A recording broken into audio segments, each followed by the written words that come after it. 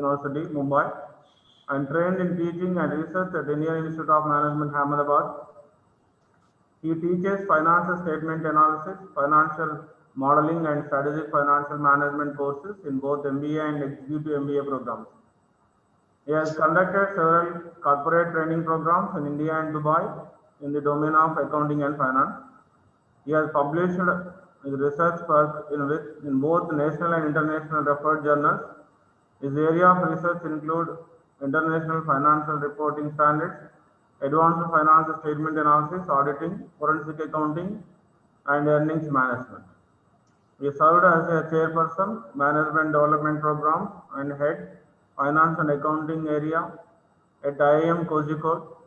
He served as member of Accounting Standard Board of Institute of Chartered Accountants of India, New Delhi, in the year 2012. He also completed global curriculum on participated centered learning program organized by Harvard Business School at HBS campus, Boston, USA, and at HBS Center at Shanghai, China. So, sir is having vast experience in accounting and finance area. Sir, I welcome you for this session. Yeah, this is yours up to 3:30. You can also interact with our students. Thank you, sir. Thank you for your acceptance and presence here. Thank you so much, Naresh sir. In fact, I am graduated from Department of Commerce, Usmania University. So, any invitation from the department is always, happy for us. It's again giving back and talking to our own department teachers and students. At the outset, I thank you all my teachers at Department of Commerce, whose blessings, because of whose blessings we are here today. So I thank you my all teachers.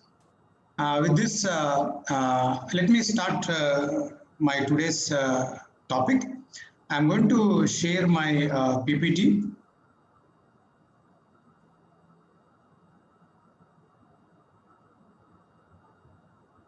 To me is the financial planning. So let me try to present it in a very broad way, because I was told majority of them are the students, particularly spread across the domains, MCOM, MBA, MA, and so on, etc. So I plan to do this session keeping the wider range of audience. In fact, to be frank, now for the last almost 12 to 15 years, I am teaching in a management school. The beauty or the challenge is I have been teaching these subjects most of the time to the non-accounting and non-finance people. For example, in fact, as you know, in any typical management class, you have close to 70–80% of them are non-accounting students, typical engineering students and all. So it was kind of a challenge. Now I hope we have learned over a period of time. The reason to highlight is I'm going to take it the session in a more non-oriented, non-finance oriented, so that each one of the participants can get benefit out of it. So that's the background. Then I'm going to talk about what is this financial planning all about. I know for the last 5 days you are learning various topics which are under the broad umbrella of financial literacy. So I'm going to specifically talk what is this financial planning and how probably it would have connected to some of the topic you have studied. So I'll talk about the planning, then what are the components involved in this. We talk about compounding, so what is all about it, then investment opportunities, then review and Q&A. I'm going to share my presentation, and I'm going to continue my talk. But I'll be happy if you have any queries in the process. And otherwise also, my colleague will be moderating at the end some more Q&A. So with this, let me start with a question, because in management always in the class we start with the question what students are where. So my next slide is this. So in fact, I should keep my chat window active so that I can see. You can actually start responding in the chat window too. I kept my chat window on, or you can unmute and also speak. So the first question of mine is, tell me what is the special about the 7th October of every year? You know, each day has its own importance. Recently, we celebrated 5th September as a Teacher's Day, you know. Similarly, 14th February, you know why we celebrate. So what is the relevance of 7th October? Can somebody guess? I kept my chat window on. You can also share your response in it.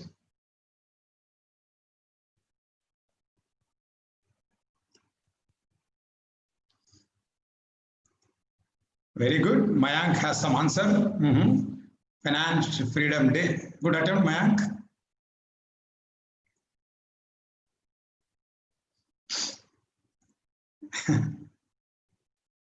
I like the word of Mayank Jain, financial freedom. So I like the word of freedom. I'll come and comment a little later. Okay. Yeah. Navya Reddy says World Hepatitis Day. Maybe. That's wonderful. Good attempt. Yeah. I'll just take one more second, one more minute. Yeah. Forgiveness Day. Very interesting. Happy to note.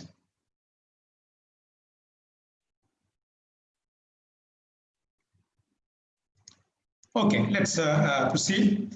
Good, at least I could see a few answers. I hope others are in the race. So my next slide will tell you what it is, then we'll talk about. So Mayank, watch out. Happy to know very wide, interesting answers. But 7th October is a World Financial Planning Day. Okay. So Mayank, when you say financial freedom, so for me, it's the end of the life, you know. So the day you have a freedom from finance, so you may be, you know, became a saint or, you know, you have reached the highest level in the life. But nonetheless, I will comment on that. But thanks, Mayank, if we are closer to the answer. But others, please have a look at it. So 7th October is celebrated as a World Financial Planning Day. In fact, not even Finance Day, World Financial Planning Day. Okay. So as you know, each day we dedicate to, you know, reflect on that and so on and so forth.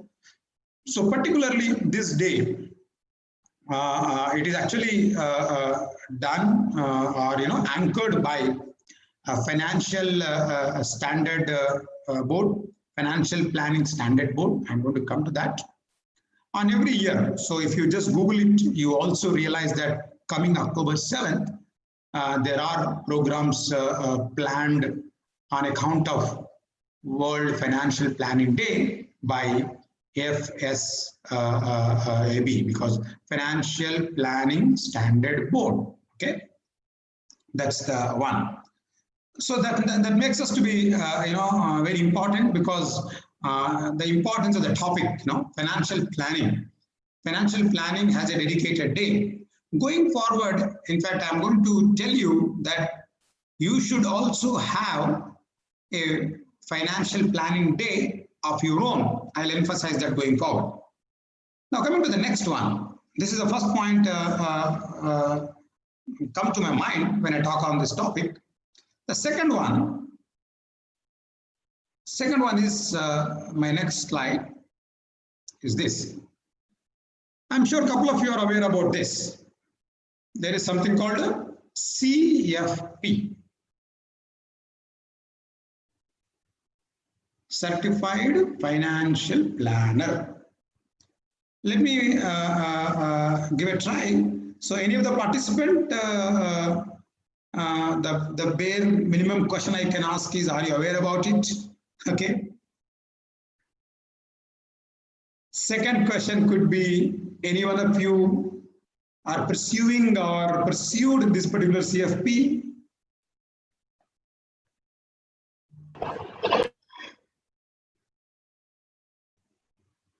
Anybody aware about this? CFP, Certified Financial Planner by FPSB, Financial Planning Standard Board. It is one of the US certification on this domain. Okay. So where, as you all, in fact, as I'm aware, most of you are students. So I thought, let this session also be useful for your not only understanding the financial literacy, but also the scope of opportunities available in it. So often we come across another thing that is called, let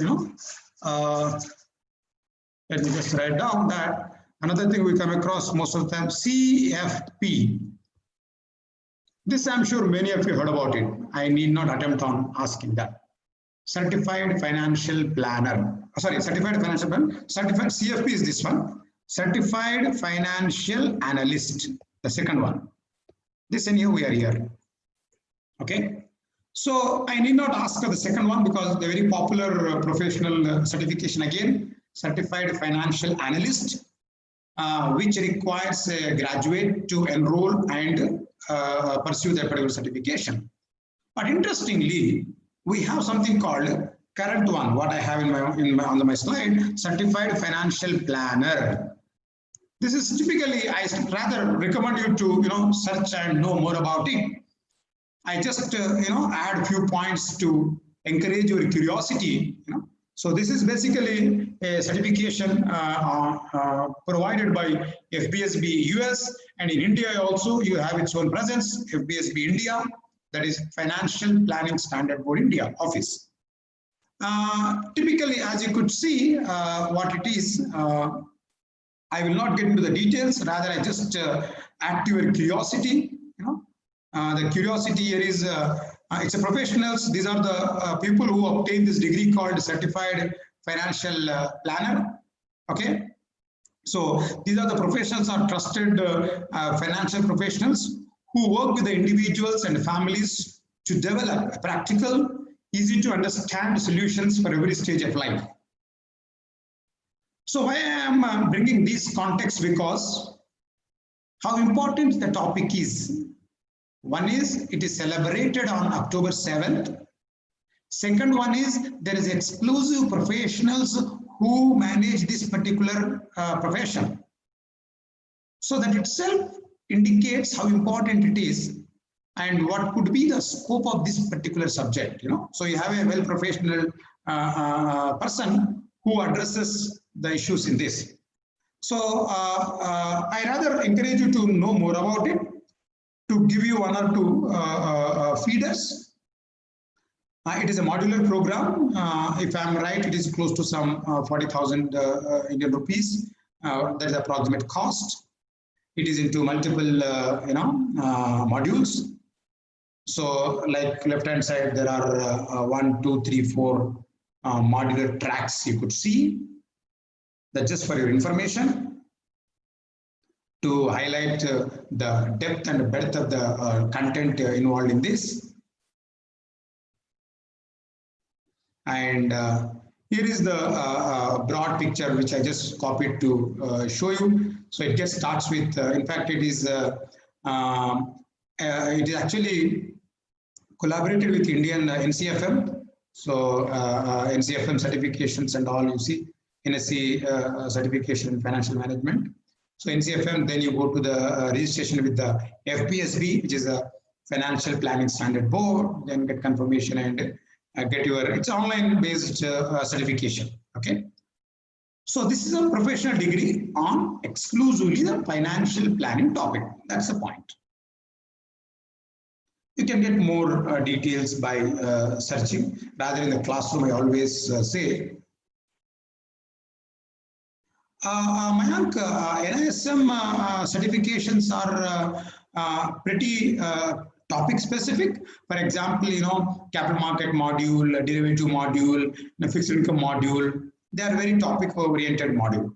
So whereas the CFE, CFP, Certified Financial Planner, is part of a diploma kind of a thing where you are actually will get into a job opportunity like investment advisor, and in the case of mutual funds, the selling of your mutual funds and all those kind of things. So NISM degrees are very topic oriented, but that's also part of the learning. So in India, it looks they have collaborated with MCFM, but otherwise it is basically a global certification from the FPSB. Hope it is answered your question. Now let us go to the topic.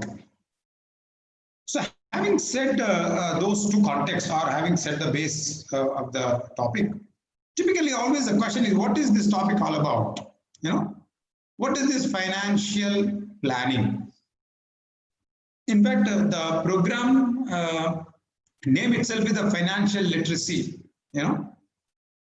So you're all literates, but you're all assumed to be financially illiterate, okay? So that's the reason why, in fact, the regulators have took up a task of, departments and all. Let us even educate the people on financially too. So you are going to be financially literate, financial literacy, okay? Because of that, you are here, and department is doing all kind of sessions under this. So this reminds me a particular example. For example, I'll come to this, what about this topic, but let me spend some time on what is this issue of financial literacy. If you see so-called, corporate culture in India or corporate events in India, one of the most important body in the management of the organization or a corporate is the board of directors, because board of directors is the thought leaders and senior leadership team, and everything and anything will be discussed and executed subsequently. So there is an issue called board of directors, and as you know, very top-notch people get into the board positions in the board of directors based on their experience and expertise kind of a thing. So the context is when you see, because when we say that board of directors are the experienced and expertise people who are managing the organization. At the same time, on the other hand, we see a lot of accounting and financial frauds. Okay, then some researchers started understanding where is the disconnect. The disconnect is the board members are the people who are in the board of who are in the position of board of directors. They are indeed experienced and they are indeed expert in their own domain, but all of them might not be aware about the financial literacy. Particularly, to give a very straight answer, post financial crisis, that is 2008, 9, and 10, post financial crisis, the researchers found that why the senior leadership team like board of directors could not stop here. Then the researchers went on understanding whether these board members are financially literate or not. Then they realized that handful of people, or even no in some of the boards, are anybody having financial literacy or financial understanding. Then at the end, they made a recommendation to the regulator saying that as and when a person gets a board membership in a company, they are expected to do a financial module so that they also become the financially literate. So why I'm giving this example is, this is not only holds good for a management of a company or for a board of directors who are in the position of managing the company. Rather, it also holds good for all of us, you and me and every one of us. What does it mean? We may not become financially expert or financial knowledge expert. We call often financial wizards. We are not expecting it to be financial wizards. We are expecting us to be financially literate. Then what is the prerequisite? Then what is the prerequisite to be a financially literate? This is what my current slide is. The whole topic is all about financial discipline. We always talk about, discipline in multiple ways, but here financial discipline, based on our interaction with a lot of youngsters, who immediately joins the organizations or a job after the college and all, and some students draw a good amount of salary and all. So the moment they get into the job, they did a hard work and they got into this, and they got into a good job and all. They start working, but they start, spending and using that money as and when it comes to their interest and all. They will be lacking that kind of a financial discipline. So that's what my slide says, that most of them lack, particularly youngsters. Youngsters, in fact, not even aware about that there is something concept called financial discipline. Should be financially disciplined. What does actually mean? What does it mean? We are going to learn. So the prerequisite for financial planning is the idea of financial discipline. Let us be financially disciplined. If you are not seeding the idea of being financially disciplined, there is no point of talking financial planning, right? So the first step is, let us take a oath that we will also be financially disciplined. What does it mean? I'll talk about. So that's what I wrote in my slide, saying that it is a new, in fact, not, I don't say the new norm, rather it should be the norm of the life, So where everyone, let me give an example, for example, after college or after your education, you, join an organization, you take up a job, and definitely when you are an organization, you have to work hard to prove yourself, you have to contribute to the organization. And nowadays you see the kind of a work pressure and work culture in the organizations. So most of the time you'll be spending time on, doing work, delivering, going to the office and meeting. But rather I say, one point of time, just ask yourself, why are you working so hard? Why are you, doing long hours of work? Why are you, meeting the deadlines, which are indeed good, which are doing fantastic? But at the end of the day, why are you doing this? It is because to get your salary, to keep your job. Okay. So I was talking to one of the senior person. So he was telling me, very interestingly, most of the youngsters, particularly, because why I'm using the word youngsters, because by the time you cross, are you middle-aged and after 40s, 45, by the time you would have burned your fingers, so you will realize that in hard ways. So that's the reason why I'm particularly talking about the youngsters. So this senior gentleman, when you're talking with the senior person, he said, these youngsters start working hard and all, yes, for the organization, for keeping their job, for getting the salary. But the bottom line is, for what they are working for money. They are working to get their salary. And when they get the salary, now tell me, any one of them really giving a pause at a one point of time and analyzing what is happening to their money? This is what exactly financial discipline. You work hard, you do your job, whatever, But take a day, take half a day in a month or in a quarter, the day you just put up all other works, only beyond yourself, and try to understand what is actually happening to your income, or what is actually happening to your salary. How much money you spent, how much money you saved, where you saved, what is their periodic payment reminders, what is there some of the deposits maturity. So do we have all the fixed deposit receipts in hand, maybe in soft copy or in a hard copy, So this is what exactly I learned from the senior person.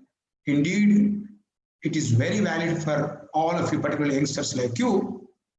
Make a half a day or a day off for your financial day. You call it as a financial day. Okay. Today I'm not going to do any other work. I'm only sit and see, and I'll see that everything is in place. Because one more problem with the finance is, you know your own finance, but if something happens tomorrow, and others have to claim and all. Do you have insurance policies and all? So whether all the documents are in place. So like that, in summary, the way October 7th is considered as a World Financial Planning Day, based on our experience, we recommend you to first make one day in a month or a quarter as a finance day. Then you just that day you analyze what was your earnings, where are you spending, that's it. So it is simply nothing but financial discipline is nothing but financial planning. That's the word. The second one. Often people get, as I said, I interact most of the time with the non-finance people. They come and say that to me, sir, we are not financially, educated. We don't know, we are from non-commerce, non-accounting background, and we don't have awareness about the finance. I agree. You may not be a formal accounting or finance or management student, but rather I say that every one of us are financially awareness we have. Every one of us are actually know the finance and financial literacy. So what do I mean to say here? My point is, don't get carried away that, oh, I don't know the accounting, I don't know finance, I don't know what is this and all. If you keep thinking yourself that, you will never come to know. Rather, what you should do is, you just start doing these two things, what I wrote on my slide. We already decided, have a finance day for you. That day, if you are not finance guy, just sit and evaluate your spending pattern for the last 3 months or maybe 6 months. Right? And nowadays, it's so easy to do because most of us are using the credit cards in most of the time. So most of our transactions are recorded in the credit card. So just download the credit cards of the past 3 to 6 months and try to understand your spending pattern, right? Try to understand, your own bank account, savings bank account, and whatever, how much amount is getting credited, bank statement, just observe it. That is the beginning step for your financial planning, right? You may not be able to do on a day-to-day basis because you have a commitments, you have a work, you have an office to go. So when you just take it off on this particular day, you can start doing it. So in summary, what I'm trying to say that never set back yourself saying that I don't know about the finance. You can start knowing by analyzing this. So these are the simple steps, okay? Then, so you should be financial day, then financial awareness, you should start inculcating. So next one is our topic. What is the financial planning then? So typically, if you just go and Google it or search it, so typically financial planning says that it is a planning about your own money. Planning about your current money situation and how do you, long-term, how do you meet the long-term financial goals with an appropriate strategies to achieve those goals. Okay, so essentially it is a planning for your own money. Financial planning in short is nothing but planning your money. Okay, so this planning of your money consisting of two components. One is the current financial condition. This is the first one, current financial condition. Meaning, what is your financial status today? Then, future financial expectation or future financial requirements. Okay. So, having understood the context of financial planning is nothing but planning for your own money, then you should, first step should do is, what is my financial condition or status as of today? Having done that step, what are my future financial requirements?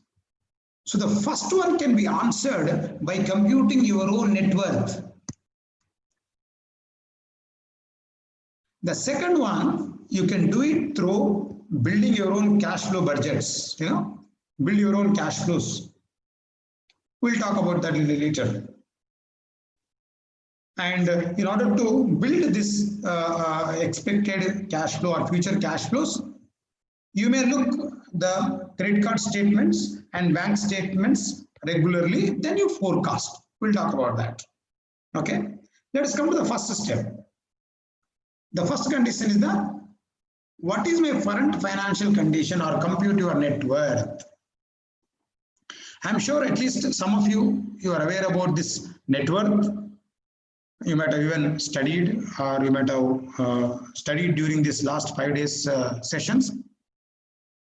But this is something which I explained to most of my executive participants who come from non-accounting and non-finance. So this is similar. Actually, the word net worth is same as that of what we use in the corporate context. As you know, in the case of a corporate context, you have a statement called a balance sheet. Okay, where, in fact, I should rather ask you, in corporate context, where does this net worth is reported? The answer is straightforward. The net worth is reported in the case of a balance sheet. Okay, so in the balance sheet, you have assets. On the other side, you have a liabilities. Then you have something called equity. I'm writing just technical term, but I'll come back to this. So A stands for the assets. Okay. But what I'm trying to highlight here is you have something called balance sheet. I will not get into the details. I'm sure a couple of my colleagues might have said balance sheet is a sheet of paper which equates on both the sides in terms of the assets and liabilities plus equity. Then what is this net worth correction? Net worth is exactly this equity component, what we see. Having said this, let me do a very simple hypothetical example, particularly to connect those non-finance students in the session. So what I say that to my executive participants, first you sit quietly on one fine day and draw your own balance sheet. Then you will come to know what is your financial status or financial condition as on that day. Let us do this with a hypothetical example. Okay, let us see Mr. X, he or she was asked to draw their own balance sheet. Okay, he or she is asked to draw the balance sheet, and you know balance sheet consisting of three terms. One is the assets, which are nothing but what you own, assets. For example, car, building, laptop, gold. These are all assets what you as an individual own. The second one is the liabilities. There is nothing but what are all the obligations you have to pay the outsiders? Maybe bank loan, loan taken from your friend, etc., etc. So liabilities are essentially the obligations to pay outsiders. Now you have, let us say, 100 rupees cash with you. Let us say, for example. Now out of 100 rupees cash, let us say you have to pay 30 rupees to your friend, from whom you borrowed some time back. So 100 minus this 30. What is the 70 called? The 70 called your own net worth, your money as a owner, right? Correct? So on a similar line, I ask my executive participants to draw their own balance sheet. So let us see how this particular person is drafting his own balance sheet, hypothetical balance sheet, to come to know their net worth. Okay. So here is an individual, let us say Mr. X. Okay. And is asked to compute his own net worth. So he doesn't have any accounting and finance background, but he can be advised to first write down what are all the assets he owns as on today. What are all the assets he or she owns as on today? So this person start writing down with a great difficulty, scratching his or her head, what are all I have today? Then this person start writing down saying, okay, he or she has a piece of land purchased from 10 years ago at 10 lakhs. So put it in rupees in lakhs. Okay, some 10 lakhs rupees. Then let us say they have some flat, some 50 lakhs rupees, flat or house. Assuming that they have a car, some 5 lakhs rupees, some amount of gold, hypothetically, I'm just writing hypothetical number 5 lakhs. And he has, let us say, some cash, some 2 lakhs. Okay. So this person with a great difficulty could recall and write down what are all he has. Okay. So in this case, how much is the total in this case?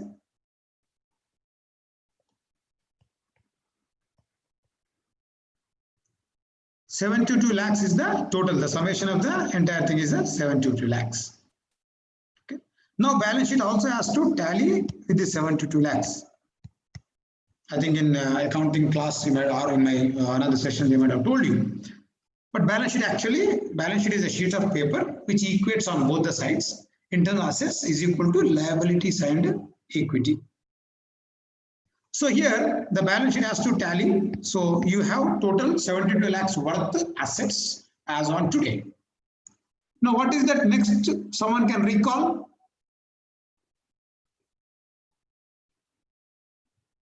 Any idea what is that next they can he or she can recall? Typically the obligations, the liabilities, what you have to pay. You know, this is like a grandma kind of an interaction, you know. Often your father says, you know, look, this is what we have and this is what we have to pay. What does it mean? Yes, so as Sandhya rightly wrote, liabilities is the next one. So assuming in this hypothetical example, this person has a house loan, you know, which flat or house he has purchased some time back. Okay, he has a house loan still going on, payment 25 lakhs he has to pay. Let us say he has some car loan. He has a car loan still, let us say 3 lakhs he has to pay. Let us say he has taken a loan from his friend for some personal purpose, loan from some 2 lakhs rupees. So this person is able to recall only this much. Now tell me, what is this missing number to tally this?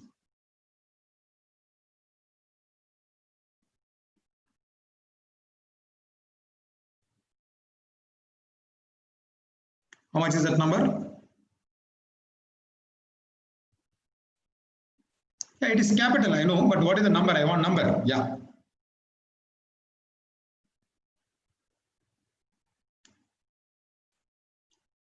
Very correct. Garima is right. So the number is turned out to be 42. No, total liability is different story. Don't get into that. What do you mean by this 42? These are all the liabilities. Okay, so liabilities. And this is what exactly equity. But I go to our personal financial planning subject. This equity is nothing but a net worth. Okay. So my first step is, the condition number is, you should know what is your financial status, financial condition. That is, what is your net worth today?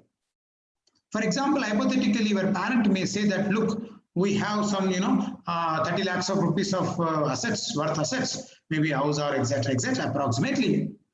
But we have a obligations, loans taken for so and so purposes, some 35 lakhs we have.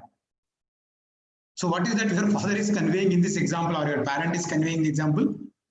Look, boss, tomorrow if I am not there, 30 is our assets, 35 is a loan. You have to pay 5 lakhs of loan in this example. So how it is getting derived? So assets minus liability, if you do, whatever amount you get, that is called net worth. Let us be there, live with that. Okay. So we can rewrite this: assets minus liabilities. I'm using the abbreviations A and L. A stands for assets, L is called liability, is equal to net worth. So I always ask my executive participants to sit quietly on a fine day and start knowing your own net worth. I'll do one small correction, then I move forward because you need to get a lot of other things. So I just be on this example for 2 more minutes. This 42 lakhs is fine, sir. For example, Mr. X is working with hypothetically with BEL, Bharat Electronics Company, for the last 10 years, and this is his net worth. What do you mean by this net worth? This person, Mr. X, is worth 42 lakhs today. Does it mean this 42 lakhs are in the form of a cash with him? No. All the assets he can dispose it of, all the loans he can pay, he can end up having the 42 lakhs as a net worth, has his own money. Correct? You understand? That's the meaning of the net worth. Assets, just list down, minus liabilities. What are all the obligations you have to pay? Then the net number is the net worth. Okay. Now one small correction to this.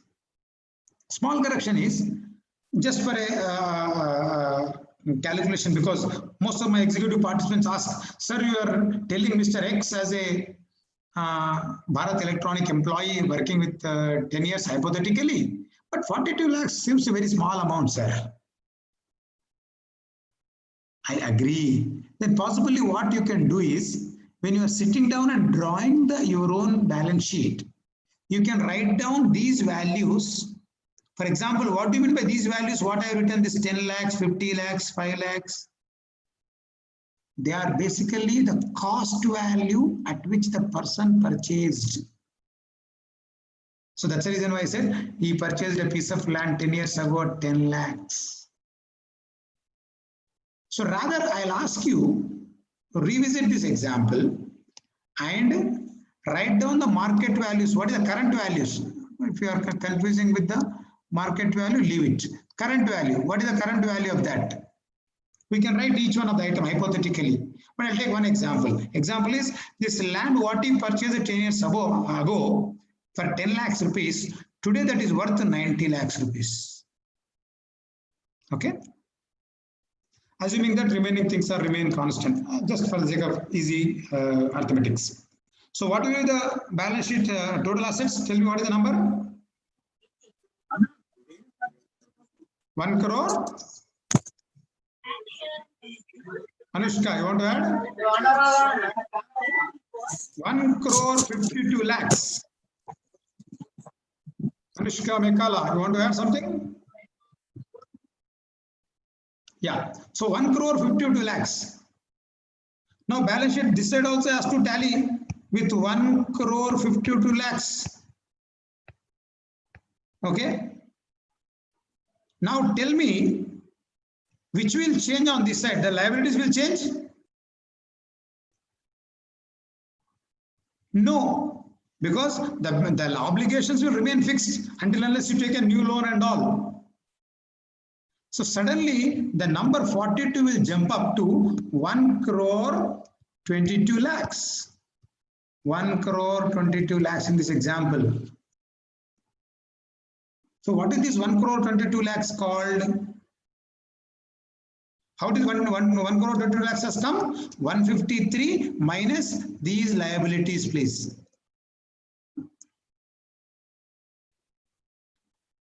Others, rest of the class, please follow. How did 122 became 152 total minus this 30. 152 minus 30 is the 122 crores. 1 crore 22 lakhs. Now, what does it mean? The market value of this person is 1 crore 22 lakhs. This is what exactly happens when you apply for a bank loan. The banker will ask you what are you have, and they will do a market value assessment.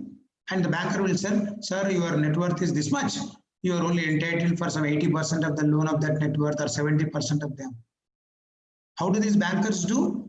The bankers do based on the current value of what are all the assets and all what you have.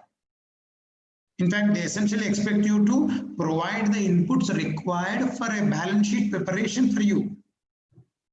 Okay? So this is about typically the balance sheet. So what I'm trying to say that I gave two options to you. Then what do you mean by this 42? 42 is called book value of balance sheet, and 1,22,000 is called market value of net worth. Is the market value of net worth. So definitely you can sit quietly and first figure out. For our financial planning, you may most of the time require market value of the net worth. You can do so. So here I have given two ways to you. Sit quietly, take a pen and paper, start writing down what are all you own, what are all the assets you have. Then from there minus your liabilities or obligations. For example, most of our students do have education loan, okay? Or after the education, or you can just think about your own parents, what all they have, what are all their obligations, at the end what is their net worth. So first step is compute your net worth, know your net worth.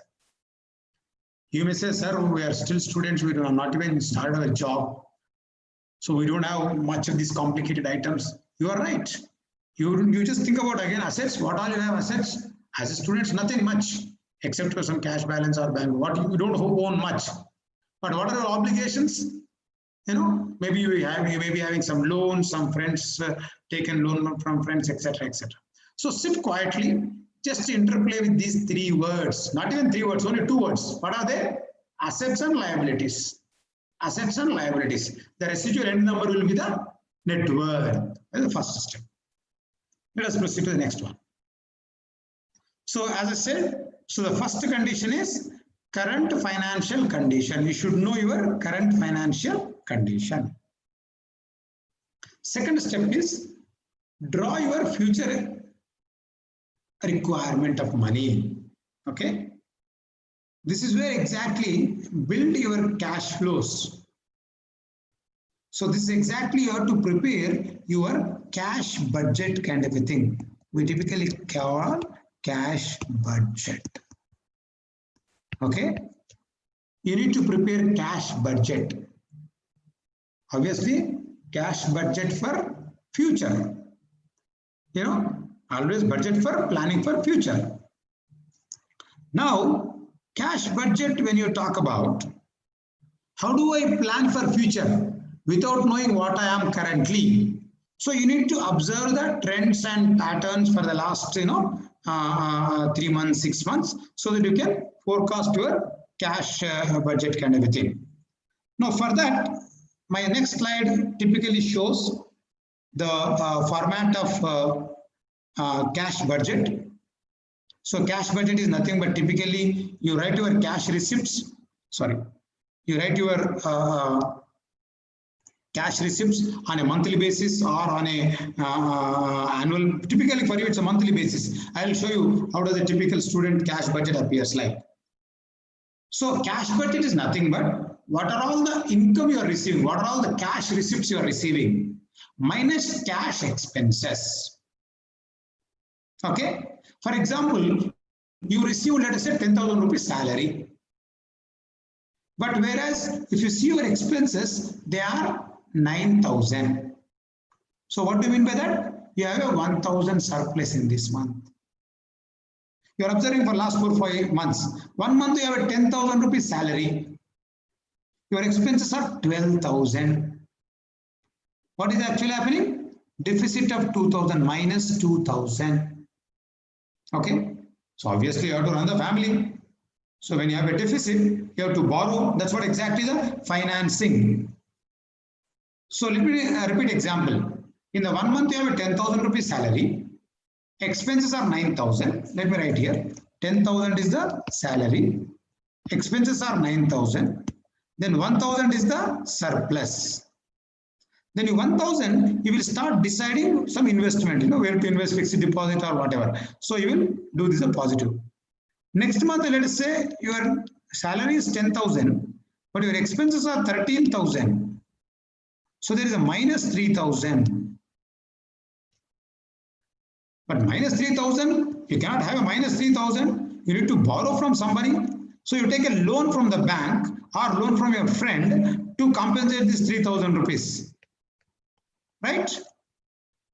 And again, next month you get 10,000 rupees salary. Your expenses are 8,000. Okay, 2,000 you have a surplus. So you may pay back to that fellow 2,000 rupees and you left with 1,000 rupees kind of a thing. So this is called each month wise you have to prepare your cash budget so that you can forecast or you can actually extrapolate for the next period. So for that, what is the format requirement? Cash receipts, what is income you are getting, minus total cash disbursement. I'll show you how classified it can be. Then you get to know your excess or shortage. Then accordingly you will finance. Plus sign means you are actually having additional money and giving. Minus means you are taking a loan and filling it. And end the cash balance. So once you see in this case, you have 1,000 rupees of end cash balance in this case. If you don't invest, in this case rather negative 0. So like that it will go on. So here let me show some student format of cash budget. How does it look like?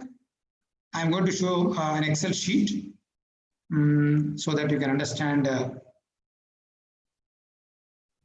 how it looks like.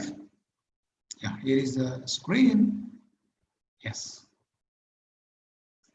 So as a student, the Excel sheet look like this. Let me increase the component. Yeah. See here. So college student budget template. Monthly income for the month. So and so month. What you have to do here? You have to first do estimated monthly income, financial awards. For example, you may be participating in various competitions, you may be getting, or sometimes, in the class, let us say in accounting class, if you get highest marks, you get some prize money, allowances from parents, other income. This will become your total cash receipts. Let us go further down. Okay. What are your monthly expenses? This is just an example. You may modify according to your situation. Rent, utilities, your cell phone bills, your groceries, your car expenses, students' loan if they have anything, insurance, medical expenses, credit card, entertainment, some amount of money you spent, or laundry, etc., etc. So these are the total cash disbursement, cash expenses. Then you, as being a student or self-assessing student, you have some semester cost or the education related expense, tuition fees, books, lab fees, transportation, deposits, etc., etc. Then how are you doing now? So how much is the monthly income? How much your monthly running expense? And how much your monthly educational expense? The difference will tell you what is your status of cash. So this you have to do for the past 3 to 6 months and forecast for next 3 to 6 months. So this is the time for forecasting. I just brought that example. Let me stop sharing this and go to the PPT case. So like that, the second thing, what is the first step? Know your net worth. Second step, prepare the cash budget from the past and forecast for the future. Let us move on next. So with this, we got to know what is financial planning and what are the components it has. So essentially, financial planning is nothing but planning your money. Planning your money. Please remember, maybe now being a student, planning your money or planning your family's money, planning your parents' money, or when you tomorrow get married and both of you are working, planning the your own family money. So planning is something very, very important. Okay. And as I said, most of the youngsters, particularly, I can still use the word, most of the youngsters, they in fact miss this particular planning aspect. What is the question, Nagas Venkat Sai? So it's a budgeting. Budget is nothing but a cash budget. As I shown the format, you need to prepare that particular thing. Next one. So basic steps. What are the five golden rules for this particular financial planning? So first one is, as we already talking a number of times, What is my current net worth? I just listed down. I'll explain which are required. What is my current net worth? What are all my goals? So when it comes to budgeting, when it comes to planning, it may be short term, medium term, and long term. Short term requirement, medium term requirement, long term requirement. Short term requirements are predominantly operating related cash. Medium term requirement are basically kind of a comfort or convenience. Long term requirement is basically the post retirement security safety kind of a thing. Okay, so I'll come to that a little later. So what are my goals and all, why I need money kind of a thing. How much money do I need and when, that's the next one. And how much risk I can take. When we go to the investment part, I will bring the risk part of it. And where should I invest is the next one. These things are nicely presented in one of the article published in the Economic Times. So the Economic Times wealth magazine, wealth paper, wealth supplement. They very nicely talk about this. Take a look at for a minute. Very nicely it is said. What is my net worth? This is what we discussed. If you see the bullet point there, to arrive at this figure, subtract your debts and liabilities from your total assets and investment. You remember, this is what exactly I told you. So that is nothing but A stands for assets minus liability is equal to your net worth. That is step number one. Step number two, what are your goals? Because financial goals everyone will have. Everyone want to be richer and richer. Everyone want to become millionaire, billionaire. For that they really work hard, they study well, they get the jobs. That is the hard part of it. What is the smart part of it? What is the smart part? Whatever you are earning, you can also become richer and richer with this. To become the richer, you need not always draw huge pay cuts or huge paychecks. You may be earning moderate, but still you can become a richer and richer. I'll go forward and tell you, in fact, how it is possible. It is possible with the requirement of two. One is the time. What does I mean by time? The early you start, the better it is.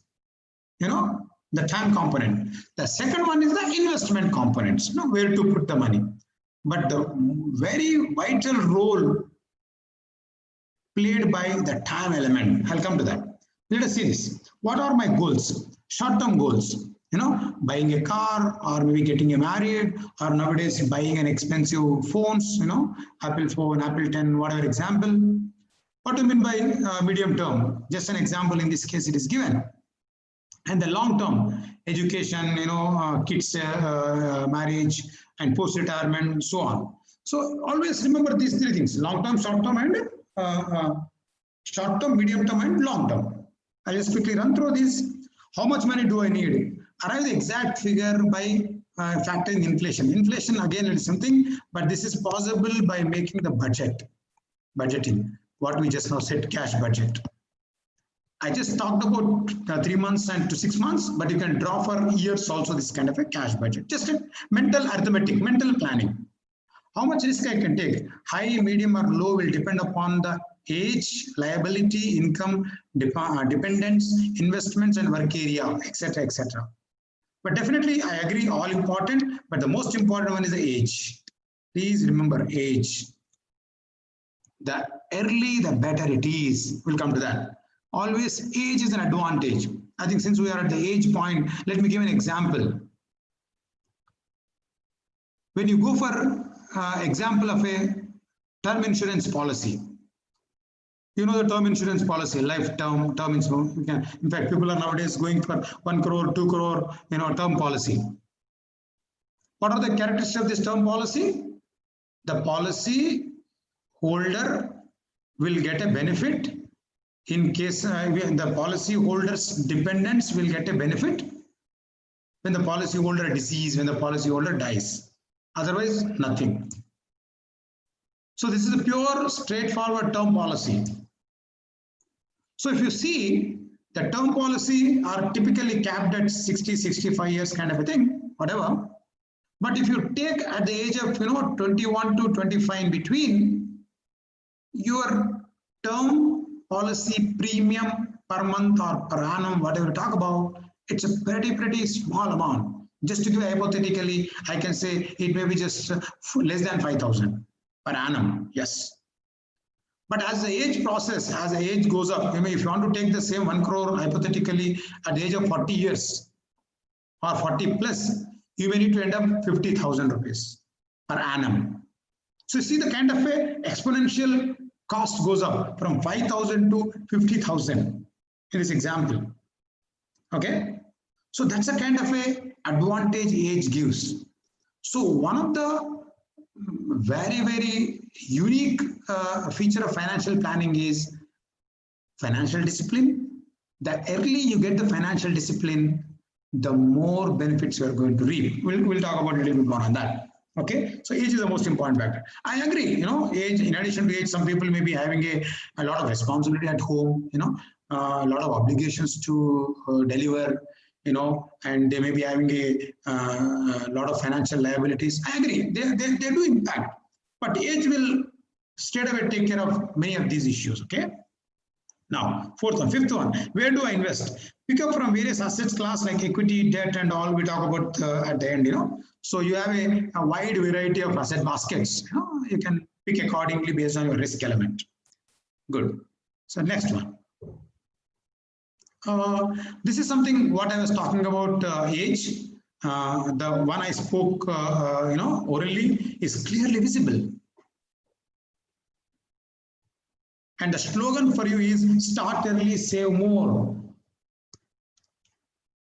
Start early, age, save more. I'm going to give some thumb rules, how much you save. Often we get a question, sir, how much I should save? I'm getting X amount of money, maybe 5,000, maybe 15,000, 20,000 per month. How much I should save? This question often we get, okay? But nonetheless, if you see the factors, so here is a case, a person at the age of 25 years, if you start saving 5,000 per month, at the end of the 60 years, he is going to get 1.2 crores. 30 years, he gets 90 lakhs. 35 years, he gets 73 lakhs. 40 years, he gets 60 lakhs. 45 years, he gets 52 lakhs. Can you imagine? The summary in this case is AGE. And if I'm right, you or all the participants are postgraduate students, are young in the age. So this is the right age to start. I talked about one example of a term policy. And now we have been experiencing COVID-19, and which is indeed a never expected a pandemic situation. So this brings out another issue. What is another issue? Health policy, health insurance. Because we don't know tomorrow what will happen, and nowadays corporate hospitals and cost of hospitals is going up.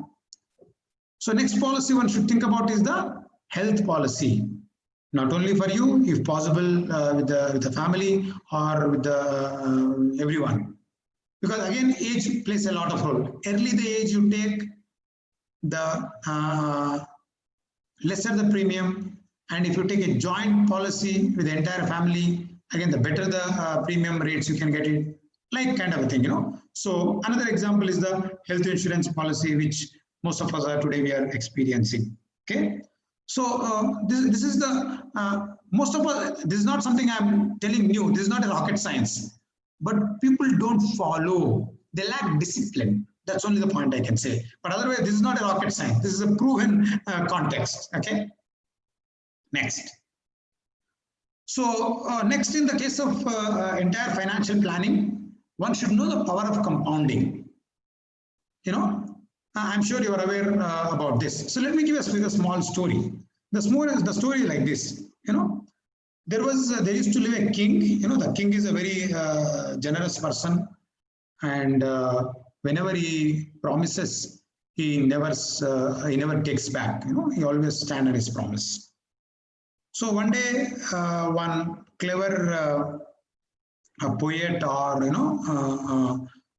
pandit visits his kingdom, and they have a lot of conversation and all. The king indeed get impressed, and the king says to this particular poet kind of thing, so I am very impressed with your knowledge and all, ask me what you want. Okay, can you imagine what that particular person asks? Okay, so immediately he says, oh my dear king, you are so kind enough and you are generous to ask me to express my wish list. So my wish list is very simple. He asked his kingdom people to bring a chessboard. Okay, chessboard. Can somebody tell me how many boxes in the chessboard we'll have? Chessboard is the boxes, I'm not getting into drawing all, but just I'm just roughly sketching on the board, a whiteboard.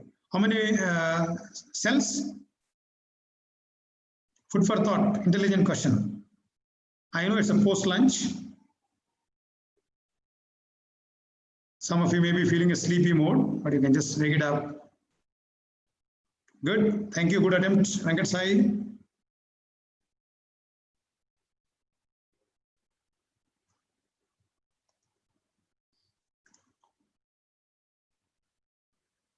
For others, the food might be very tasty. They might have still thinking. You can just guess.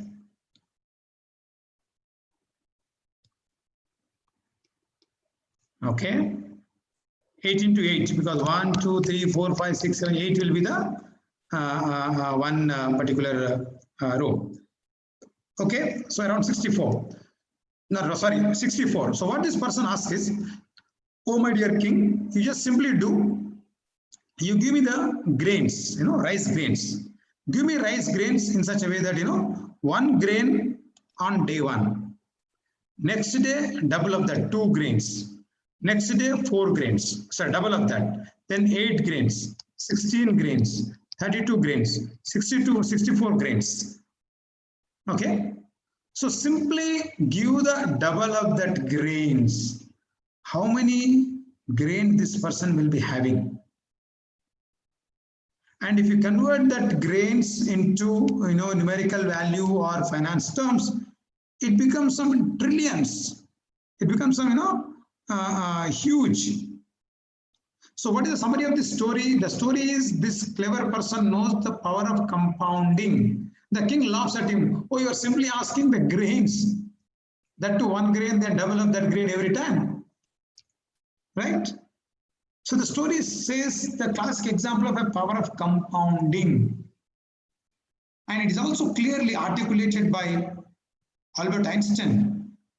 If you see the slide, Albert Einstein says, compound interest is the 8th wonder of the world. He who understands it, earn it.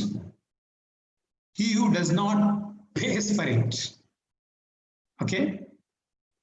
So classic example of, often people say credit card they have, and they say that, okay, in spite of having the money, cash, they try to go for that flexi EMI in that credit card thing. But if we sit and evaluate what is the implications of this flexi pay of your one other payment on your credit card, is going to be huge. Because here opposite direction of compounding is happening. The kind of money he will be charging is exponentially increasing. So be careful or be cautious when you are actually jumping in out. Many people say that, okay, I have a cash, so let me keep it off. He's giving the flexi pay option. So let me convert this transaction to flexi pay. Think for a minute before doing that. Okay, that's kind of an input out here. Then so we often come across compounding, continuous compounding, and we often come across the term called CAGR, compounding average growth rate. So these are the numbers used. And This is the way the difference between simple interest and all. I need not get into the simple interest, but this is advantage. If you look at this particular graph, again, the variable which is we just said is playing a very important role. What is that important variable I said just now? Because this variable is having a money on the x-axis side and money on the y-axis and time on the x-axis. So longer the period, the benefit is more. How can you have a longer the period? The early you start. How can you start the early? The end age. Again, age. So today, given our competitive responsibility and all, I agree with you. So 2025 is the best one, but below 30 is also good, I can say, based on our experience. So just below 30, you can also plan. That is also wonderful. Good. Let's go to the next one. So that is the power of compounding.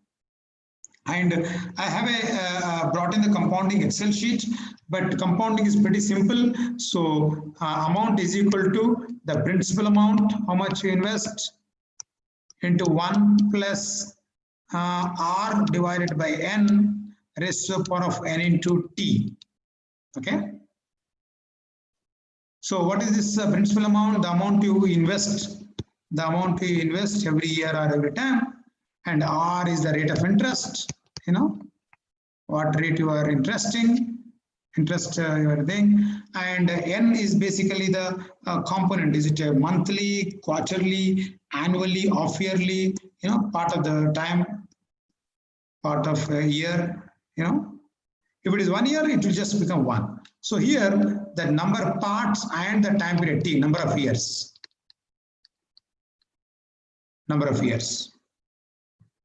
Okay.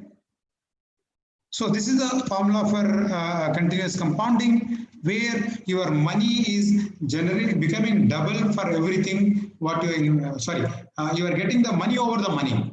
Money works for you. You invest into 100. Let us say with 10 rupees of 10% interest rate. You get 110 rupees. Again on that 110 you get interest. Again on that compounded. So it gets compounded. That's the beauty of this. So I have an Excel sheet, but in the interest of time, I will not get there. I will show here only. So this is about the compounding. So we said compounding has a lot of advantage when you start at an early age. Otherwise, also compounding is the solution to be taken up always. Before I go to some technical stuff, so I thought I'll just put up this slide. This is a generic slide. That is why you should do financial planning. So I'm sure if I keep it open for your response, each one will come out with a great list of reasons why you need a financial planning. Just to highlight some of them, you need to have a security for your family. You need to have a cash flow planning, because until unless you plan, you don't know how much extra you need to earn. For example, in our traditional middle class family and all, parents typically go for a OT or overtime. Why do they go for overtime or extra duty? Because they know that next month some festive season is going to come up, some extra money they require, so they're going to work for that. So like that, until unless you have financial planning or understanding, you can't increase your cash flows kind of a thing. So securing your family, cash flows, understanding your financial situation, improve standard of living. For example, you want to buy, let us say, simple example of new fridge or home theater. Then plan for that and keep it that planning. I'll go to the next one. So meeting the emergencies, always contingency. You need to have some amount of money, and enhance the risk management. So as the base increases, you can take more risk and you can invest into more risky assets kind of thing. Finally, the whole purpose of financial planning is to lead a healthy and a wealthy life. In fact, for the last 6 months, because of COVID-19, it is very clear and explicit that health is the wealth. I repeat, for the last 6 months, it is very clear and evident that health is the wealth. But some time back we were told wealth is a health, you know. It's not other way around. It's always health is a wealth. That's all. Now let me give you some of the interesting thumb rules we advise in the case of a financial planning practice. One is the rule of 72, you know. I know some of you might be all aware about this rule of 72. This rule of 72 says, in how many years I am going to double my money, you know. If I invest, let us say, 10,000 rupees today, in how many years I am going to double it to 20,000? That is the rule of thumb rule of 72. Okay, where it says that your year to double is equal to 72 divided by interest rate. Now, if I say that interest rate is 6%, can somebody tell me how many years is answer? How many years? It will become double. Oh, did I stop share? Sorry, I think it was. Are you able to see my screen? No, I guess. I'll just share again.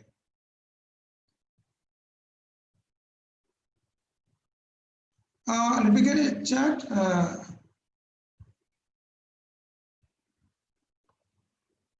Naresh sir, you are able to see my screen?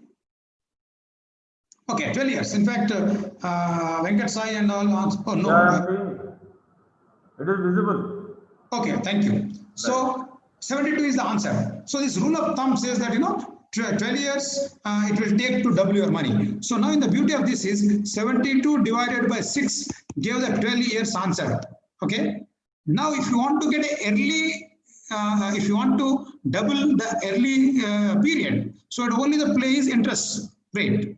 So invest into high amount of interest rates. I still remember particularly being in Hyderabad and all. So these cooperative societies, those days used to promise that, you know, we'll double your money in 4.5 years or 5 years. Okay. And many people, you know, believed it and invested, and many of them some people have even burnt their fingers. Because if the bank has to double at 4 years and all, you can imagine they have to invest in some 18% interest kind of a thing. So the rule of 72 will tell you how many years you can double. Next one. Answer is 12. This is very important rule, please. The rule of 50-30. 50-30-20. Please remember, this is very important as a part of financial planning. This particular thumb rule says that most of you, let us say, you may be earning some 15 to 20,000 per month salary. Let us take an example of 20,000 your earnings per month salary. So this rule says that have a financial discipline of 50-30-20 initially. What do you mean by 50? 50% of this you spend for your needs, daily needs, your food, rent, EMI, and all those things, you know, for your transportation expenses, etc., etc. So that comes to 10,000 rupees, 50% of this, okay?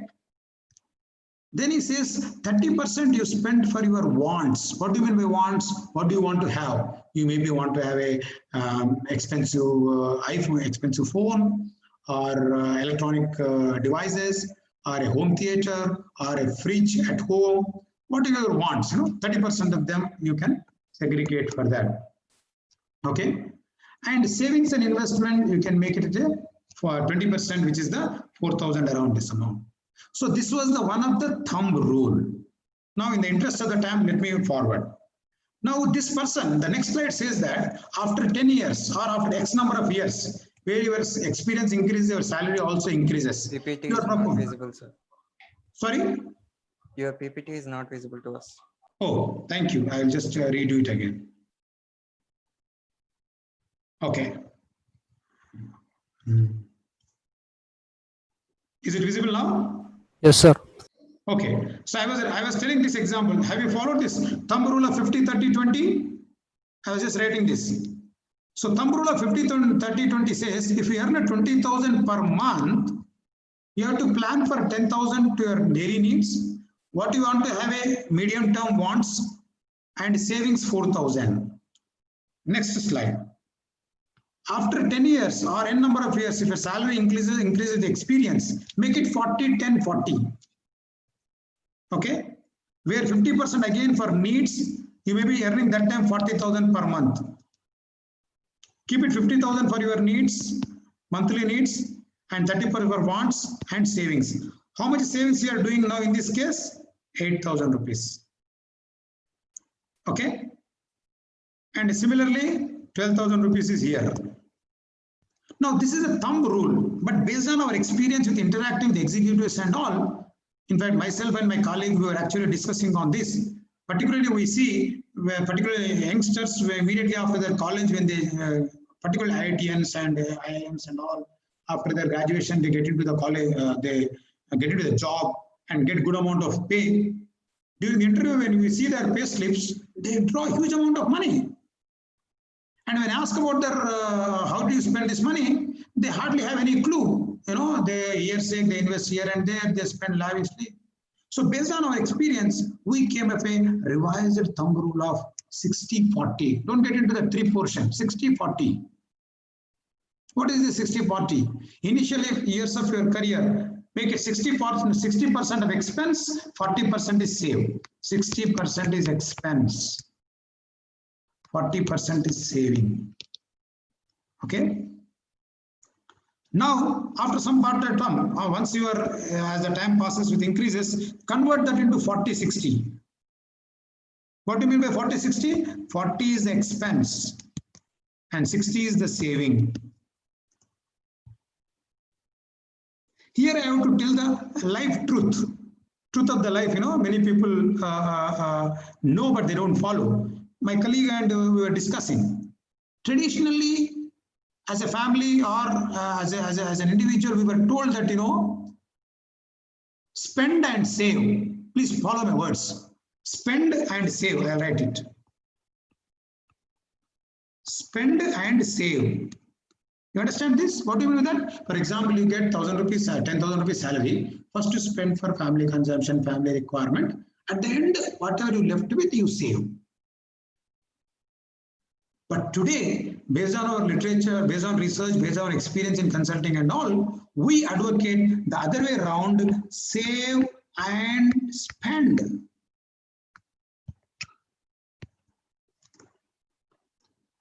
It looks pretty simple, but it's a lot of weight to carry. As we just discussed, 60-40. Let us say 10,000 rupees salary, you got it. First, what you do, you just put 4,000 rupees savings. First, to put that one, save it. Then you spend out of this.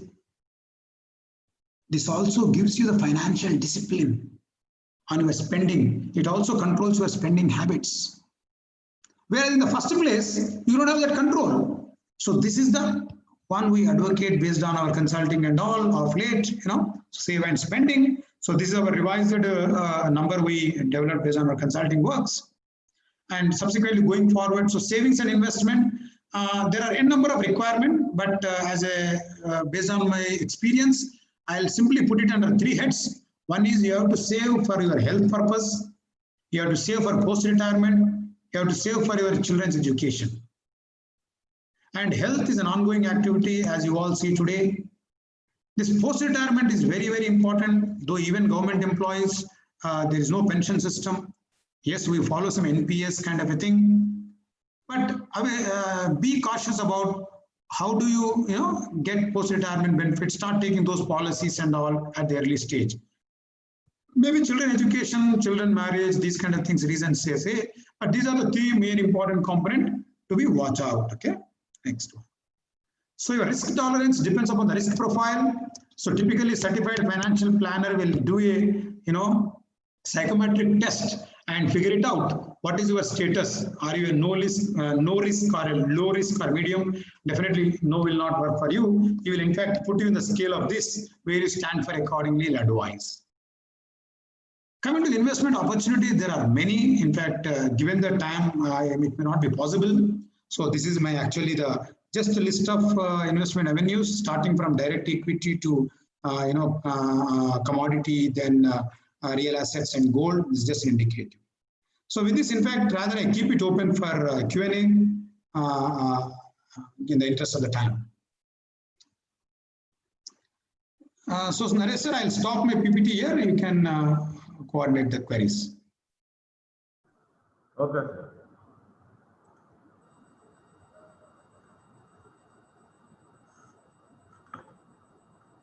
Yeah, dear participants, if you have any doubts, you can also take a few. Dear participants, please post your questions in the chat box.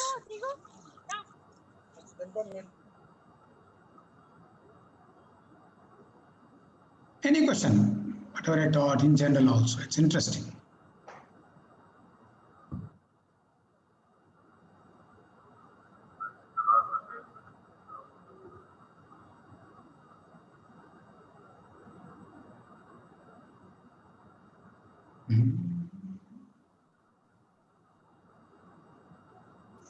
So Naresh sir, it reminds me what my senior teacher said when I was a student, Yeah.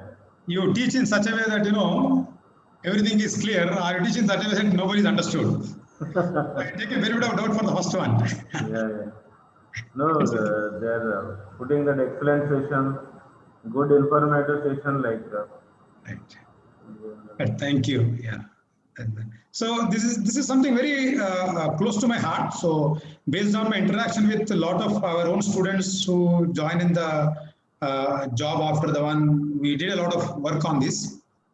So much of my contents are based on my experience and based on my consulting, but just follow it.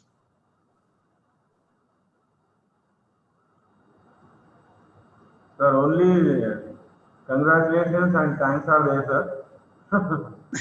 Thank no you. more questions are there. Thank you. Yeah. Yeah. Any more even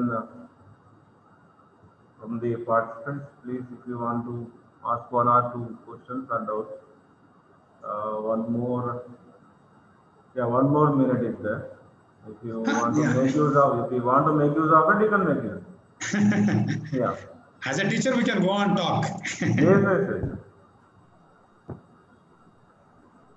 Hello. Yeah, tell me, please. Sir, one of the participants is asking about power of dividend. Yeah. So the power of dividend is actually, that's a good question. Power of dividends basically says that invest into those equity which are, periodically pay the dividend. So we typically nomenclate them as a blue chip companies kind of a thing, So, but my advice is power of dividend works well for the age group of 55 above, who want to have a post retirement continuous income kind of a thing.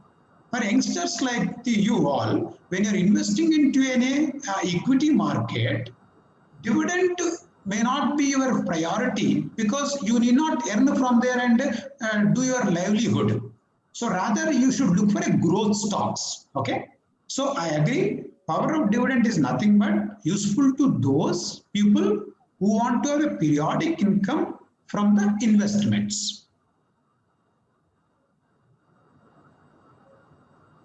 Particularly in US and all, most of the investors age group is pretty less as compared to Indian capital market. So they look for growth stocks only. Yeah, is it clear, Naveen? Good afternoon, sir. Yeah. So what is the interest rate? What is the interest rate to pay every month, sir, for each debt? What interest rate for what?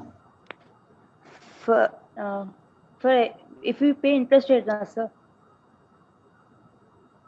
Is it fixed deposit? Is it bond? Is it corporate bond? Government bond? Which you are asking about interest rate? Fixed deposit.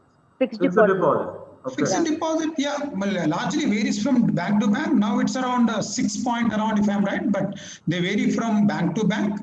Yeah, time to time. Yes, sir. Naresh sir, you can add on. So time to time. So interest rates are coming down over a period of time. So it may be nearby some 4.5 to 6, not more than that. 4 to 6%. Only senior citizens have some 0.5. Yeah, 0.5 difference. Yeah, any more? Is it clear, Naveen? Thank you. Okay.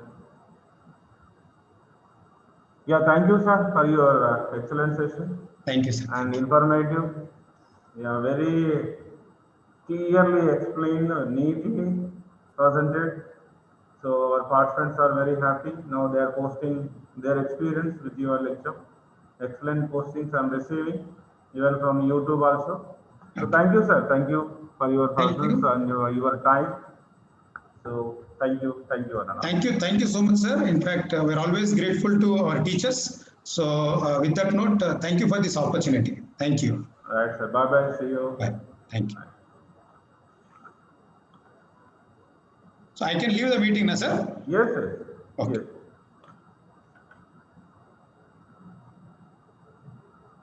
Yeah, madam. Jessica, madam. Hello. Hello. Yeah, Yes. madam. Shall we start, sir? Or do No, you no, want? no, no, no, madam. Please give 1 or 2 minutes to me. Absolutely. I'm fine with it. Yeah. Yeah, good afternoon, madam. Good afternoon. Welcome to this second technical session of the day. Okay. Yeah, this is the 6th day, madam. Okay. It is 7 days workshop. Yeah, Hmm. yeah, very happy. Sir, mention as co-host, sir.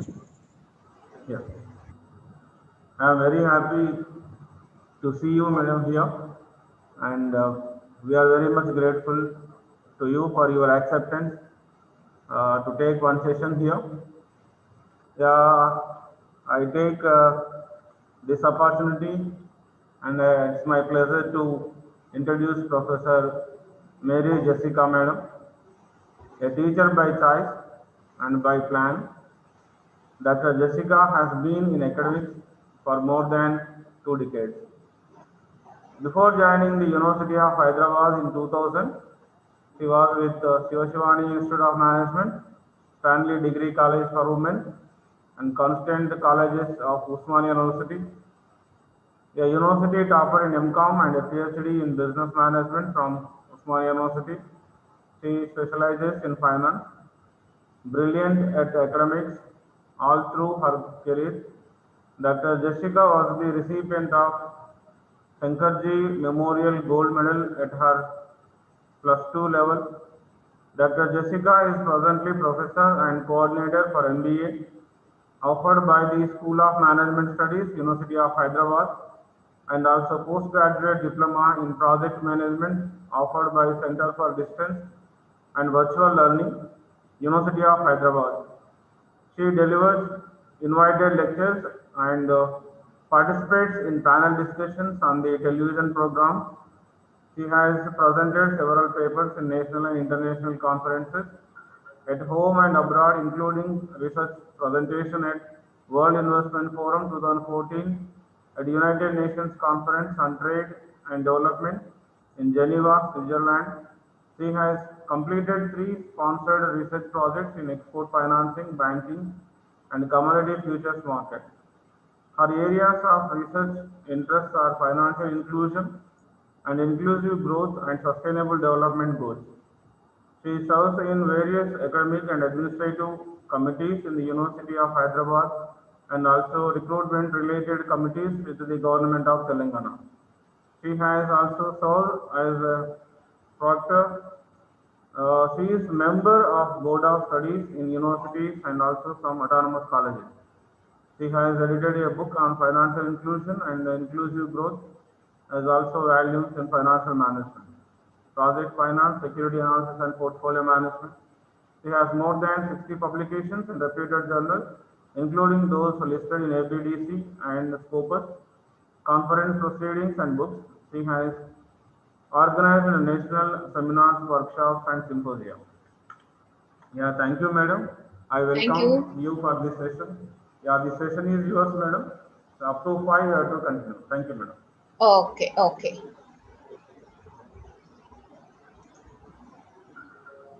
So you Sir, may will, I madam as the host? sir, Yeah, madam, tell me. you will put the PPT, sir. You will Okay, share the madam. screen. Okay. because it says host disabled participant sheet screening. 1 minute.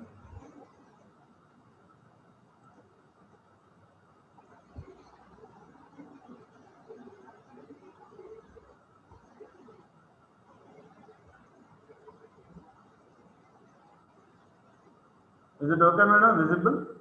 Yes, sir, it is. Okay, madam. You can continue. Okay. Good afternoon, everyone. Am I audible, sir? Yes, ma'am. Okay. Good afternoon, everyone.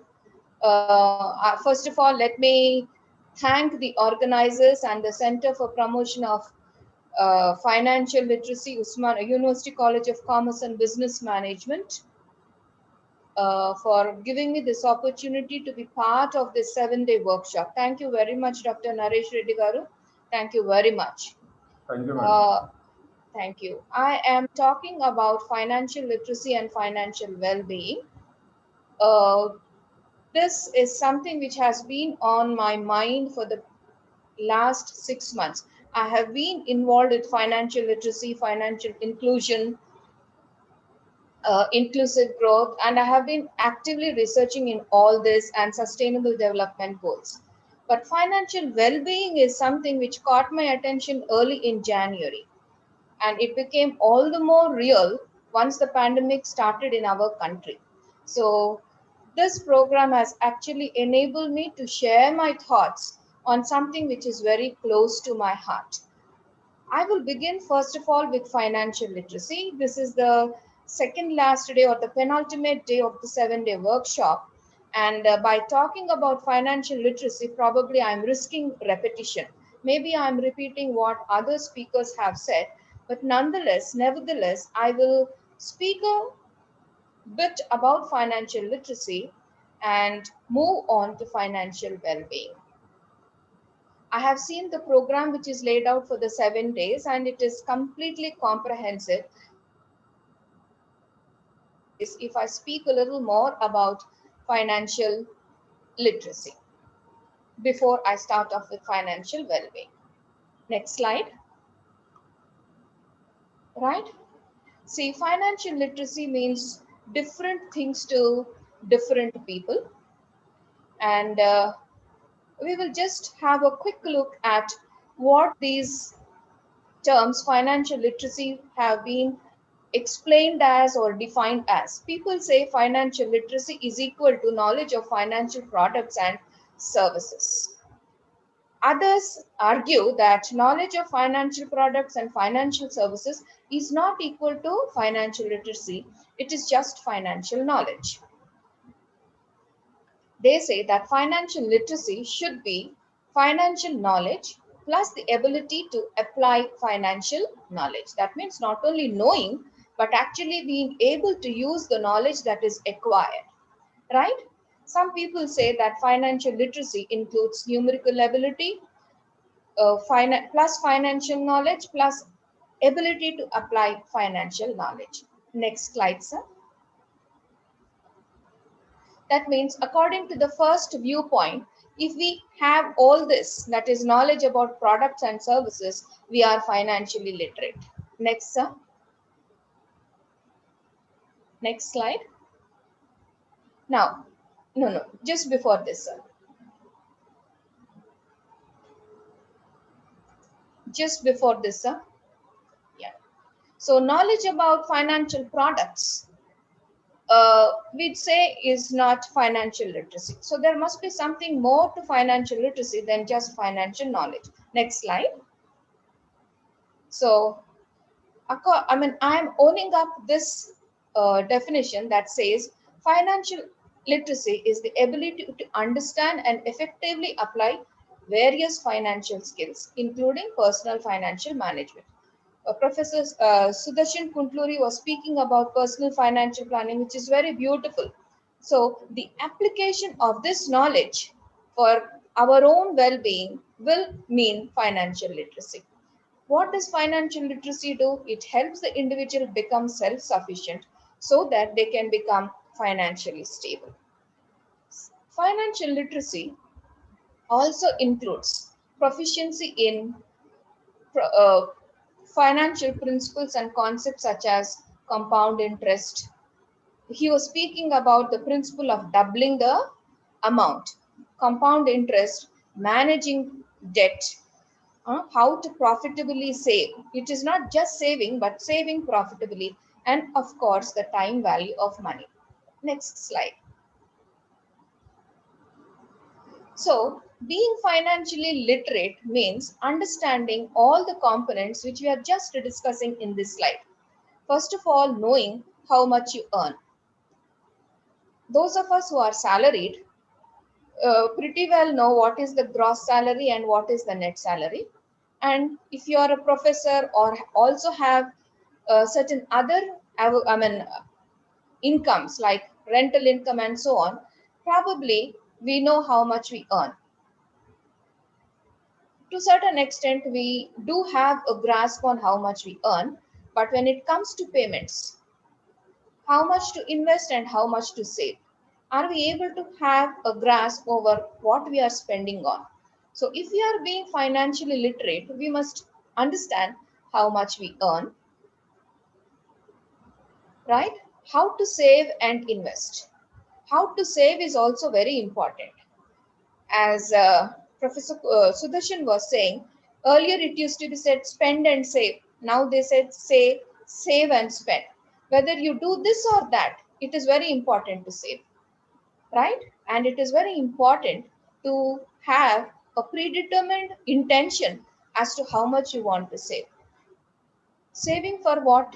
To create an emergency fund and to set aside money both for long term and short term goals. Next, you should be able to know how to protect your money. See, money earned needs to be protected. It will not stay with you unless you protect it. So how can we protect our money? First of all, we buy insurance for health so that any health issue will not drain us. We also need to know about the ways in which we can avoid fraud. See, this is a big issue these days because we are all going online and plenty of frauds are there. So how we can avoid frauds? Not only online, offline in brick and mortar environment also lot of frauds happen. So if we are financially literate, we would be able to know how to protect our money. Not only that, we should also know how to spend wisely. After all, if we spend wisely, we will have savings. If we do not spend wisely, it is possible that we will not have savings at all, leave alone investment. So we need to spend wisely. How do we spend wisely? Actually, I was just going through some stories. One of the stories was saying, if you ask a drunkard how much he spends on beer, he will not be able to say. I mean, that has happened, right? I'm not saying that beer drinking is wise. I mean, personally, I am just against it, right?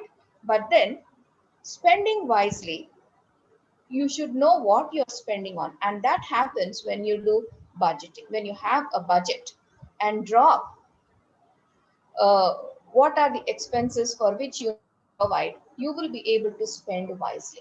And you can do comparison shopping. It is not necessary that we buy at one place and we buy there all the time and do no comparison. Okay?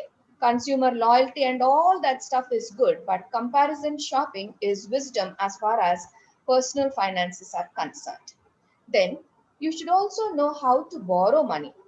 All of us or most of us do borrow money. We borrow for homes, home loan. We borrow for acquiring vehicles. We borrow money for certain other things. But when you borrow, are you borrowing at the lowest possible interest rate? Are we, first of all, aware that we are able to compare? We should be able to compare. The reason is there are many people who want to offer us loans. So when they are competing, it is quite um, wise to shop for the lowest interest rate. Go around, see what is the lowest possible interest rate, negotiate, and then pay the least amount of interest. And lastly, how to keep your credit score, credit worthiness measured by credit score strong. And this will happen with responsible repayment habits. We should not default, we should not repay, and so on. So being financially literate means each of these things. Next slide, sir. Next slide. Now, uh, that is the concept of financial literacy, right? But if you are talking about financial literacy in action, that would be maintaining a budget, taking care of your credit score, checking your credit score, and continuously monitoring your finances. Is financial literacy important? You have had a 7-day workshop. If it was not important, why would it be there? First of all, why is there a Center for Financial Literacy? It must be important. So let us see some reasons why financial literacy is important. I'll speak of importance of financial literacy in two contexts. One is generally, and the other one is the present times. Generally, financial literacy is very important. It is very important because financially literate customers can manage money with confidence. They will be able to effectively allocate their funds and their earnings to the required goals, and they will be able to limit debt. Debt is good. If you are from commerce background, I know that this program is for everyone, but if you are from commerce or management background, you know that leverage is helpful, but then personal leverage is something which we always need to keep track of. So that helps you to limit your debt, and if you are overburdened with debt, attack it and to reduce it. Next slide. Contextually, the present circumstances. The present circumstances, I'm not just talking about these 6 months, the pandemic time, but generally times have changed, right? The previous generations had a different financial environment. We are having a different financial environment. From some time now, when you actually enter your professions, you will have a slightly more complicated financial environment. So, contextually, what are the reasons why financial literacy is important? Number one, I have listed some 6 reasons. This is not an exhaustive list, it is just an illustrative list to tell you that look, financial literacy is important, right? So, the first reason why financial literacy is important is consumers or we people are shouldering most of the financial decisions. For example, retirement planning is one such thing. We have to plan for our own retirement. Even those who are in government, those who join a little later than me, right? They have to plan for their retirement. In the earlier generations, pension came from the government, right? And they came from the employers, right? But now, those of us who are in the government and organized sector, we have the NPS scheme, which does plan, but we have to make a proactive effort for our retirement. And earlier, consumers were not involved in decision making, and good many times they did not even contribute their own funds. But these are the days when you have to plan for your retirement and contribute for your retired life, right? So we are shouldering more responsibility as far as financial decisions are concerned. So we need to know about it to make an informed decision. Next comes savings and investment options, which are very complex. Earlier, we used to have fixed deposits, we used to have recurring deposits, we used to have savings bank account. But now, lot of savings instruments are there, lot of investment options are there, right? You can save in equity, you can save in debentures, you can save in government bonds, you can go for derivatives, you can go for options. Plenty of options are, plenty of avenues, investment avenues are available. Futures are there, forwards are there, so many things are there. And you are asked to choose among them. Unless you know them, how will you choose from them? And not only that, the complexity of financial instruments and the large range in which they are available actually gives you decision making pressure. I mean, there is pressure in decision making all the time, and if it is complex, it is even more. It is said, I mean, surveys have said that consumers would feel less fear going to a doctor or a hospital rather than taking choosing savings and investment options. They feel it less fearful to go to the dentist rather than making the uh, financial decisions as far as savings and investment options are concerned. Next slide, sir. Next, government aid is lacking. Earlier, most of the savings used to go to government or to public sector banks. We still have them, but what they pay is less. So our savings now go to certain other avenues, and the government aid, except in terms of investor protection, is lacking. So we need to take steps very carefully. So because government aid is lacking, we need to know what we are doing. Government at any time usually bails out citizens. When that aid is lacking, we need to be even more careful. Then comes longer lifespans. Compared to our predecessors, compared to the previous generations, we are living longer. Earlier, I think the average age was 50, now it is 70. In certain other countries, it is 80, and in certain more other countries, it is 85. That means when we live so long, we need money for such a long time, right? So we need more investments to be kept for the what do you call the evening days of our life, and so we need to know about money. Then the financial environment is changing. Technological advances have made the financial markets very swift, they are very volatile. We understand the word volatility, frequent changes and you don't know which direction, right? And it becomes very conflict and people are giving you different views. And when this type of volatility, uncertainty, we call it VUCA, right?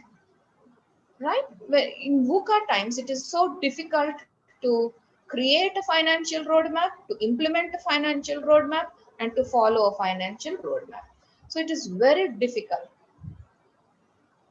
That's why we need to be financially literate. The next slide.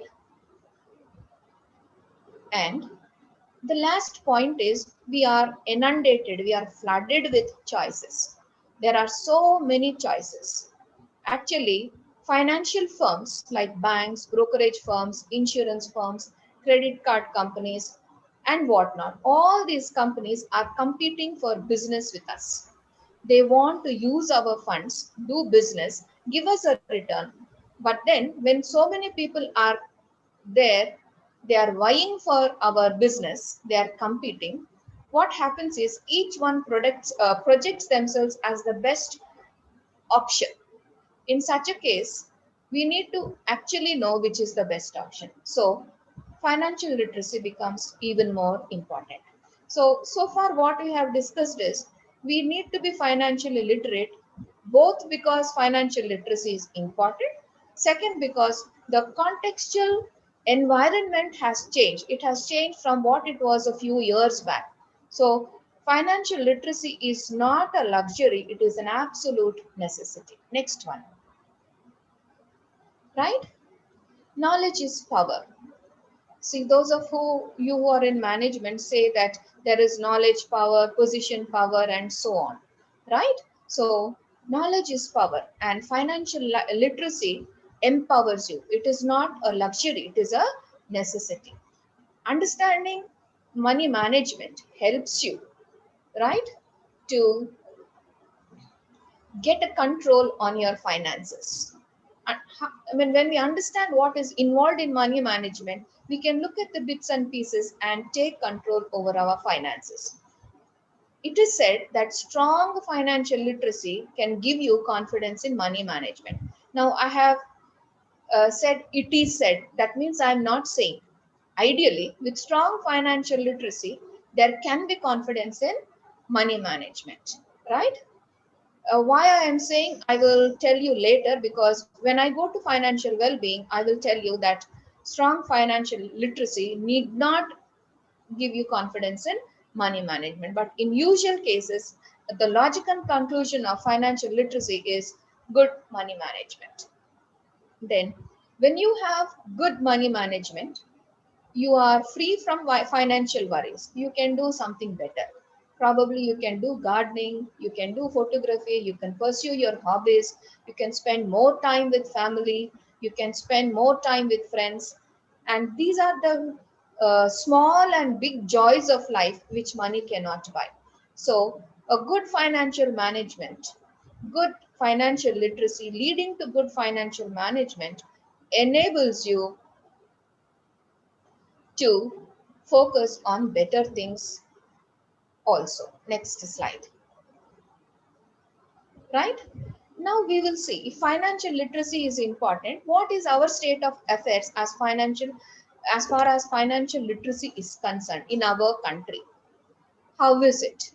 See, I have taken two surveys which are taken up by independent agencies. These are not very new surveys. One was conducted way back in 2011 and the other one was conducted in 2014. But even though they are old surveys, they still give you a glimpse of what our financial literacy is. The present slide which you are seeing is the finding or a picture which is taken from the survey conducted by Standard and Poor Group, right? And they say that less than a quarter of Indians are financially literate. You please see the financial literacy percentage in the table. It is 24%.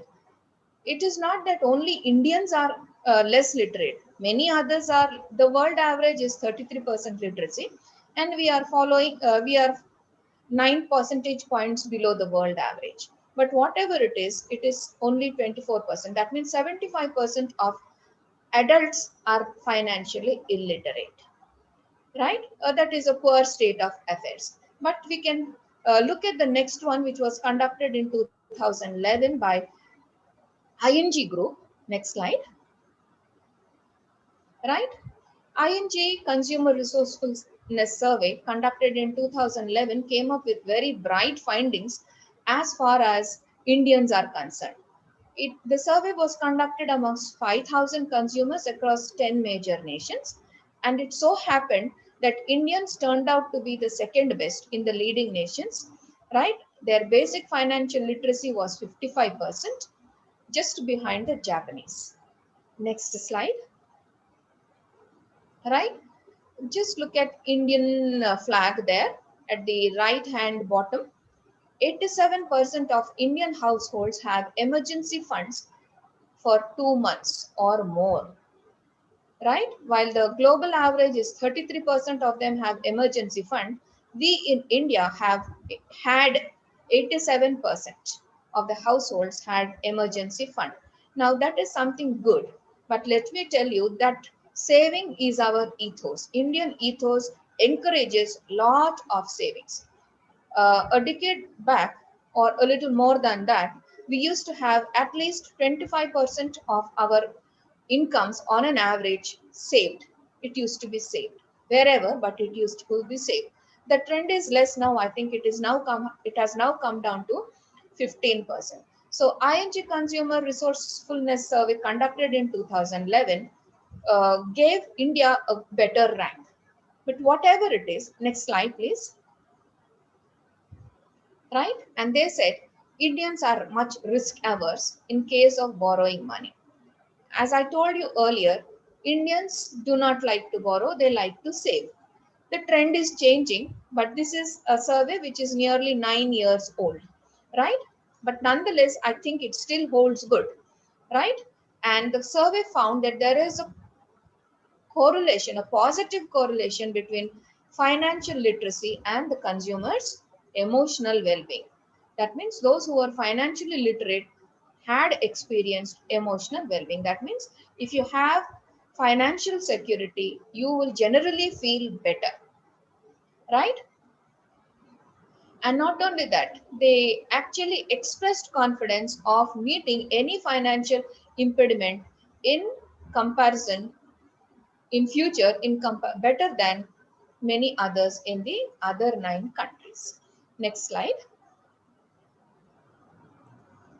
Next slide. On the contrary, now you see that when our financial literacy was better, we had better emotional well-being. Now, what happens when there is absence of financial literacy? We end up making poor financial choices. That means bad choices uh, which will have negative consequences on the financial well-being of an individual. Okay. So, should we have financial literacy? Should we not have financial literacy? I think the debate has come to an end. It is very important that we be financially literate, not just one or two, not just those people who are doing their UG and PG, but generally population at large. Let me tell you that highly educated people have not been found to be more financially literate. There are highly educated people who are financially illiterate, right? Next slide. Now, if financial literacy was so important, somewhere around people should have had given thrust to financial literacy. Was it given? Yes, it was given. When was it given? From many decades worldwide, financial literacy was catching attention of policymakers, but it received a lot of thrust after the 2008 recession. Next slide. Right? And how about financial literacy in India? The financial literacy in our country received its thrust from around 2006 when the Reserve Bank of India came up with the concept of financial inclusion. Financial inclusion and inclusive growth were incorporated into the 11th 5-year plan. Now you may be thinking, why is ma'am giving history of financial literacy? Well, I'm trying to tell you that we have not thought about financial literacy for a long time. We took it for granted. But then action began to be taken from this period. So looking at the history of financial literacy is not out of context. So after RBI came up with financial inclusion, and after inclusive growth and financial inclusion entered into the thrust area of the 11th 5-year plan, right, we began to talk about literacy also. During this period, lot of financial inclusion products like Kisan credit cards, no frills account, etc., mobile banking, mobile branch banking, core banking, lot of financial inclusion products came into existence. Then after Narendra Modi ji became the Prime Minister of our country, we had Pradhan Mantri Jan Dhan Yojana. And you know what this initiative did? I think we swept almost 3/4 of the population of the country into digital banking. We did it. As per the 2019 Financial Inclusion Report, 1.8 billion savings accounts are achieved. I'm giving you more details in the slides which are coming up. But then 1.8 billion savings account is not a joke. It is not a joke. We have a population of 1.4 billion people, and 1.8 billion savings account is a big thing that we have achieved, and we must congratulate ourselves for that. Next slide. Right? Apart from this, a little more detail, right? Are the participants finding it okay, or you want to ask any questions? You may ask the questions by asking me to stop. Okay, I will do that, but I would prefer to take the questions towards the end. I will leave around 10-15 minutes. Is that okay with you all?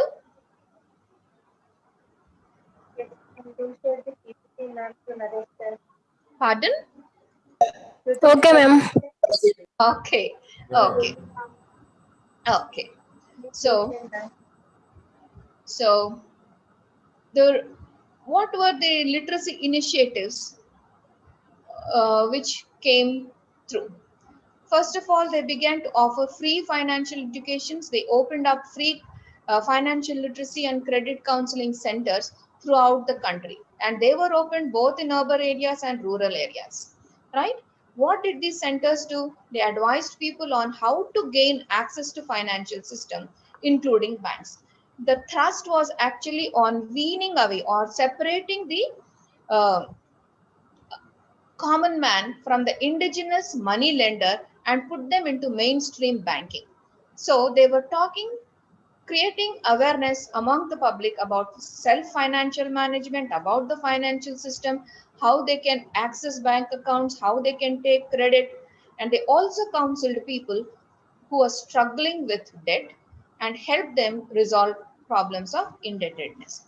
Help was also given in rehabilitation of borrowers in distress.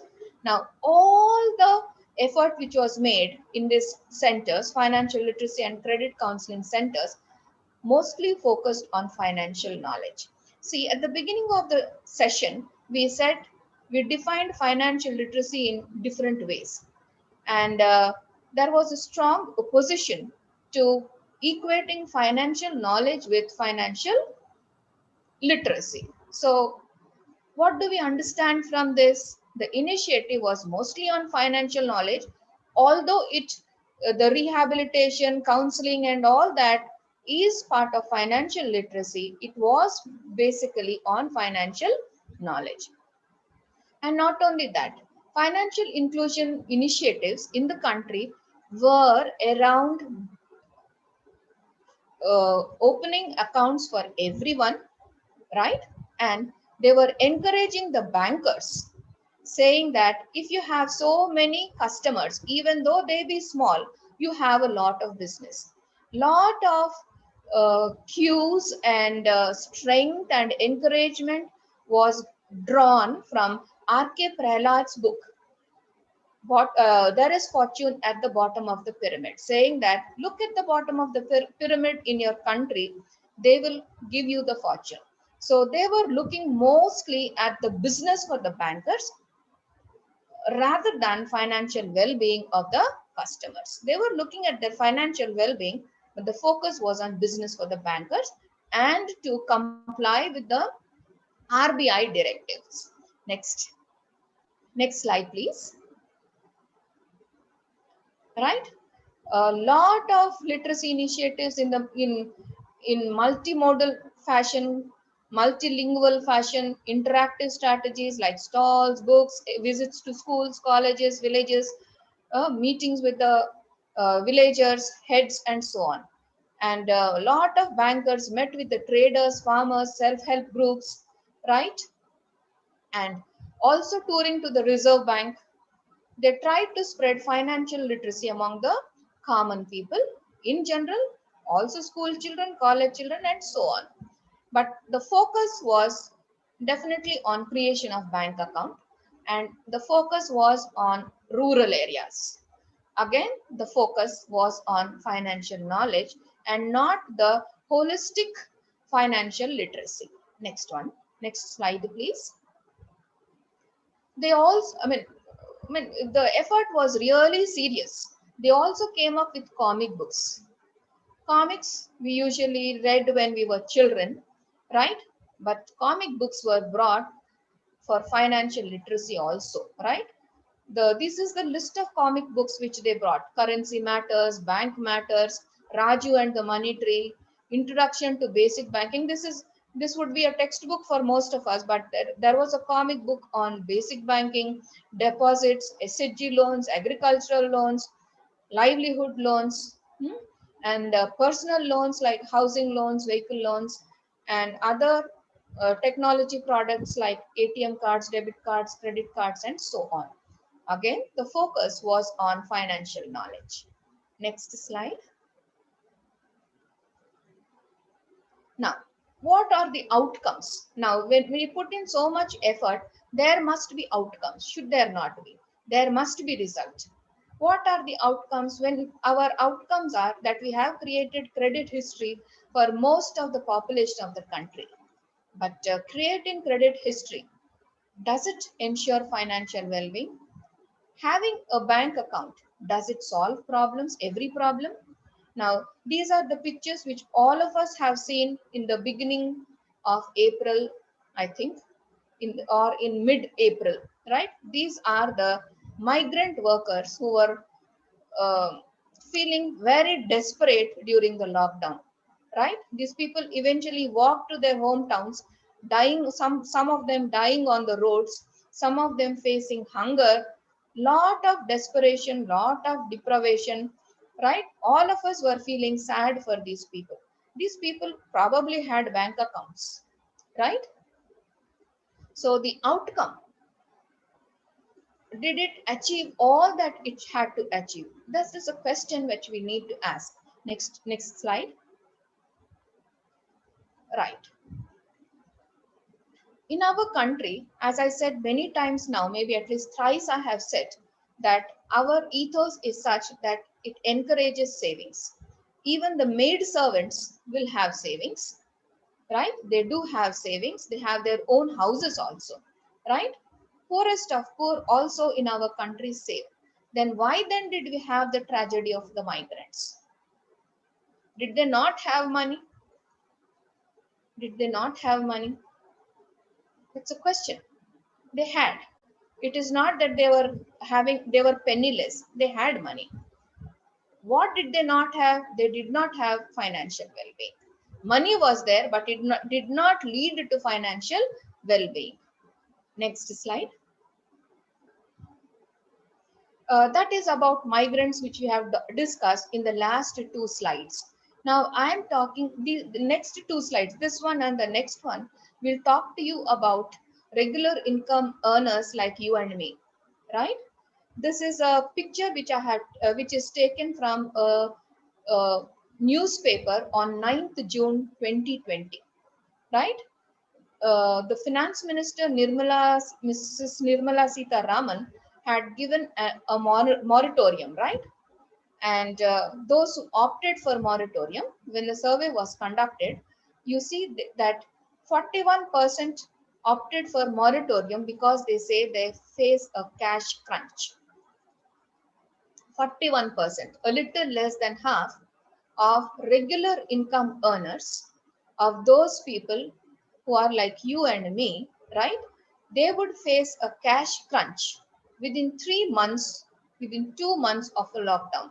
I think our lockdown began in March end. In 2 months of lockdown, they felt that they would face a cash crunch, right?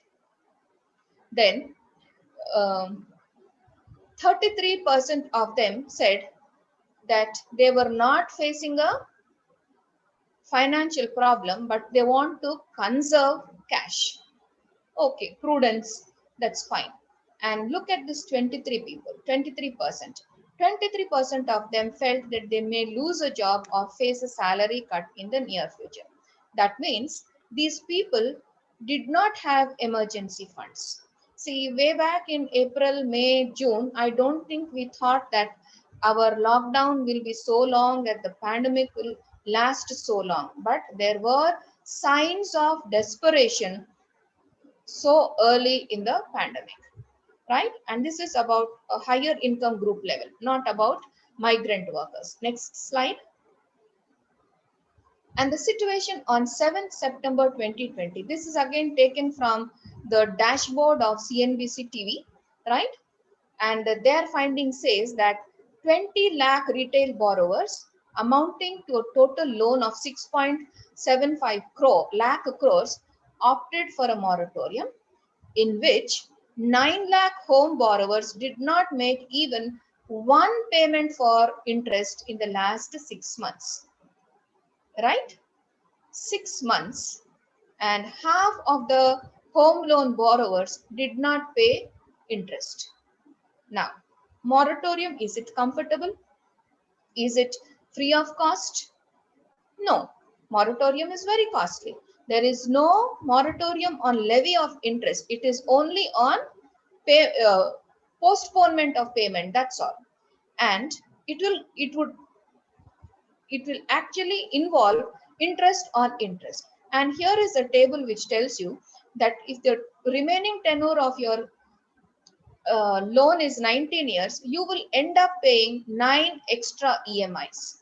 If your remaining tenure is 15 years, you would pay 6 EMIs more. So this is a very costly affair, and half of the home loan borrowers did not pay interest. So what is the financial loss for these people who opted for a moratorium? Just think of it. I mean, this is all financial literacy.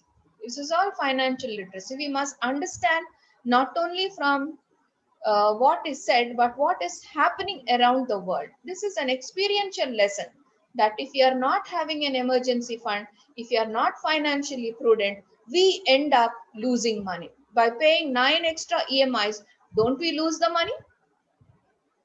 We lose the money. Next slide, please. Right? Now, from our country, we will move on to financial literacy in the world. This slide is actually coming from the previous slides, right? It exists for many decades. When it existed for many decades, why the thrust is received from 2008 recession? We need to look at what are the causes of 2008 recession. The reason was subprime crisis. Why did we have subprime crisis? Because of lack of financial literacy, right? Subprime crisis, I hope you all know about it. Otherwise, I'll just explain in 1 or 2 sentences. Subprime crisis arose because ninjas, that is no income, no job applicants, took home loans. They bought loans when they did not have income, when they did not have jobs. These are ninjas, okay? They took loans, and their loans were converted into derivatives and sold to financial institutions. And when some small thing happened, they were not able to pay the loans, and this took a what do you call consecutive turns, and almost the entire financial system in the entire world suffered because of exotic derivatives which were created out of the ninja loans, right? So what does this call for? This calls for financial literacy apart from avoiding excessive debt. Apart from avoiding excessive debt. So financial literacy lacking in India, lacking the entire world over. Next slide, please. Right? So what are the lessons which we have learned? Financial literacy, it existed, initiatives existed, but we have suffered. So the lesson which we have learned is every action which we take, it should result in well-being. It should result in well-being. It should result in financial well-being. We should not look at things in parts. We should look also at a whole.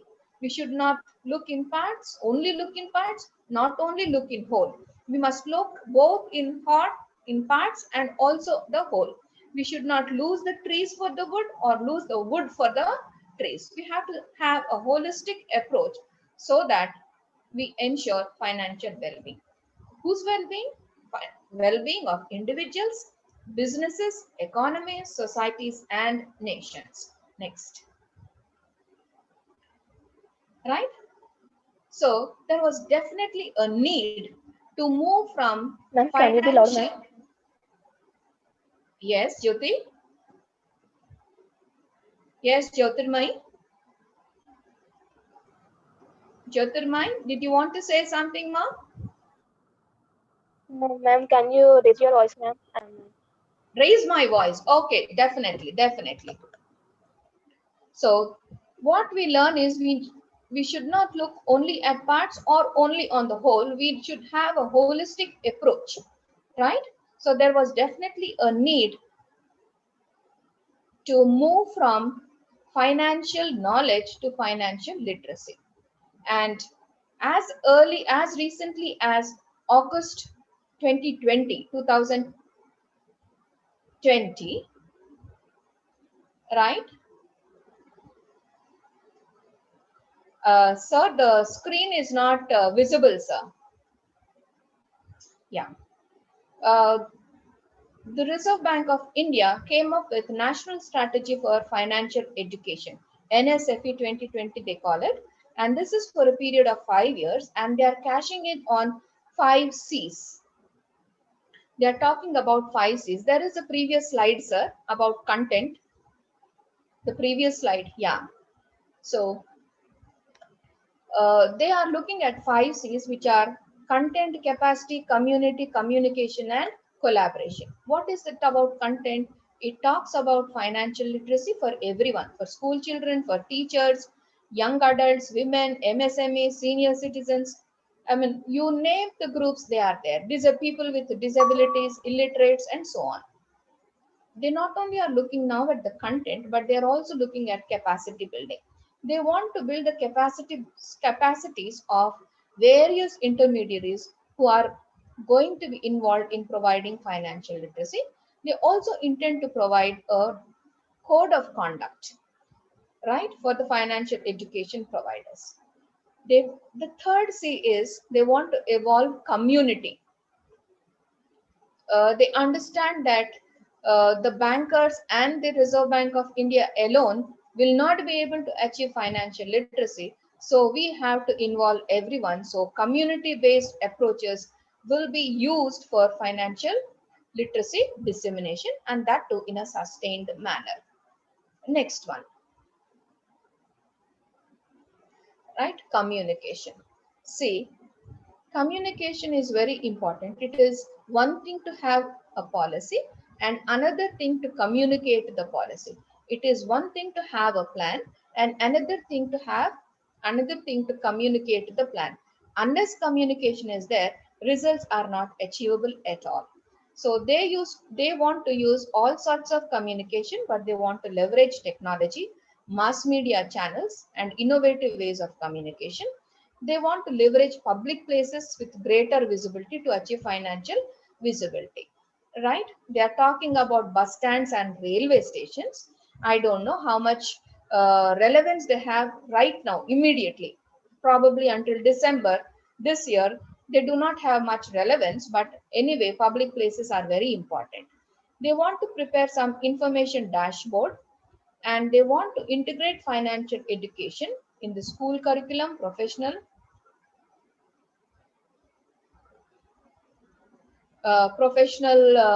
courses and vocational courses. So they want to have financial literacy incorporated into every aspect of life, into every group of people. And more importantly, they want to have lot of collaboration and not to do in isolation. Streamline all the efforts so that proper coordination is there and effective financial literacy is achieved. Next slide. Now, so in our country, we have moved from financial knowledge to financial literacy, or we are moving from financial knowledge to financial literacy. In this context, I want to present to you the financial literacy as is defined by Organization for Economic Cooperation and Development, OECD, right? This is a body which is very development oriented, proactive, looks at well-being of many stakeholders. They define financial literacy as combination of financial awareness, that is financial knowledge, skills, not just knowledge but ability, skills, the attitude is very important. Attitude is the core of behavior, and the financial and the behaviors in order to make sound financial decisions and ultimately achieve financial well-being. This definition is not new. It is as old as 8 years. This came in 2012, and research shows that well-being is better described as a continuum. That means it is a straight line wherein the first point can be zero financial well-being, that is having a severe financial stress, to the end being total satisfaction, that is you have the ideal financial well-being, right? And this financial well-being need not be aligned with income level. Financial well-being can be experienced by poor people. Financial stress can be experienced by rich people. So financial well-being can be achieved. It can be learned, it can be taught, it can be learned. A little effort will give reasonable opportunity for people to move from financial stress to financial well-being. So people can move with some little support in terms of knowledge, capacity building, in terms of skills, attitude alterations, and behavior modifications. Next slide, please. Right? As I told you, financial well-being gives you a holistic picture of the financial needs of individual for the present and for the future. And it believes that individuals require financial security, they seek it, and they want to be financially secure so that they will be able to be ready for unforeseen financial shocks, circumstances, unenviable circumstances, and also to live comfortably after retirement. Next slide. Right? As I told you earlier, financial well-being is subjective. Right? Some people feel they have financial well-being even though they earn less, and some people have do not experience financial well-being even though they earn a lot more, right? So it is a subjective, it is a matter of perception, but perceptions are very important, and perceptions do not arise out of fantasies, they arise out of work. Okay, next slide please. If you want to know whether you're financially literate or not, these are the questions which you should ask. Do I understand the basic financial concepts like compound interest, credit scores, mutual funds, time value of money, and so on? Are you able to make effective financial decisions? Are you able to do it? Do you know how to generate cash flow? Do you know how to earn money? Are you able to have effective financial planning? Are you able to manage your finances well? Do you have enough savings for the rainy days? Do you know which are the best savings techniques? Do you know, or do you starve yourself in order to save? Do you live a debt-free life? Now, I have been talking about debt-free life, and I will be talking about debt-free life in the next few slides also. You might be saying, why is it important to be debt-free? See, some debt is good. For example, a home loan is good because it gives you tax breaks, right? But a loan on a credit card is certainly not good. It is very dangerous. The reason is you are spending more than what you have. So that means you are hampering your financial well-being. You're spoiling your financial well-being. So do you live a debt-free life? You need to question yourself. What are the best investment options for gaining maximum profit? How how to have the best income, how to have the best profit? Where should the investments go? Any idea where should the investments go? Participants, can I see one or two chat boxes? Where should the money go? Where should the money go? You can also talk. Ma'am, Pardon? Into the economy. Okay. Which route? Right? Which route? Do you invest in equity? Equity is supposed to fetch the best earnings, but then equity is volatile. the economic progress. Yeah, you can put it in equity. It is the best earning investment, but it is volatile. It might be dangerous for individual, people to But it is risky, ma'am. Somewhat, Jyotirmai, come back. somewhat equity shares will be risky, ma'am. Before we are going to invest, we need to analyze and a lot more. We need to do homework before. Lot of it you have to do. Compared to other things, equity is risky. Mutual Ma'am, funds but might be a safer bet for initial savers, investors, right? but nowadays they are saying that even mutual funds are also cheating people. It seems, ma'am.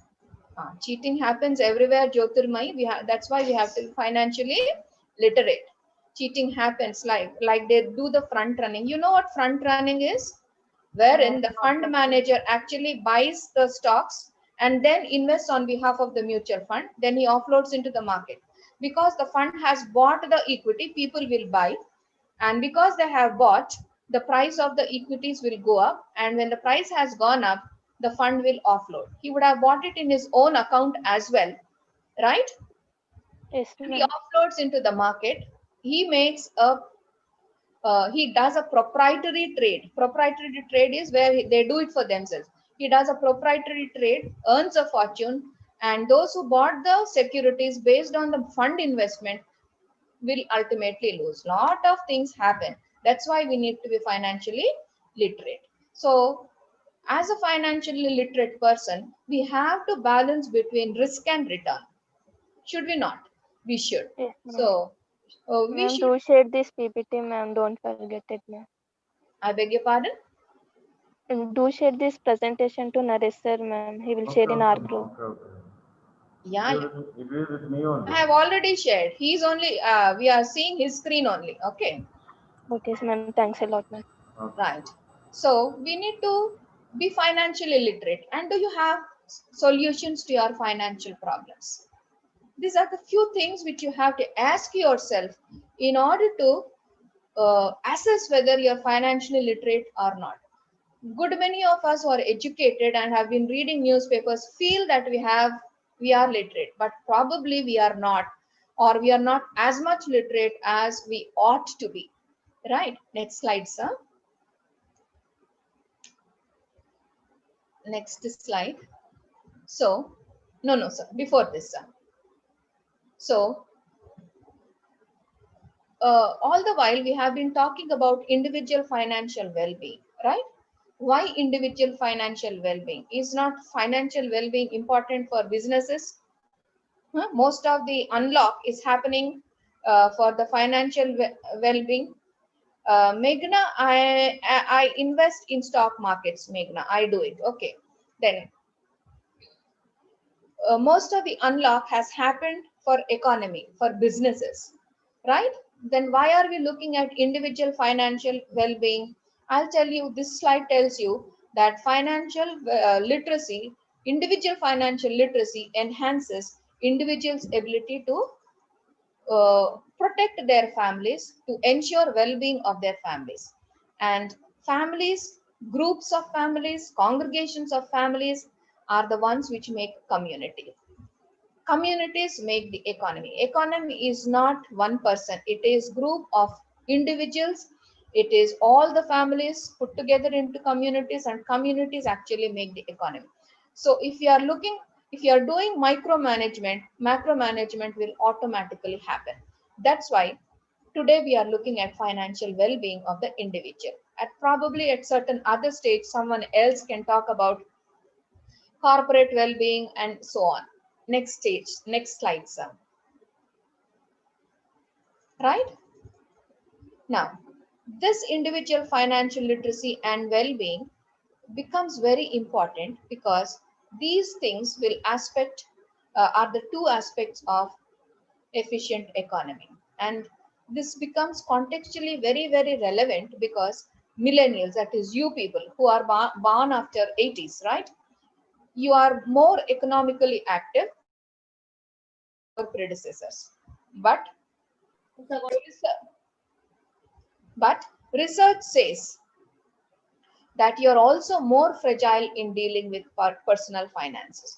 Why are you more fragile in personal finances? The environment.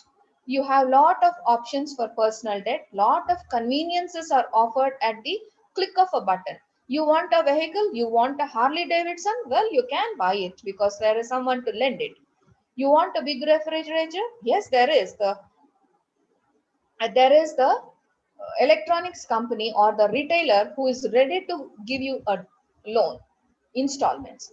So consumer patterns are changing, and very easy access to personal debt ends up in individuals, especially the young folks, ending up in financial distress, and sometimes it may lead to bankruptcy also, as they lose control over their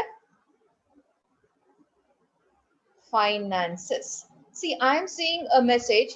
Please move away this window from something. What is this? Naresh sir, what should I do?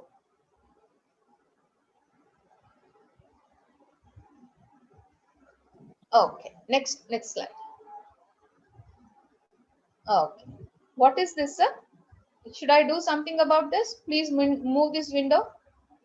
Nothing. Okay, don't worry, sir. I'm okay with it. Next slide. Yeah. So, financial literacy. So, I'm sorry. Can we go to the previous slide, sir? Yeah. Financial well-being also ensures that you have freedom of choice to some extent. You can have enough money to make ends meet, and you're also not constrained in one's own life choices about finances. And financial well-being should be the ultimate goal of financial education and capability. Financial literacy itself is not the goal. We need it to produce some tangible result, and that should be financial well-being. Next slide. Right? Financial literacy can actually lead to finance. If this is the goal, financial literacy is the process. It can lead us to financial well-being. Right? How does it do? Because individuals have better understanding of financial products and concepts, and because they have understanding, they have information, and they receive instruction, they receive objective advice on how to develop skills. They develop the skills and confidence to become more aware of financial risks and also the financial opportunities. They will be able to make informed choices, and they will know where to go for help. They will know where to go for help, right? And they will know how to take effective actions to improve their financial well-being and protection. This was said by, again, OECD way back in 2005. Next slide. Right? Uh, Financial well-being just does not result out of financial literacy. It is a confluence, or it is a combination of different factors, of multiple factors. The first and foremost is the social and economic environment. The social and economic environment in which we live has a tremendous impact on financial well-being. See, I have delivered a lot of lectures on financial inclusion and inclusive growth. And I used to say that financial inclusion is not just about creating a bank account, but creating hope in a hopeless situation. When you create a bank account and tell them that the banker is available to them to help, you create hope in hopeless situation. So you create a social and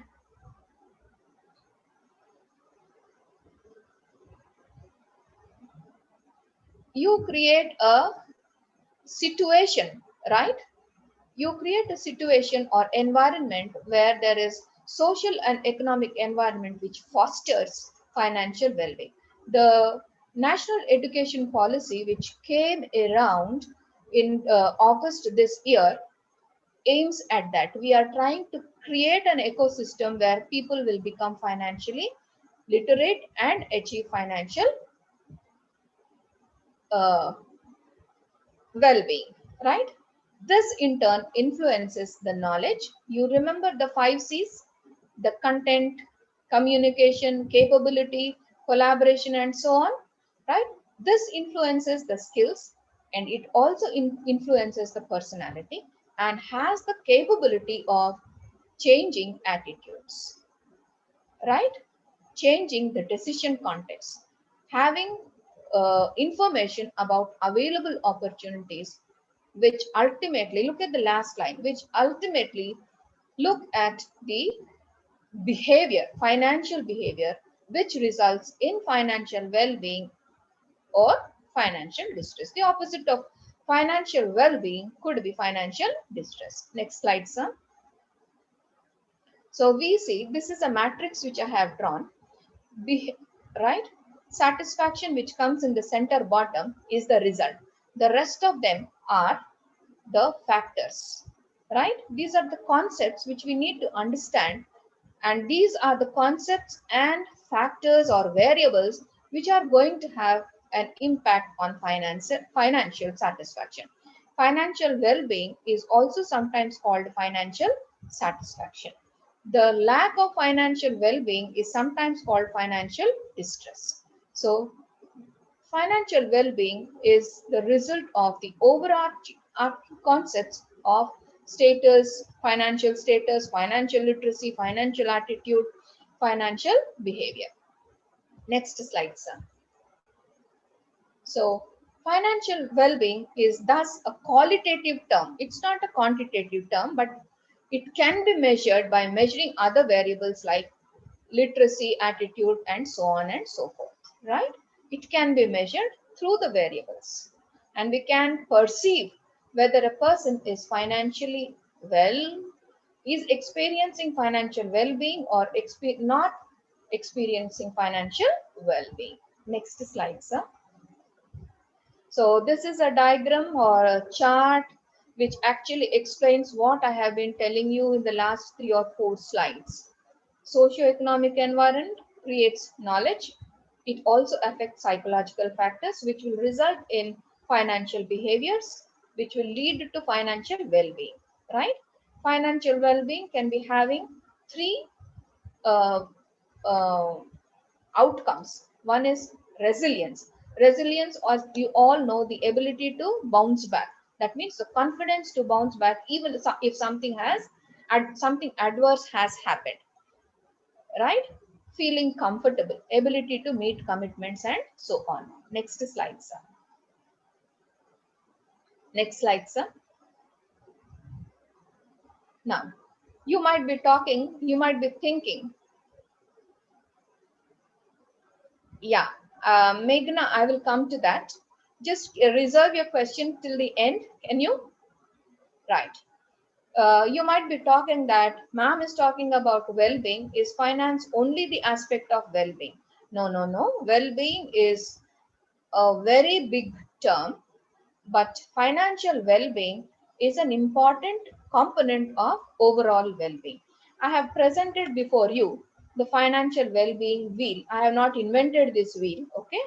I have taken it from somewhere, and here you see the different uh, components of well-being. There is something called emotional well-being, spiritual well-being, environmental well-being, social well-being, physical well-being, which is health, career well-being, your profession, academic well-being, education, and so on. All these well-beings, apart from certain other things, actually contribute to your well-being. Then why are we talking financial well-being? We are talking financial well-being because we are in a financial literacy session, right? Now I'll take Meghna's question. She says, why is attitude coming here? Meghna, in 2 or 3 slides, you will see what is the attitude which we are talking about, and probably that would answer your question. Next slide, sir. Next slide, sir. So this is a cartoon sort of a thing which says that if financial health is not there, the other healths are also precariously placed. People will not be comfortable without financial health. I have just put it in the lighter vein. Next slide, sir. Right? Now, in the previous session, you had financial planning, right? Now, financial planning happens because you have financial literacy. Now, financial planning is an important concept of financial literacy, and Financial planning is the process and the result should be financial well-being. Financial planning is not a goal in itself.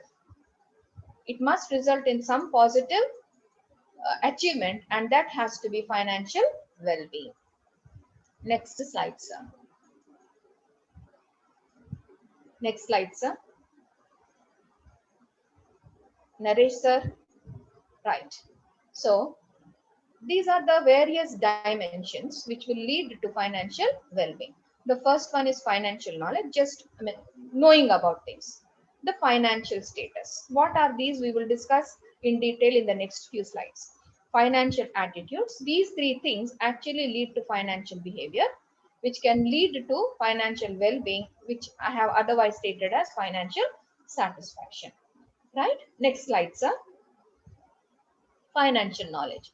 What is this financial knowledge about? This is not an exhaustive list again. All the 3-4 slides which are going to come around are illustrative lists. Lists for example, they are not exhaustive lists, right? So financial products and services, knowledge about them. Knowledge about retirement planning. Knowledge about retirement planning is very important. See, in earlier times, government used to manage our retirement, and our family system was a joint family system wherein the older folks would automatically be taken care by the younger folks. We are now in a nuclear family system, and we are professionally very busy. So we need to take care of our own retirement. The Indian ethos is such that parents are doting. They will do everything for their parents, for their children. So they empty themselves up and they may end up penniless. While you too should, uh, what do you call, provide everything for your children, plan also for your retirement. Children will take care of you, but you give the money. That's what I would suggest. I hope I'm not being blunt about it, but do take care of your retirement. You have knowledge about budgeting. You have knowledge about time value of money. These are the 4 small knowledges which I have put in the list of financial knowledge. These themselves will go a long way in achieving financial well-being. Next slide, sir. This is the OECD checklist for core competencies for financial knowledge. It is more informative. You can see it later. Next slide, sir. Coming to financial status. Financial status has an impact on financial well-being, right? What are the variables which we consider in financial status? The household income. More income, more financial well-being. Is it so? I do not know. Household expenses, household assets, and household debt. More income, more financial well-being, I wouldn't say, but I say that if income is more than expenses, there would be well-being. If assets are more than debt, there would be well-being. So what is the financial status? We need to understand our financial status in order to understand and move towards financial well-being. Next slide, sir. Financial attitudes, right? See, when people come for placements, especially those of you who are in management education or commerce education or in any other type, they will look at their attitudes. Many employers say if they do not have knowledge or skills, it doesn't matter because we will train them. But we are very concerned about the attitudes because we do not want to employ people with wrong attitudes. Have you heard it? Well, you would have heard it, right? Same thing holds good for financial well-being. What is our attitude towards financial perseverance? Are we able to endure some stress also and financially persevere? Are we open to solve complex financial problems, or do we run away from complex financial problems? If we run away from complex financial problems, the problems don't run away from us. They will remain and they will create more problems. So we need to be open to solve complex financial problems. And how is our attitude? Do we think that keeping up to date with finance is important or not? Or do we think that finance will take care of itself? What is our attitude towards retirement planning? We live for the day, tomorrow will take care of itself. Do we think like that? Or are we diligent? Are we providing for our rainy days? So these are the financial attitudes which make or break financial well-being. Next slide, sir. Right? Financial behavior. Those knowledge and attitudes will result in behavior. Okay. So how does the financial behavior express itself? Savings behavior. Are we saving or not? Our spending behavior. Are we spending more than we earn through credit cards? Borrowing behavior. Thank you, Meghna. What is our borrowing behavior? Are we borrowing more than what we can afford? Are we borrowing unnecessarily? And so on, right? And what is our investment behavior? Are we passive investors or are we active investors or are we balanced investors? What is our behavior as far as investment is concerned? Are we investing at all? Investment behavior is very important because apart from our earning money, our money also should earn money. So we need to invest. And what is our behavior about getting knowledge? How urgent we feel to get knowledge, how urgent we feel to obtain financial advice from experts in case of difficulty. We need to consider all this. These are the behaviors. Okay. Next slide, sir.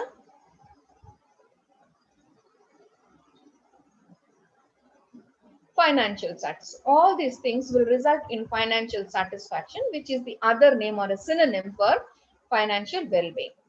Are we stressed today or are we satisfied with the present financial situation? Are we comfortable with the current financial situation? What is our level about meeting monthly expenses for this month or any month? What is the confidence with which we deal with financial emergencies? What is the frequency of our living from payslip to payslip? I mean, these are the reflections of financial satisfaction. If you are having financial stress, that means we are not having total financial well-being. If just look at the second, third, and fifth points. If we are saying yes to these points, if no, then our well-being is at stake. So we need to look at this. Next slide, sir. I think we are running out of time. So what do you need to do? You structure your financial habits. Spend less than you earn, save for the future, only borrow when you can afford, grow your money. That means you must invest, boost your earning capacity, protect what you have. Talking about insurance. Next slide, sir. This we can build through financial planning and implementation. Implementation I have put in red because most of the people stop with financial planning. A plan does not achieve itself. Someone must implement it. So you need to implement it. So we budget our, we make a budget, we pay so that we can pay for expenses, we can save and get rid of debt. It helps us track our spending and revisit spending plan regularly. That means if you're spending unnecessarily, it will help you revise your budget. You will have better handle over your finances. Next slide, sir. Debt management. Understand and manage debt. Debt is not a good thing. Debt is advisable in some circumstances, not all. Pay off credit card. First of all, do not borrow on credit cards. If at all you have done, pay it off. Never have credit card balance roll over month after month. If you are already in debt, get out of debt. Next slide, sir. Create an emergency fund. If you create an emergency fund, you will not fall into debt. A financial literate person knows how much to set aside. When I joined my first job, they used to say that you should keep away 2 months of your income as emergency fund. Later on, it changed to 3 months. Recently, they were saying 6 months. Now, after the pandemic has started, they say your emergency fund must be 1 year's income. So it is for you to decide whatever it is, whatever you think is right, but do have an emergency fund. Next slide, sir. Plan for retirement. You should know how much to save and how to save in order to reach that goal. Remember the principle of compounding. Remember which are the better earning investments, which are the safer investments, your lifestyle, life stage of investment, and properly coordinate. Next slide, sir. And develop credit score strengthening behaviors. Most of us use credit cards. For me, credit card is a convenience. I don't have to carry money. But if I do not pay at the end of the month, that will damage my payment history. Also, what should I do? Use it only for a convenience. Use it only for necessity. And what are the credit score strengthening behaviors? Check your payment history, keep it clean.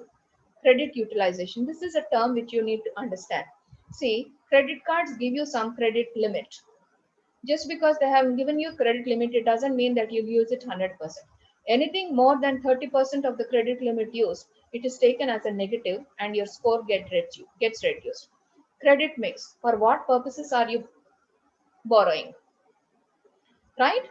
If you are borrowing for too many things, then the lender understands that you are living on debt and not on your own income. Hard inquiries. Hard inquiries are the inquiries which are given by the lenders. As against this, when we check our own credit score, we call it soft inquiries, whereas hard inquiries are those which are done by the lenders. And whenever there is a hard inquiry, it gets recorded on your credit history.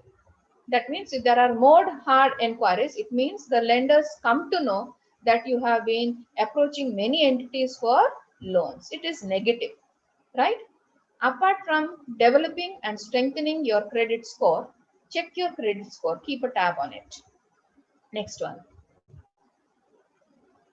Now, all that I have spoken about is there in literature somewhere or the other, right?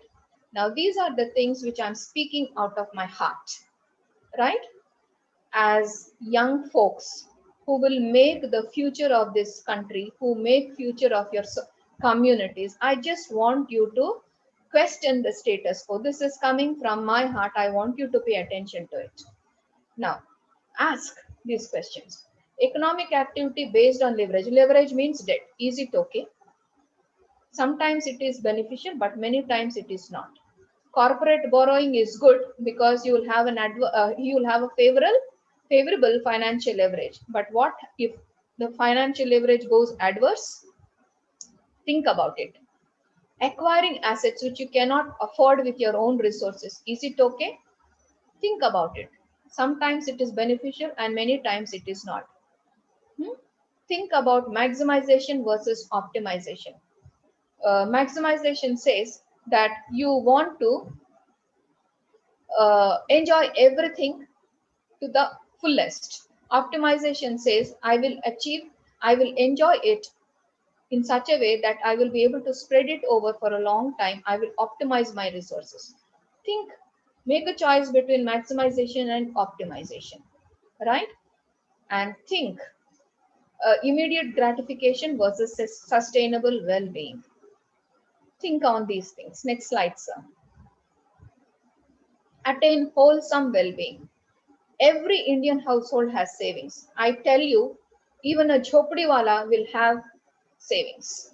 Everyone in this country has savings. Then why do we have financial distress? We have financial distress because we have skewed goals. Our goals, financial goals, are towards certain events, invariably towards children's weddings and certain other formalities which we have as community responsibilities. We do lack balance. In good many times, we are very miserly, we are very stingy, but we are very lavish in our weddings. And we are very unwilling to let go of goals, such as big fat Indian wedding, right? A wedding is a very important event in life, but that should not make you a poor person, right? It should not strip you away from all your savings or your parents' savings.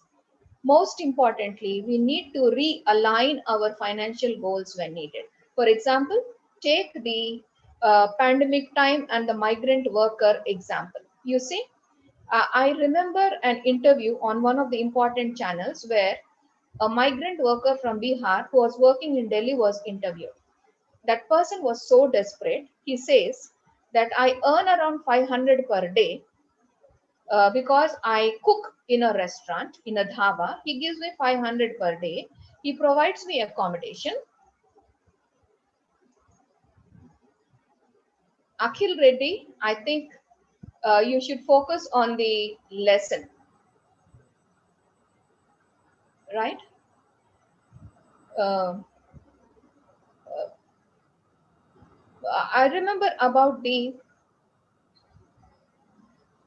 let me tell you, I think Akhil Reddy is trying to disturb me. Um, this worker, migrant worker in Delhi, was saying that he earns 500 per day. That means 15,000 per month. Food is provided by the employer. Residence is provided by the employer. Apart from his clothing, right? He does not have any other expenses. And that person was very desperate, sitting in a queue to head back home. What does it mean? It means that the 15,000 which was saved was not available for him at that moment. It was not available for him at that moment, right? It was meant for some other purpose and he is not willing to change it for an emergency time. So we need to understand that even if disasters happen, even if pandemics break out, even if something undesirable financially happens, we can realign. Time is a great healer. We will be able to make it up. Okay.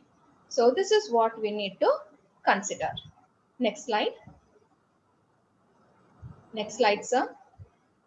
Ask yourself, why should the tenant be kicked out in a lockdown?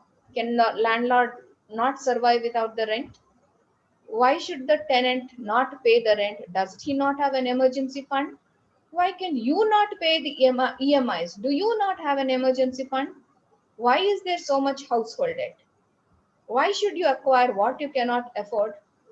Why should you have a lifestyle which ruins your well being? These are the things which each one of us must ask ourselves in order to ensure a wholesome well being. Next slide, sir. Think again, how much growth do we want? How much prosperity do we want? Remember, a disciplined, diligent financial planning and implementation coupled with, it is very important, it is not just finance, right? Coupled with contented, healthy, balanced lives achieves well-being. It achieves financial well-being and also overall well-being. Next slide, sir. Be ambitious but not greedy. Be contented. Yeah, I need to caution you about that. I'm asking you to be contented, but that does not mean that you'll be complacent and careless. You must want to move up in life. You should definitely want, right? Right? So be ambitious, not greedy. Be contented, but not careless. I'm ending this session, this topic, this talk Ma'am, wishes to you, right, for a life with financial well-being and well-being in every aspect. Thank you. I'm open for questions. Thank good you. evening, ma'am. Good evening, ma'am. Hello, Yes, Jyoti. ma'am. Can you share your email ID to Naresh sir, ma'am? Yeah, you can ask Naresh, sir. Okay. Your good name, ma'am. I didn't అంటే starting లో రాలేదు, ma'am. I'm Dr. Mary Jessica. Okay, ma'am. Thank you, ma'am. Yes. Any more Thanks a lot, ma'am. questions? I think I have crossed my limit. Apologies, but Naresh, sir, can we take No. questions if they have? Yeah, if they ask one or two questions also, you can take. Yeah. Yeah, any more questions from the participants? Otherwise, we will close this session.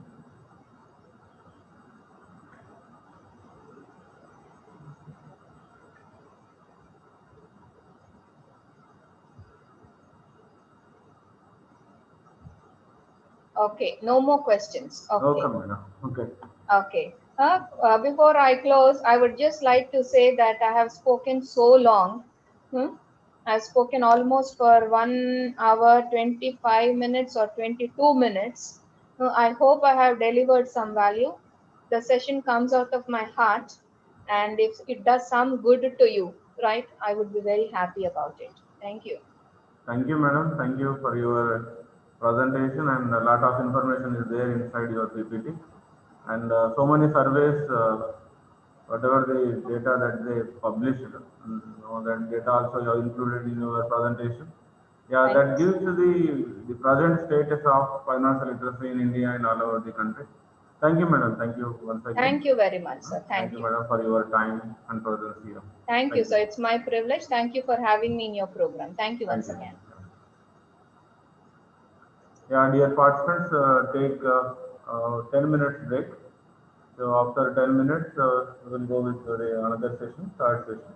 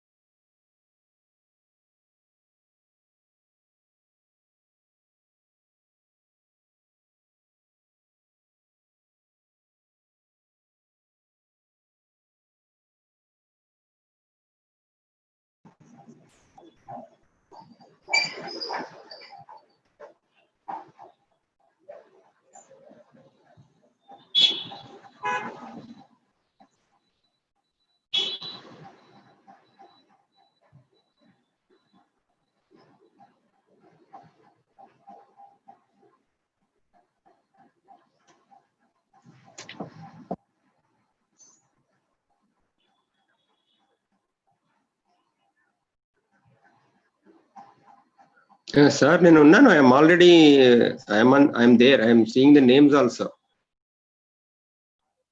పంపించాను మీకు. చూడండి మీ ఒక్క నిమిషం. లేకుంటే ఏదో చెప్పేసేయండి, 4 ముక్కలు చెప్తాను. మీరు రాసుకోండి. 2 minutes చెప్పనా? రాసుకుంటారా? MCom LLB FCS FCMA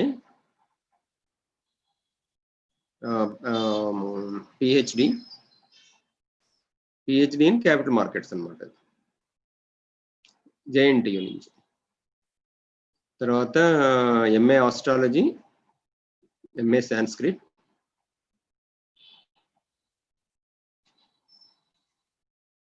తర్వాత MCJ master of communication journalism, తర్వాత past president of institute of company secretaries of India.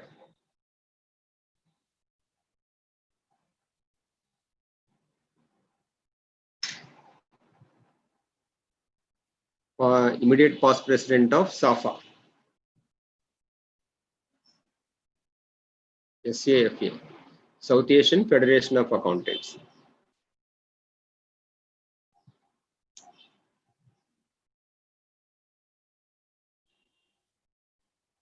తర్వాత member PAIB, professional accountants in business. Member PAIB committee, member PAIB committee, PAIB professional accountants in business. Of IFAC. IFAC అంటే international federation of accountants. ఇది 132 member countries body. 132 country body. I'm the only person selected. ఎవరు nominate చేయలేదు institute వాళ్ళు. ఇది selection process అనమాట. Any professional account, chart accountant, cost accountant, IAS, IRS ఎవరైనా apply చేయొచ్చు all over the world. So 18 members ఉంటారు all over the world. So I was one of the members up to 2019. Worked as director finance, CFO and company secretary in various companies. ఇంకొకటి రాసుకోండి, held as independent director and audit committee chairman. చాలు కదా. ఇంకోటి రాసుకుంటే అక్కర్లేదండి, నేను ఏదో మాటలు చెప్పేస్తాను. ఆ రెఫరెన్స్ కావాలండి. సరే అది పెట్టేసేయండి. అంటే actually I was member of board of studies OU, తర్వాత మీ నిజాం కాలేజీ, తర్వాత JNTU మేనేజ్మెంట్ ఉంది కదా, స్కూల్ ఆఫ్ మేనేజ్మెంట్, అందులో బోర్డ్ ఆఫ్ స్టడీస్ లో మెంబర్గా ఉన్నాను. అంటే మన ఫ్యాకల్టీకి కొంచెం అన్రిలేటెడ్ అనుకోకుండా. Okay sir, right. వీళ్ళందరూ ఎవరండి పార్టిసిపెంట్స్?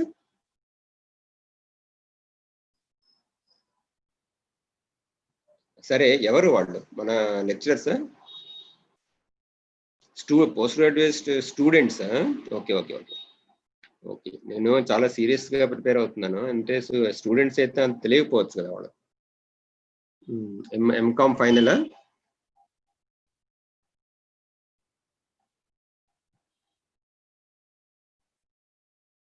ఓహో, నాన్ కామర్స్ అంటే వాళ్ళకు కామర్స్ గురించి తెలియదు కదా, సబ్జెక్ట్ ఎక్స్ప్లెయిన్ చేయాలి కూడా. బేసిక్ చెప్పాలి. సర్లేండి, నేను యాక్ట్ స్లైడ్స్ ఏమో యాక్టివ్ బేస్డ్ చేశాను, మధ్యలో ఎక్స్ప్లెనేషన్ ఇస్తూ ఉంటాను. ఓకే అండి, thank you.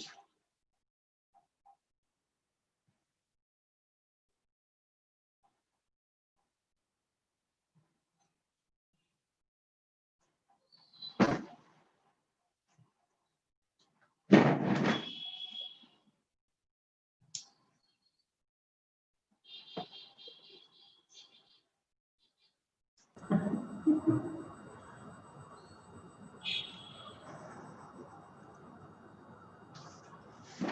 good evening, participants. Now, are you hear me? Yes, sir.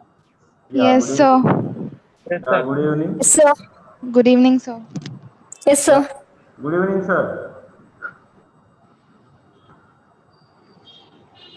Sir, good evening. Good evening, sir. Good evening, sir.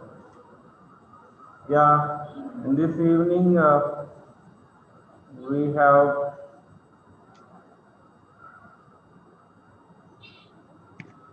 an excellent and experienced resource person with us, Dr. Jagan Mohan Rao. So, sir has done many degrees, MCOM, LLB, FCS, FCMA, PhD in capital markets, astrology, Sanskrit, MCG. So I am very much grateful to you, sir. You have done so many courses and you have lots and lots of knowledge in these various areas. So, and not only that, the past president of ICSI, Institute of Company Secretaries of India, immediate past president of SAPA, member of PAIB committee. Not only that, so you are also representing from India. Now, a committee consists of 132 countries, IFAC. So, congratulations, sir. You are the Thank only you, one sir. Thank person. you. You are the only one person from India representing India in that committee. So we are very much grateful to you, sir, in this evening. Not only that, you are also working as independent director, so CFO and company secretary.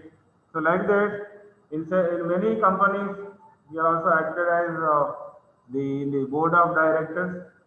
So you are also in different committees like audit committees and the accounting committees like. So this is very much useful to our students, sir. Your past experience is very much useful and sir is going to speak on depositories. So what is the role of depositories in recording of the transactions of investors like? So this is also another important area to know some of the important aspects like if you buy something like equity shares, debentures, bonds, or if you sell mutual funds, debentures, bonds, equity shares, preference shares, like where these are recorded, who are going to record, because we are not having any manual way of recording the transactions, we have online way of recording the transactions or electronic way of recording the transactions. That process is going to explain by the Dr. Sir here. So I am very much grateful to you, sir. So thank you for your acceptance and presence here. So please start your session, sir. This is yours.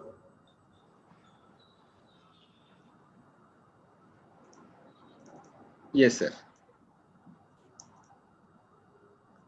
So, good evening to you, Naresh Kumar Reddy Garu, Naresh Reddy Garu, and our Professor Krishna Kumar Garu, Professor Apparao Garu, the heads. So I convey my gratitude and thanks to all three of you. And I am here to share some of the information and my knowledge and experience on the concept of depositories. So depositories, I understand that participants are students of post-graduation, and we have about that. We have 34 participants now, and I also open the chat box. You can give any query or whatever. If you want, you can send it. I will try to explain you the same thing. And you know, this depositories is a very interesting subject, and it is a very elaborate subject, And in a sense, it is a latest subject. It is not that it has come today, but as the capital markets are growing, as capital, so we will think in terms of that depositories. What do you understand? You see that there are in the previous and final, both the classes of post PG are here. So if you think in terms of depositories, so whenever you think in terms of now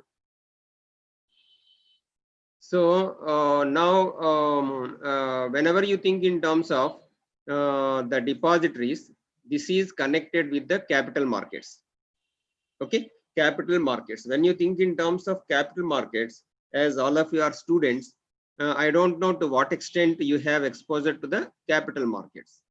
What do you mean by capital markets? Basically, to understand, let us have a little introduction. I have a small presentation, PPTs. These are basically on the basis of Depositories Act, Depositories Act 1996.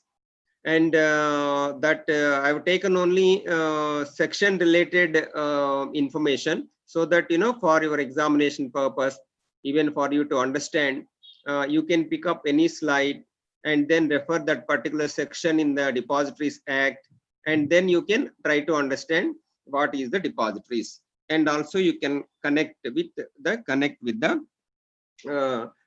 that latest information, latest things that are happening. You see, if you are already aware of this subject, that is different. If you are not aware, first time you are attending and trying to know about the depositories, I can tell you, after attending this today's session, you will be able to appreciate any news items on the depositories and capital markets in any business newspaper, or any newspaper like Inadu, or the Hindu, the Indian Express, any of these newspapers. You can open the business page, and definitely, if you think in terms of understanding depositories and latest things that are happening, you can read selective topics that may be coming in the Economic Times, Business Standard, Business Line, and so on and so forth. Even when you open any business channels, like that NDTV Profit, or any of these channels which talk about capital markets, every day they come. I see at least for some time every day the channel, so that that is our liked information. This is my subject, so I like to see what is happening in the capital market. So you open that, you will be getting so much of information, so much of statistics they will be giving. If you understand and you are aware of what is depositories, you will be able to better understand the capital markets. Then whenever you think in terms of capital markets, there are basic certain things. If you really want to refer to, what is a company? A company is a company registered under the Companies Act 2013. And when you think in terms of Companies Act 2013, that is the legislation for incorporation of companies today. And whenever you want to start any company in India today, either people in India, residents in India, citizens of India, or people from elsewhere in the world, all of them, they can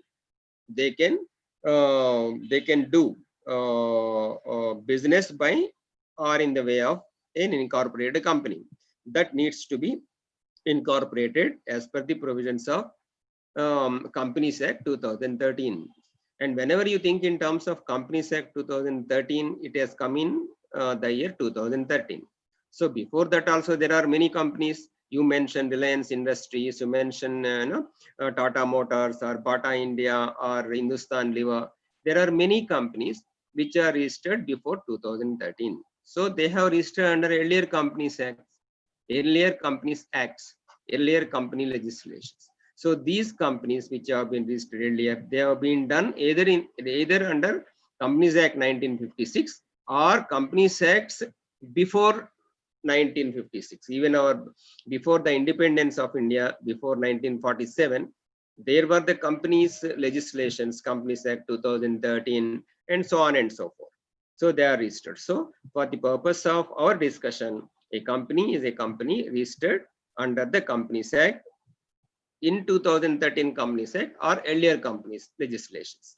So this is how a company comes into picture. Then when company comes into picture, what are the types of companies that we have now? We have the types of companies like private limited, public limited, and one-person company, right? One-person company, OPC we call it as one-person company, private limited company, and public limited company. Please remember the Depositories Act apply to only companies registered under Companies Act. So now, whenever you think in terms of companies, you may be aware what is OPC. OPC is only one-person company. It is like a private limited company where you have only one person as shareholder and is a nominee representative is notified. Then you have private limited company. In the context of private limited company, you have a minimum number of members, 2. 2 is the minimum number of members, and the maximum is 200 now. Maximum is 200 members in private limited company. And in public limited company, you have minimum number of members as 7, and maximum number of members is unlimited. Maximum number of members is unlimited.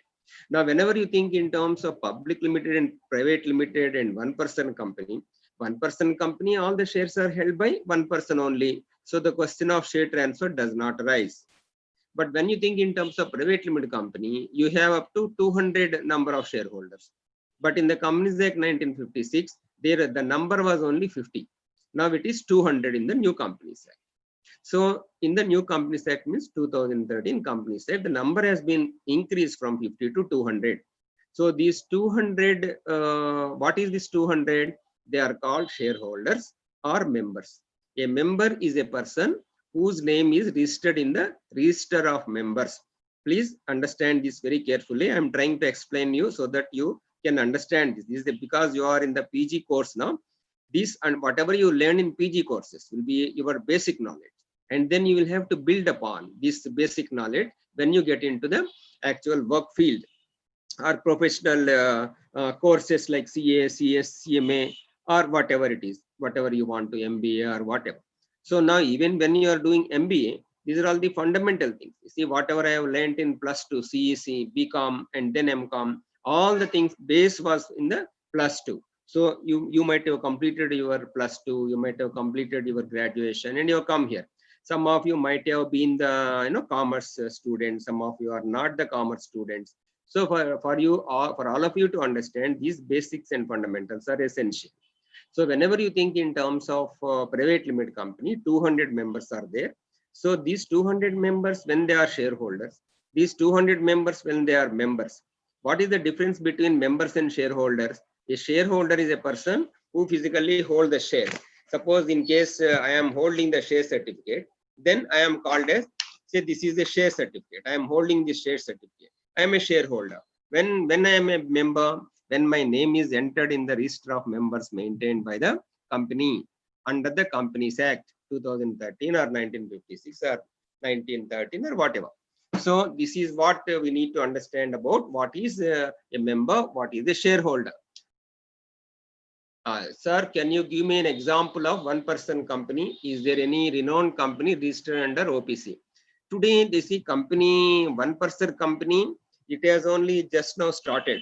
So it is only in 2013 the legislation has come. 2014 rules have started coming.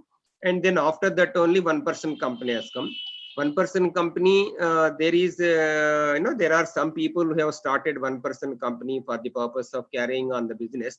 Why people start today? There is now, I don't know whether there is any that kind of popular or known big companies now in case of one-person company, because it is only a private limited company, and then a shareholding, the turnover, all these things are limited to very small amount, small level of shareholding.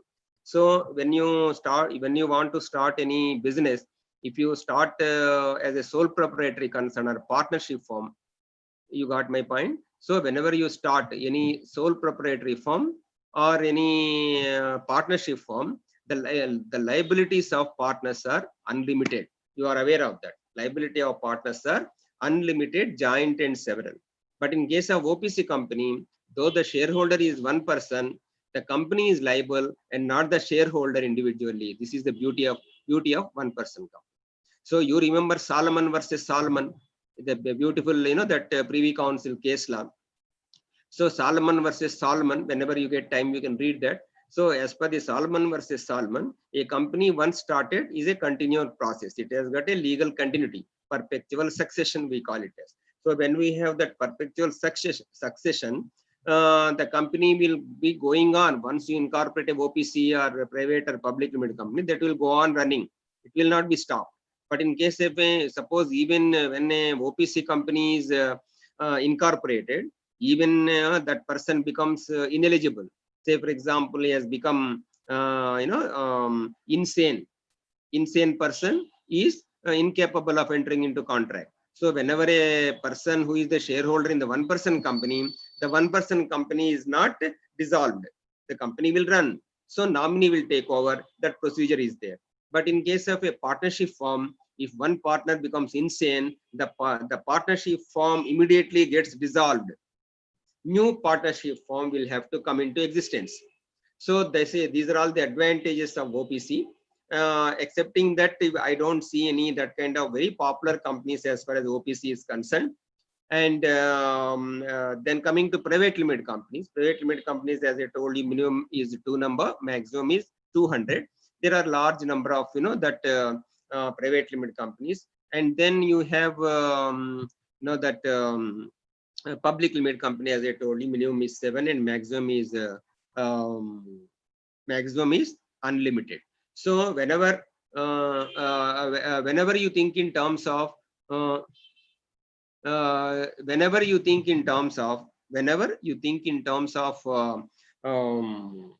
public limited company, private limited company, suppose in case of a private limited company, there are 200 shareholders. The shareholders can sell and buy the shares at their free will. Basically, shares is a property. So if I have a property, a mobile property like a car, or house property, a flat, I can buy and sell whenever I want. Similarly, a share also can be sold to anybody, whomever you want, when you are a shareholder. But please remember, this is a very important thing that all of you must note. As far as depository is concerned, these are all the very, very important points. Even if you understand even 20-30 points today, that is sufficient actually. I have prepared very large amount of presentation that is not required, and you cannot understand when you are a student. So now even if you understand 20-30 points, you will be able to pick up that from that basic understanding. And now whenever you think in terms of this shares, property, share transfer, in case of, say for example, you take Reliance Industries example. Whenever you take Reliance Industries example, Reliance Industries Limited, they have shares. In that group, it is more than 2 million shareholders or something like that. 1 million is 10 lakhs. So that many large number of shareholders are there in the Reliance group. So if a company has got 1 crore shareholders or 10 crore shareholders or 1 million shareholders, these shareholders, whenever they buy the shares, they become owners. They can also sell the shares whenever they want to do it. Please, here my point is, after telling you that in case of private limited company, a shareholder cannot sell the shares to anybody he wants or she wants. The point is, the shares in the case of a private limited company are not freely transferable. I'll repeat, shares and share transfer in case of a private limited company is not free. It is restricted. Board of directors of that company can refuse share transfer. Suppose you are a shareholder in a company. See that if you are a shareholder in a private limited company, whenever you want to sell the shares, you can sell the shares and send to the company with the details of purchaser and buyer. The private limited company may refuse if they don't like this transaction. Maybe the person you are selling the shares, the other person, that is called transferee. Transferee They don't know who is that person. It may be new person. If a new person comes into the shareholder family, they may not like it. So they can refuse that. But please remember, another important point here is, whenever you are a shareholder of a public limited company like Reliance Industries or Hindustan Liver or Bata India, or that Infosys Limited, all these public limited companies, whenever you have a share, 10 shares or 100, suppose you have 100 shares of Infosys. So your 100 shares of Infosys, you can sell any time to anybody, anywhere in the world, subject to RBI regulations. That is different. But for our point is, you can sell to anybody you want. And please remember, suppose say for example, you have sold 100 shares to, you are Mr. X. You are selling these 100 shares to Mr. Y. So when you are informing this to the company has to accept. It is must as per the securities transactions, the SEBI Act, the Companies Act. SEBI Act means Securities Exchange Board of India Act 1992. What is that? Securities Exchange Board of India Act 1992. Companies Act, I have told you, 2013. And issue of Securities Contract Regulations Act, there is another thing. And then we are thinking about Depositories Act today. So these Depositories Acts, and whenever you think in terms of these kinds of transfers, public limited company doesn't have any right to refuse. They must transfer, accepting on technical grounds. What are the technical grounds? Suppose you have shares in Infosys Limited, and you have taken loan from a banker, and that shares have been given as security. And then when you have given the shares as security, you are not repaid the loan. Then they will inform to the bank whenever you sell. And if the bank accepts, they may give it. But since the shares are hypothecated, pledged, then you cannot sell it. There is a technical reason. On that technical reason, how pledge is done, how that that hypothecation is done of these shares, that is also under the Depositories Act. Whenever a shareholder under the Depositories Act, he is called as a beneficiary. What is he called as? He is called as a beneficiary. So as a beneficiary, you can always sell the shares, but subject to these kinds of technical things. Whenever you take a loan, you will inform to the depositories, and under the depositories SEBI rules and regulations, and then you can sell it if you are permitted. Otherwise, you cannot. Your sales are completely free.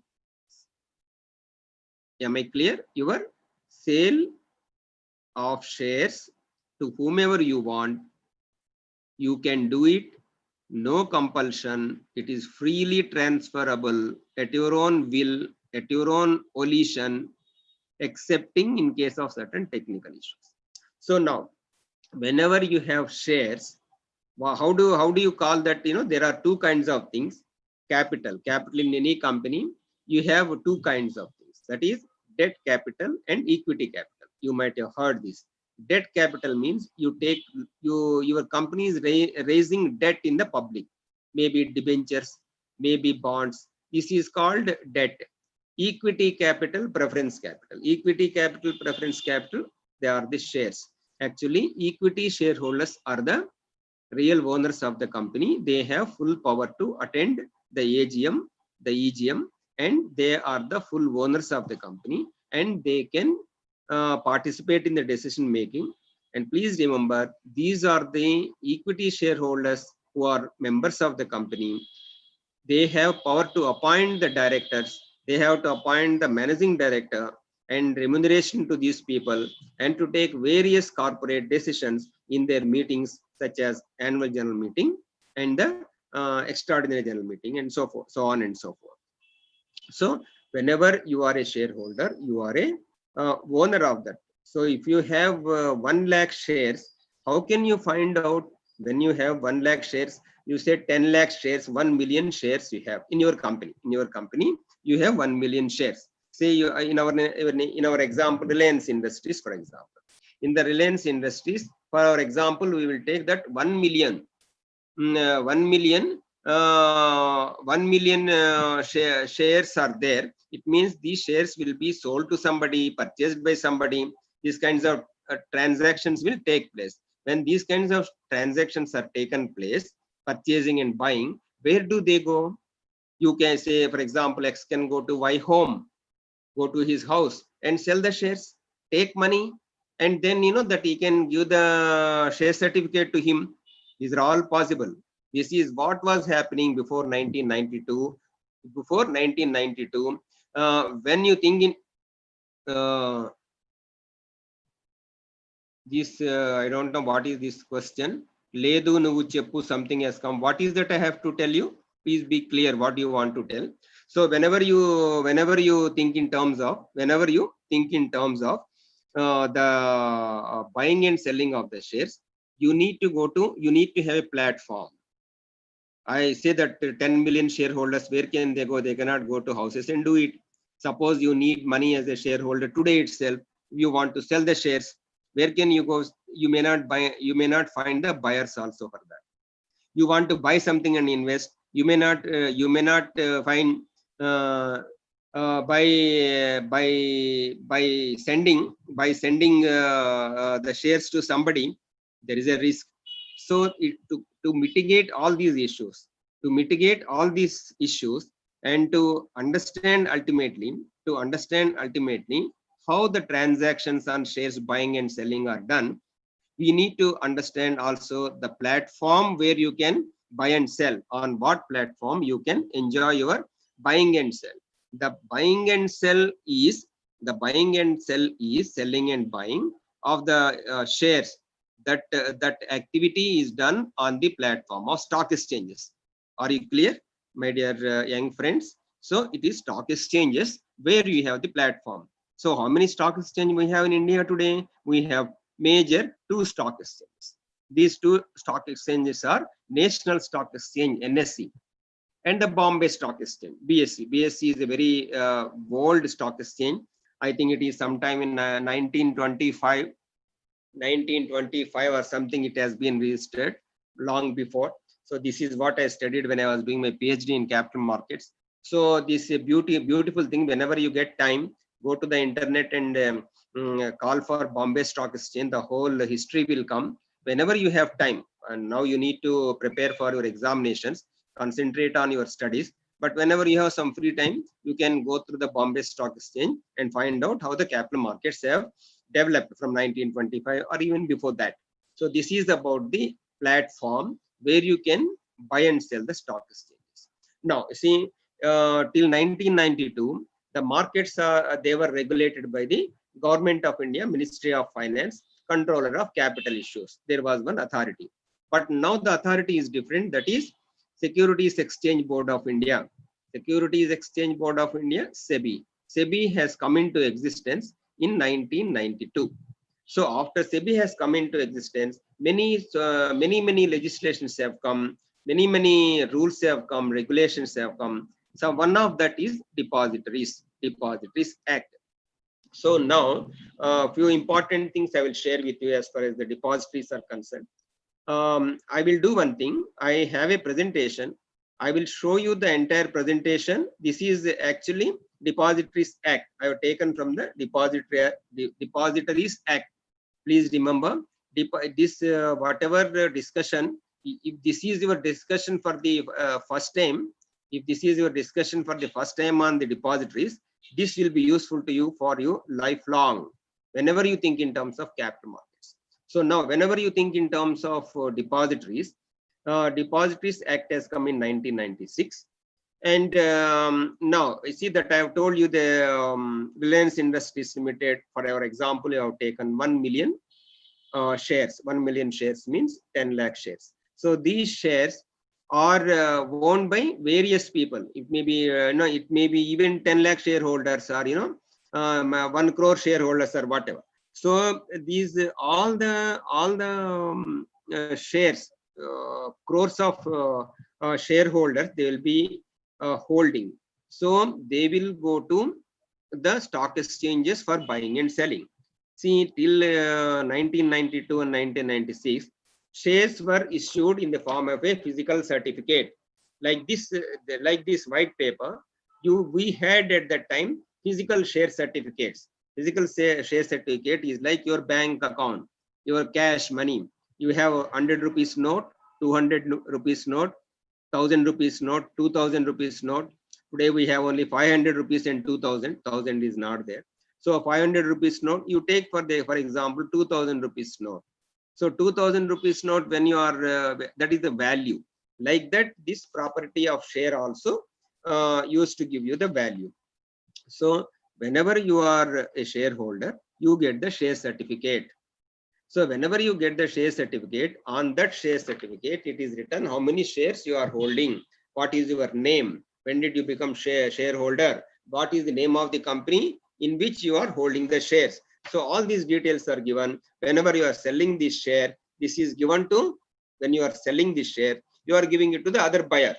Say you are Mr. Venkatesh, one person I can see here. Say Mr. Venkatesh is there, Sri Durga is there. So Venkatesh is selling these 100 shares of ITC Limited to our another student, Sri Durga. So whenever you are selling these shares, you physically hand over these shares and take the check. Take the check. Those days cash also was permitted. Cash also you can take. This is how transaction used to take place. That used to take place between the stock brokers. In stock exchanges also you have stock brokers.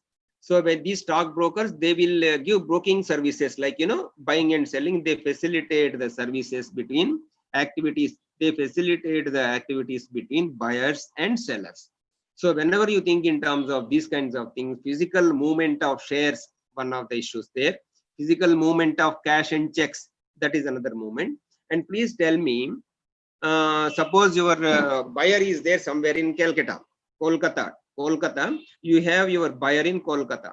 So what do? You take the share transfer deed, fill that up, and then you attach your share certificate to that and send it to the buyer.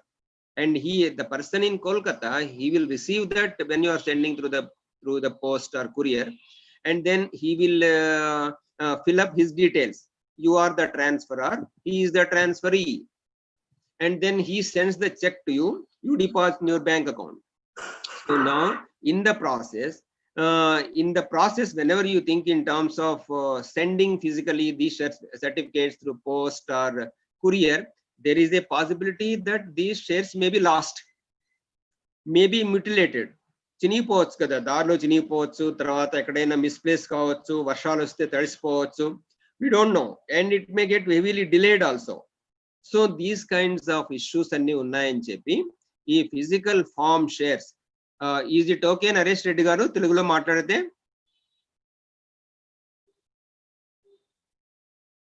Is it okay? Those who are listening, is it okay if I speak in Telugu sometime? Okay, sir. Emma? Yes, sir. We are Throughout Yes, sir. nationwide students are there, sir. 700 students are there, sir. In Ah, YouTube, lively watching 200 Na- members, sir. Non-Telugu students are there? Yes, sir. Yes, sir.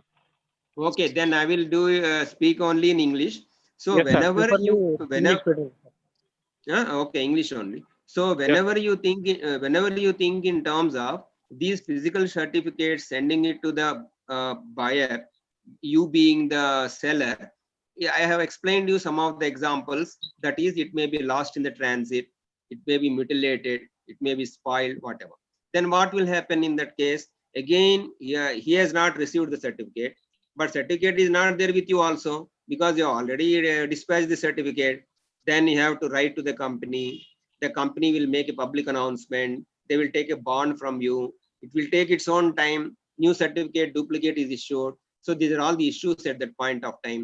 And again, when he is sending you the check, again there is a problem. Today we have electronic transfer, but those days we didn't have electronic transfer. So the point is that sometimes even if electronic transfer is there, sometimes your buyer may take long time. We don't know. So to avoid these kinds of things, now what they have done, the physical shares are now dispensed with. What is that? Physical shares are now dispensed with. So if any company going to public issue, they have to issue shares not on the physical mode but on the electronic mode. This electronic mode is called dematerialization. What is that? This electronic mode is called dematerialization. Dematerialization means it is dematerialization. So it means material share certificates are dispensed with and these are made dematerialized and they are in the electronic form. So whenever you have these electronic form, another very important thing you should remember is, as I told you, at least some 10, 20, 30 points, if you can learn, that will be more than sufficient for today. Fungibility, it is called fungibility. First I have told you what is dematerialization. Now I am telling you what is fungibility. Fungibility. Fungibility means whenever you, I'll give you an example. You have money in your purse, in your pocket. You have money, 100 rupees notes, 200 rupees notes, whatever denomination.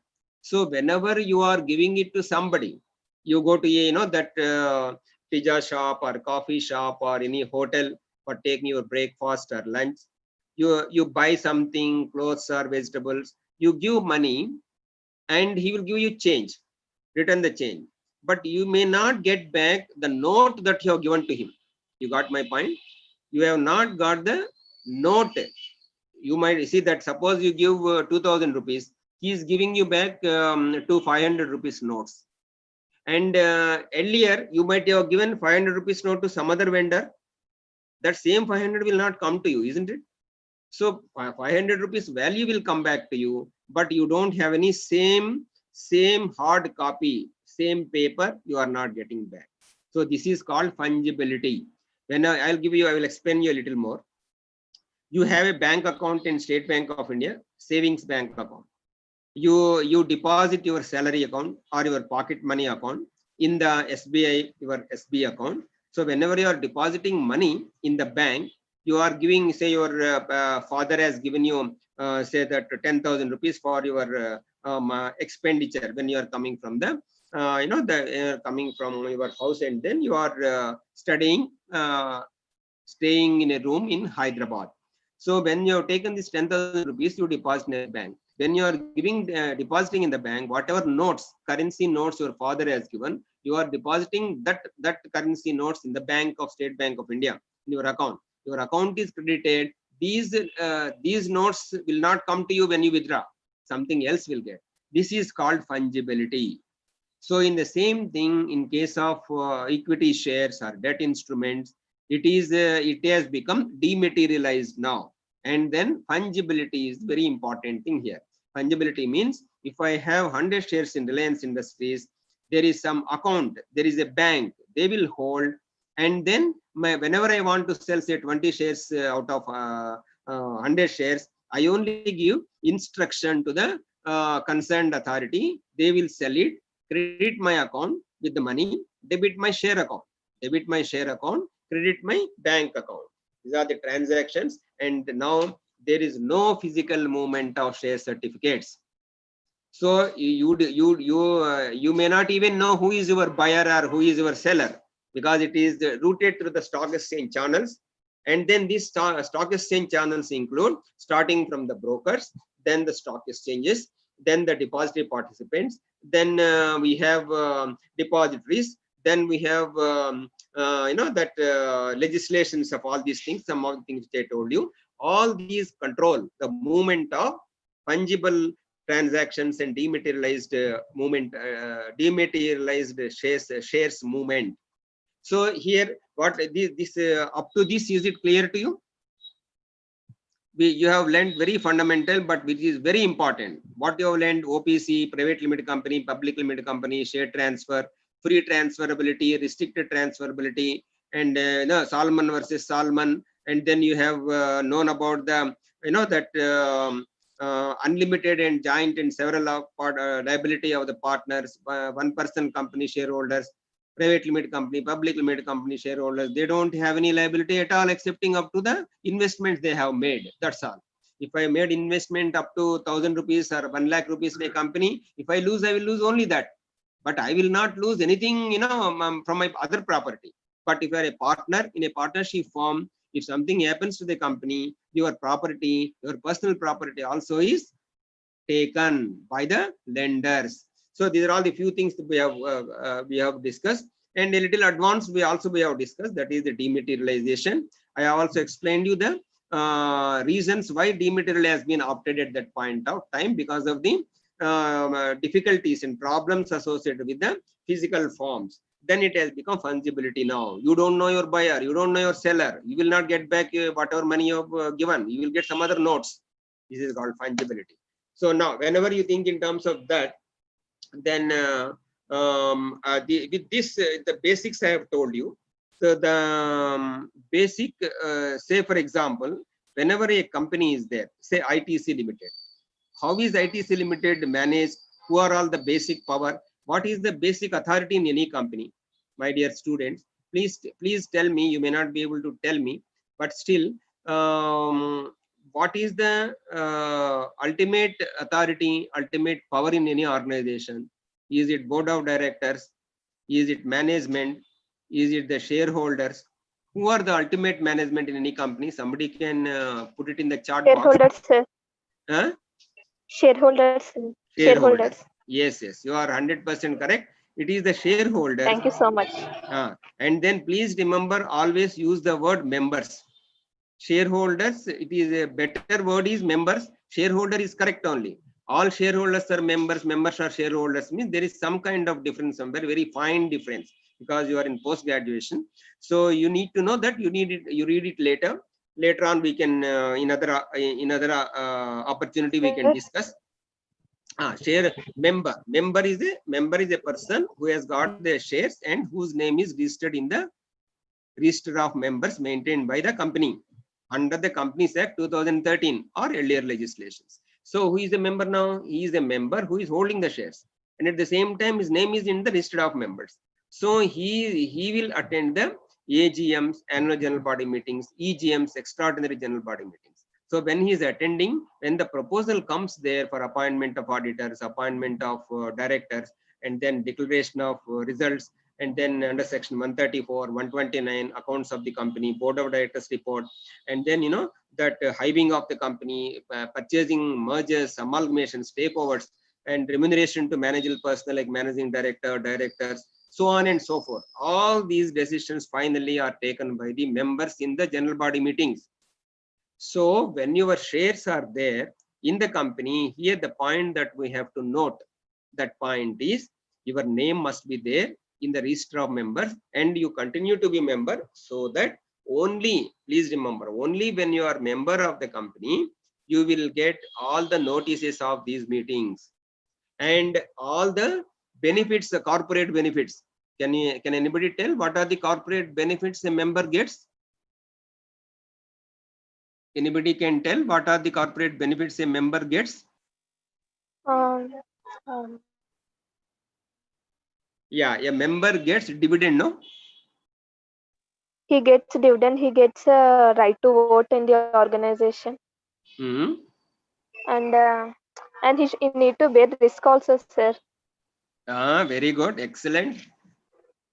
Then I will sir, tell can you. You share your email ID to Naresh sir, sir? I will ask him and I will get through him. So you see, the another important thing is, whenever you think in terms of corporate benefits, dividend, whenever the company, you're told very nicely, whenever the company declares dividend, because the company sometimes may not declare dividend, and all of you may be aware that company has profits, but still company may not declare dividend.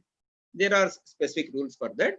So even if you have profits, there is no compulsion that you should declare dividend. Who will declare the dividend? Who will recommend the dividend? These are the two important points also you need to note. Who will declare the dividend? Who will recommend the dividend? Board of directors recommend the dividend, and ultimately in the annual general body meeting, members declare the dividend. So power of declaring dividend is vested with the members, but to what extent? Is it 10% of the capital or 12%? Whatever you want to recommend, the board of directors will have to recommend. Members do not have the right to increase that, but they have a right to decrease the rate of dividend as recommended by the board of directors. So why I have mentioned this, depositories, and what is the connection here? Depositories, and this connection is whatever the changes that have taken place, shares. What is the changes here? Example, share transfer. X has sold to the Y. If the transfer is not properly recorded, earlier shareholder may get the dividend. No, I have already sold it. I am the earlier shareholder. If I have already sold the shares, why should I get the dividend? The person who has purchased the shares, who has become the new shareholder, he should get it. But at the same time, this fact has to be recorded in the books. Who will record in the books? That is done by the depositories and the depository participants and the issuer company and the regulation that we will see later. So another important point I have told you, corporate benefits. Dividend is one thing. Any other benefit, corporate benefit? Other corporate benefits is bonus shares. Sometimes companies issue bonus shares. When company issues bonus, what do you mean by bonus shares? Already you are a shareholder in ITC Limited. If they announce the bonus shares 1:1, then all the shares held in that company will get 1 share each. So if you have 1,000 shares, you will get bonus shares of 1,000 shares. So this is free. Bonus shares is free. They don't charge anything from you. You are getting because the company's profits have accumulated. There is a lot of assets in the company which are not owned by the shareholders. So they will take a portion of that accumulated profits and they will distribute to the existing shareholders, because ultimately you are the owners. No, this is your money. They will declare in the form of bonus shares. Then there is another corporate benefit that is called right shares. Right shares means existing members will have to be offered. You might have heard about IPOs, FPOs. IPO is the initial public offer. FPO is the follow-on public offer. When new company comes, when they go for the first time public issue, they are called IPOs. When say ITC Limited, already they are there, so they follow on public issues if they are going to do that. If they are going to issue further shares, you remember like that. If they are going to issue further shares after the first issue has been made, am I clear? After the first issue has been made, now they want to issue shares to the public. But rights, in the case of rights issues, you have to pay as per the price that is declared by the board of directors and then merchant bankers or whatever issuer company. We call it as issuer company. As per the decision of the issuer company as approved by the SEBI, so that issuer company decides about the price. When they decide about the price, at that price you have to purchase the shares. I'll tell you an example. When the get more profit, that is time company issues the bonus shares. Yes, you are exactly correct. Not only whenever they get the more profits, whenever they have got accumulated profits. If they get only more profits in this year, पहले का profits नहीं है, so earlier profits are not there, and it has to be fit into that kind of calculation. Bonus shares, there is a calculation for that. So after issuing bonus shares, there must be some reserves remaining there.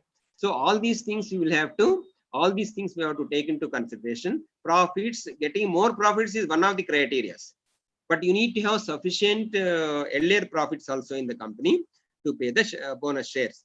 But it is good answer, correct answer.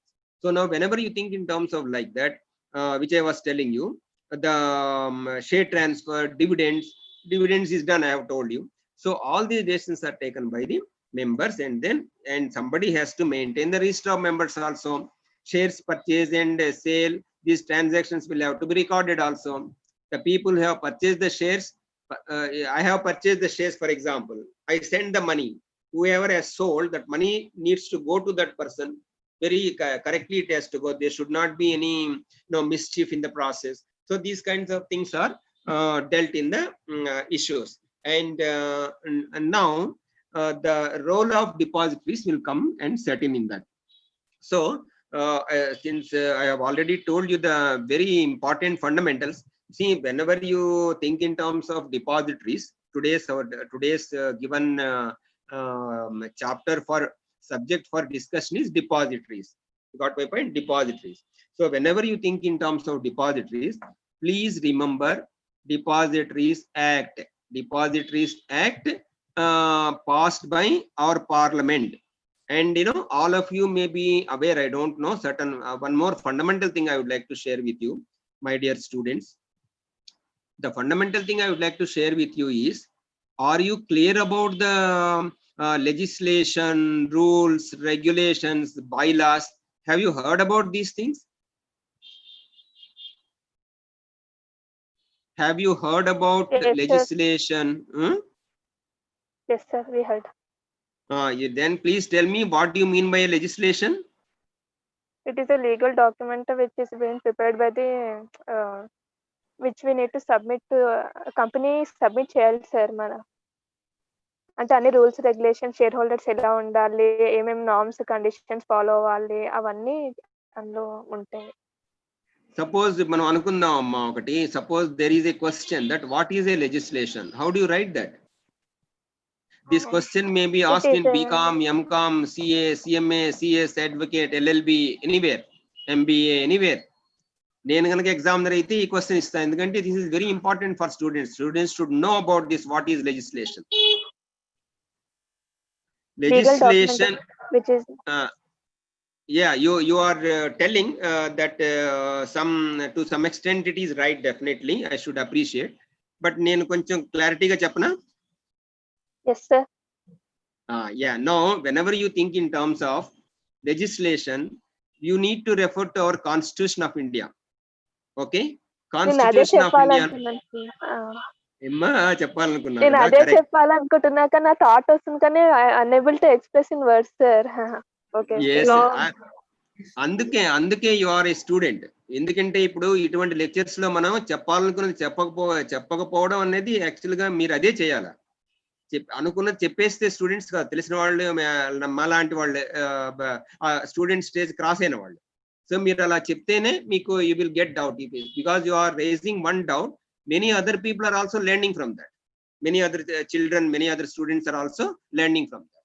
So I will explain you, this is very important thing for the Depositories Act, for the SEBI Act, for the Companies Act, for all of you, the MCom students, everywhere, any time in your life, this is very important. So I would like to explain you by taking 2 minutes deviation into what is legislation and what is the set of rules, what is bylaws rule, and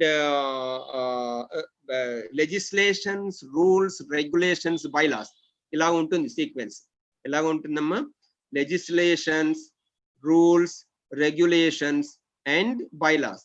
Often times మనం అందరం ఏమంటామంటే rules కి regulations కి rules మాట్లాడతారు. Act కి ఏమో rules కి ఏమో రెగ్యులేషన్స్ అంటే యాక్ట్ అన్నట్టు కూడా మాట్లాడతారు. కానీ మనం when we are doing our MCom or PG, and when we go into the general, the general parlance of understanding the legislations, ఈ డిఫరెన్స్ మనకు తెలిస్తే it will be more useful to us. ఆ యాంగిల్లో నేను మీకు చెప్తున్నాను, మీరు అందరికీ తెలిసి ఉండొచ్చు, maybe some of you might have read it also earlier. తెలియని వాళ్లకు ఇది నాలెడ్జ్ అవుతుంది, తెలిసిన వాళ్లకు రివిజన్ అవుతుంది. Please bear with me. So constitution of India మనకు వచ్చిన తర్వాత there are basically 3 important parts. What are the important parts in the Constitution of India? One is judiciary, one is executive, one is legislature. So there are 3 institutions basically in the Constitution. Who is the ultimate constitutional head of our Constitution in our country? President of India is the constitutional head. So tarvata meeku ee 3 institutions ఏంటంటే legislature అంటే Parliament of India, Lower Sabha and Upper Sabha, Rajya Sabha and Lok Sabha. So atlane states lo kuda Assembly and the Council. So meeku atlane meeku central lo Parliament, Lower Sabha, Upper Sabha. Ee meeku lower house and upper house. So Rajya Sabha and Lok Sabha. Ee rendu kalipi tarvata President of India. These are all 3 institutions together. They will bring the legislation. Say, for example, Companies Act 2013, Securities Exchange Board of India Act 1992, Reserve Bank of India Act, State Bank of India Act, Income Tax Act, GST Act, Insolvency and Bankruptcy Code. ఇవన్నీ ఎలా వచ్చేవి? Partnership act, limited liability partnership act, తర్వాత మీకు factories act, ఇలాగా ఎన్నో legislations అన్ని ఎవరు pass చేశారు? All these legislations have been passed by the Parliament of India. It is introduced either in the Lok Sabha or in the Rajya Sabha, and ultimately both the houses pass cheyala. Tarvata president assent vastundi. President assent vachin tarvata then there will be specific date for implementation of that legislation. This is what is called legislation. Always please remember, wherein what is legislation and adigite, you should tell that a legislation is a legislation. A legislation is a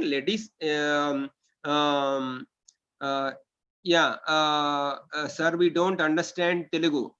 Fine, I am telling you only in Hindi. Though if somebody is asking me in Telugu, I am telling answer in Telugu, but I am also answering in English. Okay, so I am repeating also. So if you still don't understand, please send me the WhatsApp chat message that I could not understand any concept. I will tell you, because as I told you today, I would like to share with you certain points, even 20-30 points. I want all of you to understand very thoroughly. Very thoroughly you should understand. So okay, you can ask me any number of times, I can tell you any number of times. So now whenever you think in terms of the legislation, you are very clear now. That is, legislation is passed by the parliament, assented by the President of India, comes into effective as per the date given there. That is over.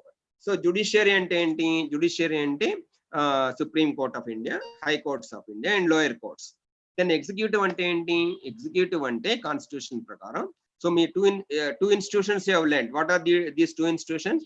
One is legislature, the another one is the legislature you have learned, the other one is judiciary. Is it clear to you? Judiciary means Supreme Court of India, High Courts, and then other lower courts. Legislature I have already told you. And then the other one is executive. Executive means Prime Minister of India, headed by the Prime Minister of India and his Council of Ministers. What మనం ఏమంటాం? Government of India. Alage it is called as Government of India in the central. So whenever you think in terms of a state, we have every state. Telangana, the state of Telangana. In the state of Telangana, we have state government. So local governments also we have. These are all executives. Am I clear to you now? Legislation, executive, and judiciary. These are the three important things that you should remember. You see, whenever you are thinking about the Depositories Act, you want to understand the subject thoroughly. These are the fundamental things. I am going to show you some slides on the Depositories Act. Whenever I take any slide there, you will be referring to these kinds of things: legislation, executive, and then that judiciary. So Depositories Act, I am coming to that. Depositories Act 1996 was passed by the Parliament of India, Lok Sabha and Raj Sabha. President has consented. We have got the effective date. It has started functioning now. It is applicable to whole India. That is Depositories Act 1996. So this Depositories Act, it has come. Please remember the another basic thing I am trying to share with you. Whenever Companies Act 2013 has come, or Income Tax Act 1961 has come, when the Insolvency and Bankruptcy Code 2016 has come. Have you heard about Insolvency and Bankruptcy Code? All of you, the children, all of you, the students of PG, all of you previous or final students of PG must read about the Insolvency and Bankruptcy Code, because this is happening in India now. You see, adds to the ease of doing business. Any great leaders, politicians, or the bankers, the State Bank of India, Reserve Bank people, all people are talking about Insolvency and Bankruptcy of India. Sometime you can discuss about that. And this legislation has come in the 2016. And whenever you think in terms of this legislation, or for that matter any legislation, whenever you take the example of IBC, Insolvency and Bankruptcy Code, because that is the latest legislation, I am taking the example. So Insolvency and Bankruptcy Code, whenever you think in terms of that, is an act. This act has been passed by the Parliament, but please remember, the act is passed for the purpose of implementation. Do you agree with me? Any act is passed for the purpose of implementation. Whenever you are implementing any legislation, there may be certain difficulties. So in implementing IBC or Depositories Act, if there are any difficulties, Parliament, you cannot go and touch the Parliament. No, you cannot feel the Parliament. You cannot ask an MP. You cannot go to an MP and ask him, sir, you have passed this legislation. Can you give me this clarification? That won't work out. It is not meant like that. So what you have to do, you need to have some authority to administer the legislation. That administering legislation is given to the government of India. This is called delegated power. In the state government, So whenever it is given to the delegated power, that delegated power, say for example, Insolvency and Bankruptcy Code of India comes under Ministry of Corporate Affairs. And the concerned ministry is Minister of Corporate Affairs, Madam Nirmala Sitharaman today. And there are, secretaries to the ministry, joint secretaries, directors, so on and so forth. So all these people under various legislations, administrative ministry, the ministry who administers is called administrative ministry. So that administrative ministry will clarify your doubts. So for the purpose of clarifying, for the purpose of administration, they bring out certain they bring out certain do's and don'ts, certain do's and don'ts. These do's and don'ts are called rules. Please remember, from today you should never forget. If you want to, you should remember. My intention is you should remember. It will be useful to you that these are all called rules. These do's and don'ts made by Government of India in our example under the IBC or the Depositories Act or under the SEBI Act. Government of India brings you certain things, do's and don'ts. These are called rules, RULES. So now you are clear about what is legislature and legislation. So IBC is a legislation. IBC, to administer that, you need certain do's and don'ts. That power is given under delegated power to the Government of India. Government of India is now bringing the rules. So you have two sets now, legislation and the rules. And say again, you go to the Insolvency and Bankruptcy Code example I am giving you. Or you can take up the Securities Exchange Board of India also. SEBI also is directly related to our discussion today. The depositories. So you take the IBC. Sorry, this SEBI, Securities Exchange Board of India Act 1992, passed by the Parliament. The President has given the assent, and then Government of India made rules. SEBI, if you open the SEBI site, if you want to read the SEBI book, I will just show you. This is the one of the books that you can think in terms of. This is called SEBI manual. Like this, you have 3 books. Like this, you have 3 books for the SEBI. Like this, and then you believe it or not, I might have read all the things, because we have to handle when you are working in the company.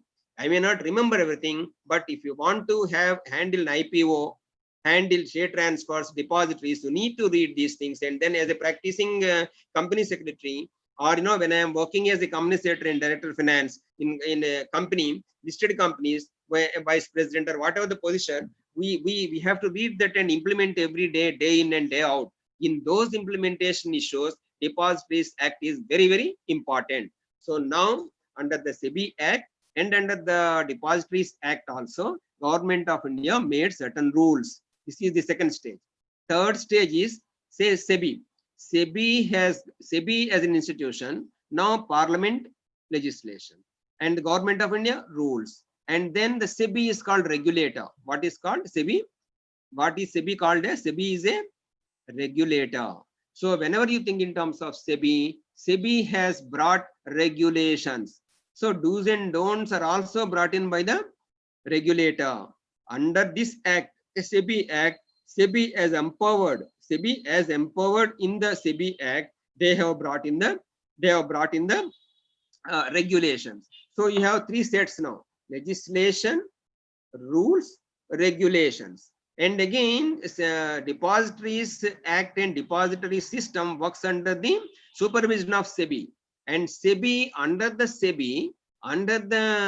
Depositories Act, we have depository participant. I have already told you stock exchanges, 2 stock exchanges. Mainly we have commodity exchange. I'm not discussing now. So mainly these 2 stock exchanges, NSE and BSE. And NSE, BSE, these share transfer movements, all these things are, as per the SEBI, as per the Depositories Act, are handled by under the main umbrella of SEBI. So, for example, now we are coming to depositories. When you have depositories,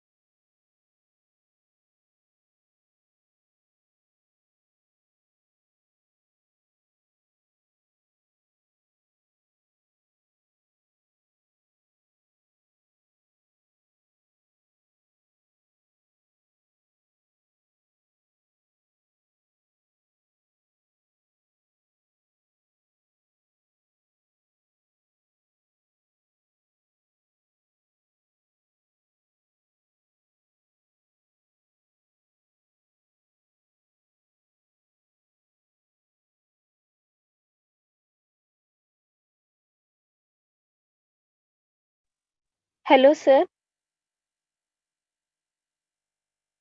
Hello.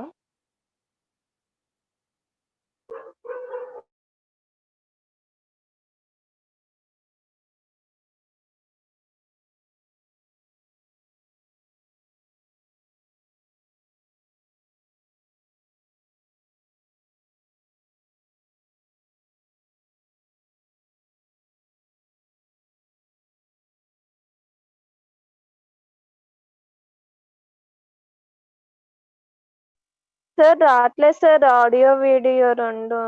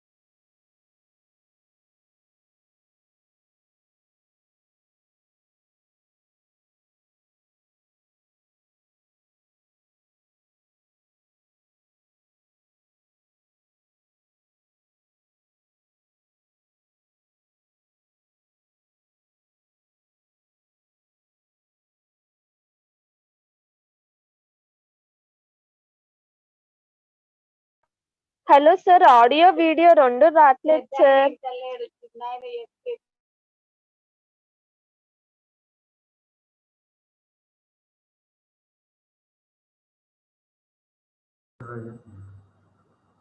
Hello. Hello, hello, hello. Hello, hello, participants. Yes, Okay. sir. Yes. Yeah. Resource person lost the connectivity. He lost the power there. Yeah. Another 7 minutes are there. Yeah. You want to ask any doubts about the program? Hello, sir. Yeah. Tell me. Sir, sir, useful links and websites చెప్పమనండి sir. Useful links are. For the subjects related to commerce, so that one can prepare for the NET exam and the SET exam. అదంతా అడగొద్దమ్మా next set కాదు కదా ఇది exam ఏంటంటే కానీ financial sir is literacy a awareness knowledgeable. అంతే ఆ తర్వాత నీ టీచర్ Okay, నంబర్ sir. తీసుకున్నావు కదా వాళ్ళతో మాట్లాడు ఓకేనా Yeah, sir. నెట్ సెట్ గురించి కాదమ్మా Okay, sir. Anybody Okay, sir. Okay Okay, అమ్మా sir.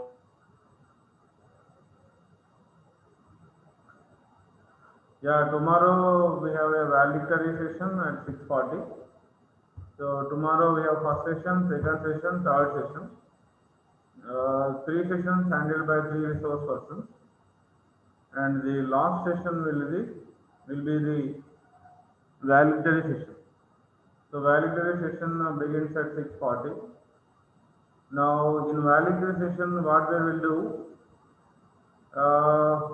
we want to give the time from 10 to 15 minutes to students or the participants, those who are interested to speak.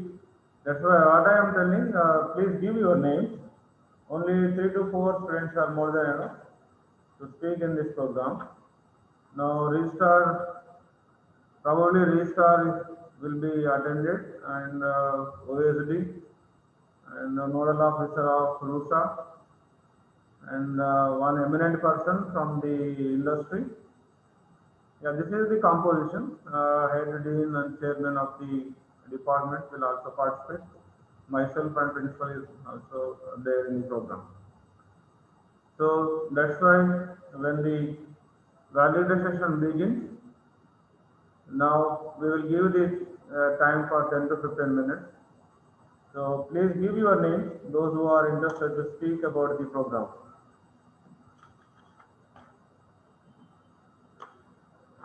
Anybody? Hello?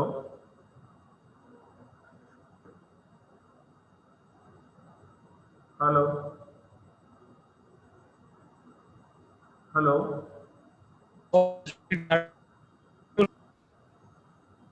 Yeah, introduce yourself. Who are you? Give your name.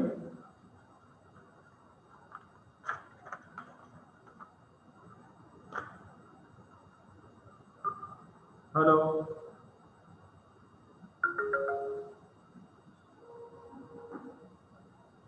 Sir, please continue, sir. Yeah, I'm continuing. What I am doing here is I am asking the names of the students, so those who are going to speak in the valedictory session.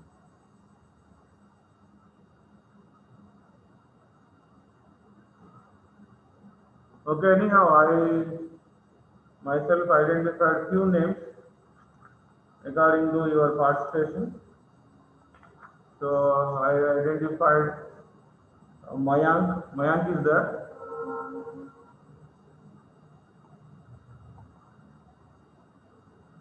Hello, sir. Monroe, sir. Hello. Hello.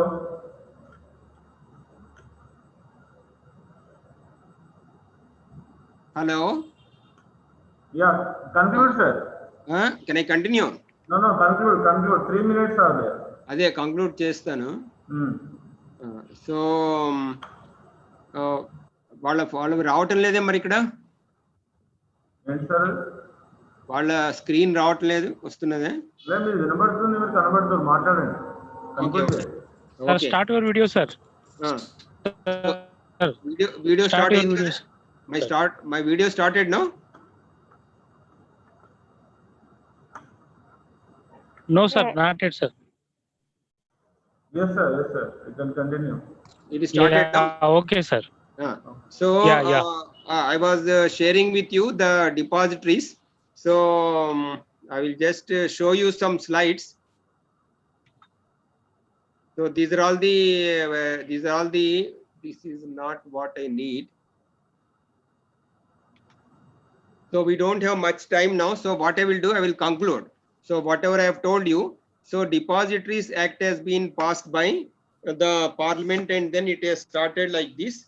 And then you see, in the context of basically as far as the Depositories Act is concerned, first depository was started in 1947 in Germany, and India, I told you, in 1996 with the Depositories Act 1996. Then you have, as I told you, the SEBI Act regulations and bylaws. What do you mean by depository? Actually, you have understood what I have told you. Depository means where securities, money, properties, shares, etc. are dealt. Depository and this is an organization which depositories is an organization, National Deposit and NSDL, National Securities Depositories Limited, and CDSL, Central Depository Securities Limited. These are the two depositories we have in our country. So whenever any company is issuing shares, that is called issuer company. Issuer company will list their shares in the stock exchanges. And when the shares are listed in the stock exchanges, these, if any company is going for IPO now, they will have to compulsorily have the shares on the dematerialization mode, not physical shares. So demat mode they need to have. So they have to have the agreement with the NSDL or CDSL, and NSDL or CDSL, under them they will have depository participants. Any bank like Carvey Consultant, State Bank of India, all these agencies, they will register as depositories. They are called as DP, depository participant. They report to the the depositories. These are depository participants. They will report to the basic depositories. Say, for example, State Bank of India, Stockholding Corporation of India, this is a good example. You take Stockholding Corporation of India is a DP, depository. That depository Stockholding Corporation of India will report to the an NSDL, National Securities Depositories Limited. So whenever a company goes into the IPO, the company that is called issuer company will have to take into consideration to register and have the depositories agreement with the NSDL, depository participant. Depository participant is like a bank, is an agent. Depository participant is an agent. And NSDL, CDSL, these are depositories. These depositories are called like banks, and they will hold the shares like currency notes. And then whenever any transfer takes place through depository participant, company also is informed, and selling. And see, you, whenever you want to have any purchase of shares, you have to open an account with the DP. You have to open an account with the depository participant, and you will have to intimate him whenever you want to open through a broker.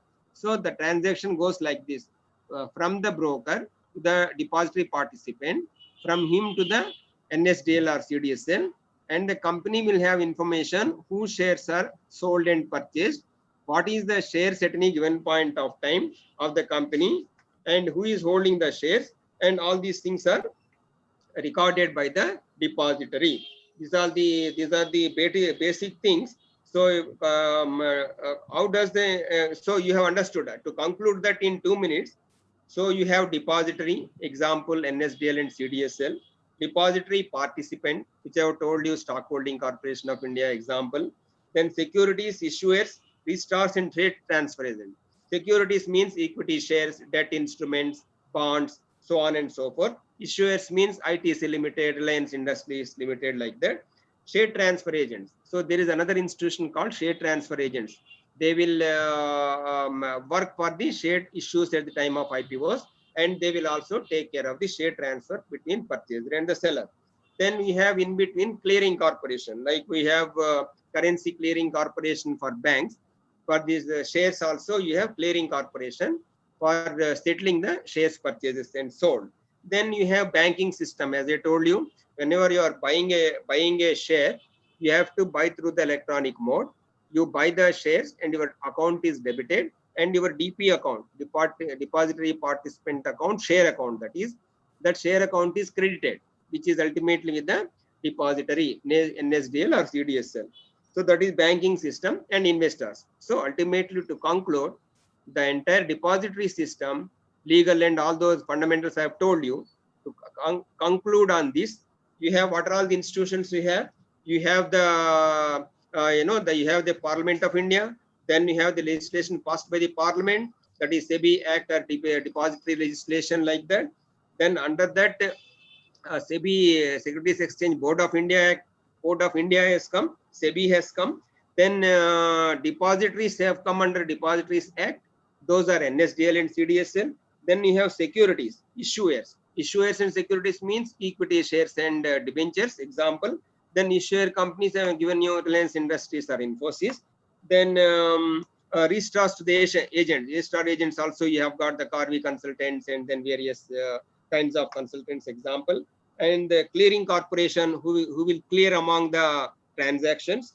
They will make pure clearance from one person to other person selling and buying. That is called clearing. This is done by the clearing corporation. That is also another organization which is registered under the SEBI.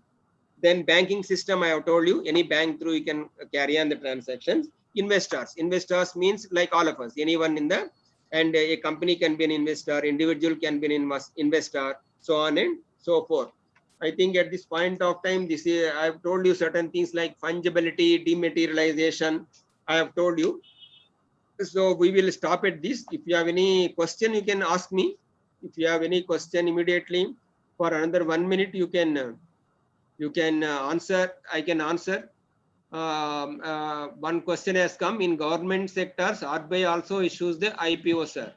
Yeah. You see that. You see the base. Please remember the point has come here. In government sector, RBI also issues the IPO.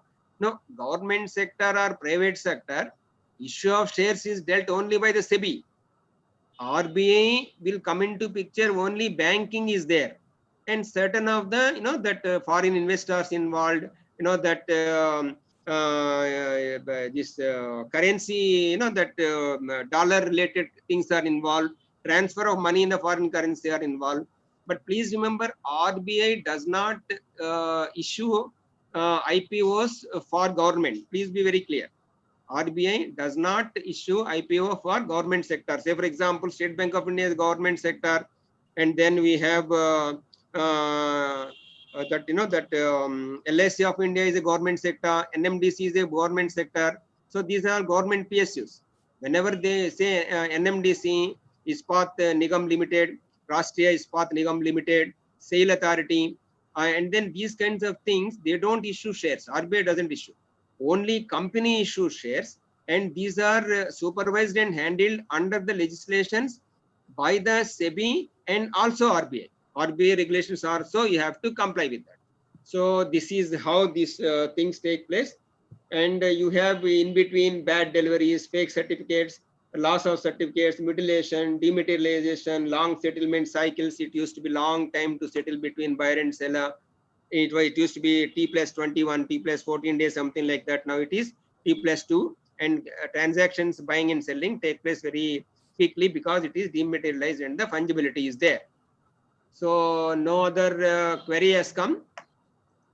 Naresh Reddy Garu. Yeah, thank you, sir. Thank you for Sir. your. Yeah, Yes. somebody is asking. Sir. Yeah, please go ahead. Sir, I enjoyed your session, sir. Sir, ఏమంటారు ఇప్పుడు మనం share ఉంటుంది కదా sir, అవి మనం invest చేసేటప్పుడు ఎలాంటి measures and precautions తీసుకోవాలి సార్? ఇప్పుడు రిలయన్స్ ఉంది, మనము వింటుంటాం కదా సార్, ఇండియాది ఇంత సెన్సెక్స్ ఉంది, పడిపోయింది, పెరిగింది, ఎకనామీ డౌన్ అవుతుంది. ఇప్పుడు మన కోవిడ్ వచ్చినందుకు కూడా గ్లోబల్ గా మన ఇండియా ఎంతో ఫేస్ చేస్తుంది. See, basically, whenever you want to make investment, that is altogether a different concession. Different consideration you have to give. How do you take an investment decision? The company must be good. something example. One very only example I can give, it must be a good company, that handled by good promoters, a good market share, and then doing well. You see that you need to, even if a company is doing well now, tomorrow it may not do well. So investment in shares, all these things are risky. But at the same time, for academic angle, మనం answer చేయాలంటే, we want to answer this question in the academic angle, you need to invest in good companies and where you think that they will continue to be good in the future also. It is not that only they are good now, they are likely to be good in the future also. So you have to analyze all these fundamentals, technicals, and then you need to consult your investment bankers. And like that, you see, you should take an informed decision. That is called informed decision, but you should be always very careful. Timing, so many things you have to keep in mind. But you should always get in touch with good investment bankers, good people, take their advice, and you also learn that, and accordingly you make that judgment. Judgment is making always by you yourself, right, sir? Yeah, okay, sir. Thank you, sir. Thank you for. Do share your email No, ID. no, Emma, no, what is one that? minute. Listen. Whatever the questions you have, please post here. We will Nothing, answer sir. later. Yeah, the session time is over. Yeah, thank you, sir. Thank you for your presence and accepting our invitation to be with us this evening. Thank you, sir. Thank you for your. Thank you. All the best, Naresh Reddy garu, for giving me this opportunity. Hope our students have enjoyed. Yeah. Yes, sir. Thank you, sir. Thank you. All the best. Right. Yeah, we are into the last session. This is an alternative investment. So, yeah, Abhay. Abhay is there? Yeah. Yeah. Hi. Good evening, sir. Good evening. Good evening. Yeah, welcome, sir. Welcome for this last session on alternative investment. Yeah, I want to take only 1 or 2 minutes to introduce you to the audience. Yeah, Dr. Abhay is an MCom from the University of Mumbai, a chartered accountant and a PhD from IIT Bombay in the field of credit risk. He has a total post-qualification experience of 13 years, including industry experience at Hindustan Petroleum Corporation Limited, Mumbai. His area of expertise are in the fields of fixed income securities, financial modeling, and corporate finance. So thank you, sir, for accepting our invitation and with our program, which is the 6th day, sir. Now another 1 day is remaining. Yeah, we are very lucky with you and our participants also very much interested to know about alternative investments and all. Thank you, sir. Yeah, thank you. Thanks for the invitation. Can I share my screen now? Yes, sir. Can you enable? 1 minute.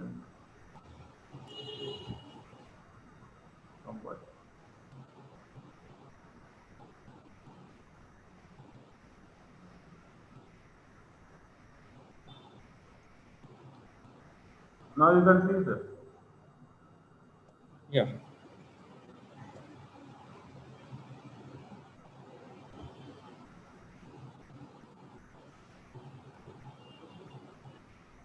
Yeah.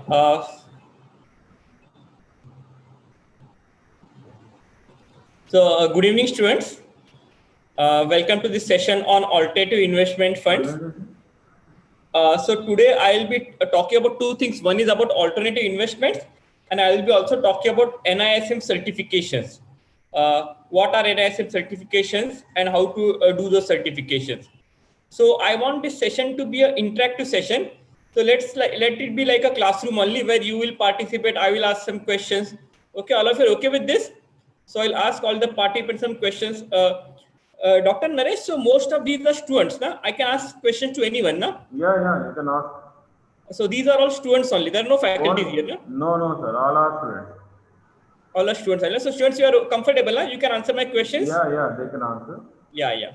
The topic for I also have a PowerPoint presentation also. So I'll not go to the PPT. I'll mail you the PPT. For definitions, we'll refer to the PPT. All of you can see my screen, na? Yes, sir. So for definitions and all, we'll go to the PPT. Otherwise, we'll just have a general discussion. So the topic for today's session is alternative investment, okay, funds. So before we go to alternative investment funds, I think all of your, so these are all MBA students? No, sir. MBA, MCOM, MSc, MA. Okay, MBA, MCOM, MSc, okay, master students. Huh? Yeah. So some of you must have heard of I think all of you must have heard about the term alternative investments. So can someone tell me what is alternative investments? You can just unmute yourself and tell what is the alternative investments if anybody has heard about this term before. Giving interest. Sorry? Unless alternative investment means, sir, we will invest in banks, we will invest in companies. Okay. And we will lend money to other people. Yeah. So what is for more investment? interest. You invest in banks, you invest in shares also. You said company, na? Yes, so these sir. are investments. And we will give money to other You people give money who to are other in need. people. Okay. You give And with a loan. large interest You rate. give loan. Yeah. Okay. So Like money lenders, some people will give now, like merchants, Marwadi people generally, mostly they So this is nothing but investment. You invest in bank, you invest in shows, you give loan to somebody. Okay, all of you are clear about this term? Investing is giving money to somebody, so that why do you give money to somebody? to gain more money. To In gain return. some interest. Okay, to gain some interest. So now investments are typically classified into two parts.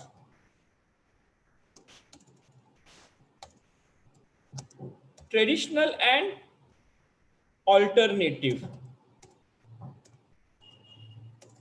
Traditional and alternative. So I'll ask some questions now. Okay. Yeah, Mitali Yadav, are you there? Mitali Yadav, if you're there, you can just unmute yourself. Yeah, respond. Mitali Yadav. Or Nikita, are you there? Nikita 020.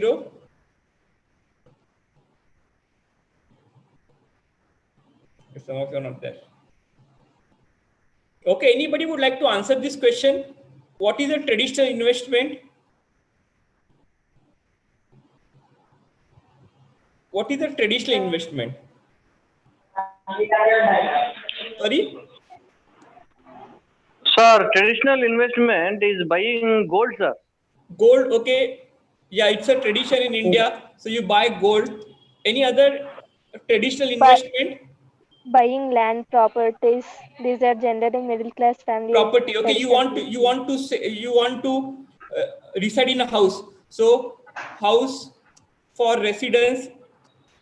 House for residence. And landlords, other land. Yeah. Now, any other traditional investment? Traditional means where you regularly put money. Putting money in known assets. Which asset? I mean, well-known assets. Well-known assets. So name some name. Give me some examples, na? Where do you invest money? Like after some years, you'll start Bonds. Bonds, yeah. So now you are students. After some years, you will get a job. You'll start savings. You'll start investing. So where do you invest? Bonds, then Real estate. real estate. Okay. Anywhere else? You will invest. Sir, exchange trading funds. Exchange traded funds. So first you can talk about shares. Na? You can Equity invest in shares. shares. Sir, Then you can mutual invest fund, in right? what? Sir, mutual fund. Yeah, correct. You will invest in Mutual fund. mutual fund. Yes, sir. And somebody said exchange Trade fund, sir. traded funds. So what Yes, do sir. exchange traded funds do? Okay, they are like index funds. They invest in certain specified number of companies. So what do mutual funds do? They take money from you and they invest in some shares or debts of some companies. So all these are known as what type of investments? These are all which type of investments? Traditional investments. These are known as where people have been investing over the years. Okay, gold, house for residence, bond, shares, mutual funds. These are all known as traditional investments. Okay, now Yes, sir. over the years, a new class of investments has arisen. Okay, over the years, a new class of investment has arisen, which is known as, see, have you heard about this term venture capital? Have you heard about this term venture capital? Has anybody heard about this term venture capital? Yes, sir. Private equity, commodities. Have you heard about this term? Yes or no? Has anybody heard about this term? Private equity, Yes, sir. venture capital, hedge fund. Like long-term growth perspective, sir. Yeah, but have you heard about these terms? I'm just asking. VCP, commodities, hedge fund. Has anybody heard about these terms? No, sir. You have never heard? Okay, so I'll explain. Anybody else has heard about this term private equity, venture capital? Private equity, I have heard sir. What is private equity? In private company, generally people will invest, na sir. Yeah, so they are which type of company? Unlisted, na? Unlisted company, listed companies and unlisted companies are there. In private company, it is a burden for the whole whoever అంటే ఎవరు invest చేస్తారో వాళ్ళపైన ఎక్కువ భారం పడుతుంది sir. Yeah, so when you invest in listed shares and all, it comes under which heading? When you buy shares on a stock market, that is which type of investment? Traditional or alternative? Alternative, sir. No, when you buy shares on a stock market. Stock market, yes, sir. Traditional. Okay, as we had a session on depositories, na? You open a demat account, you buy shares. That is all. You buy mutual funds, you buy exchange traded funds. These are all which type of investments? Traditional. Which people have been doing over the years. People have been buying gold. So these are all which type of investments? Traditional investments. Traditional. But over the years, one new category of investment has come up, which is venture capital, private equity, commodities. Okay, again, real estate. See, when you buy for your own residence, it is a traditional investment. But when you keep on buying houses, okay, you have money, you keep on buying land, houses, then that comes under which investment? Alternative. Okay, so can you tell me some differences between these two, traditional and alternative? Can you tell some differences? Yeah, venture capital means, I will explain what is venture capital. They invest normally money in early stage. You know what is a startup? Yes, sir. So they are developing some new product, new technology. Okay, so do startups need money? Yes, sir, definitely. Otherwise, they won't grow. Otherwise, they won't survive grow. in the So market. who invests in startups? Who invests in startups? Generally, private people. Venture by giving capitals. The person who invests in early stage startups are known as what? Venture capitalist. Venture capital. Okay. Now, what is private equity? You want money. You want money. So, can you come up with an IPO to raise money? All of you know what is an IPO, na? So, when you come up with an IPO, you take money from whom? Shareholders. General public. But you don't want to list your shares. Then what you will do? You will approach whom? Private equity. You will approach private equity firms. So you will raise money not from, see, in an IPO you raise money from whom? In an IPO you take money from whom? Sorry? General public. General public. But in a private equity, you take money only from 2-3 identified investors. Either you take debt or you take equity. So that is private equity. Okay, you don't, in private equity, are shares listed? You don't list shares. Okay, same way commodities. You invest in crude oil derivatives, agriculture derivatives, hedge funds are complex funds. They involve complex strategies. So you give your money to a hedge fund manager. Real estate, I think everybody knows, na? What is real estate? So can somebody tell me what do you, looking at this, can somebody tell me what is the difference between the two, traditional and alternative? Can somebody tell me what is the difference between these two? What do you think will be the difference between these two?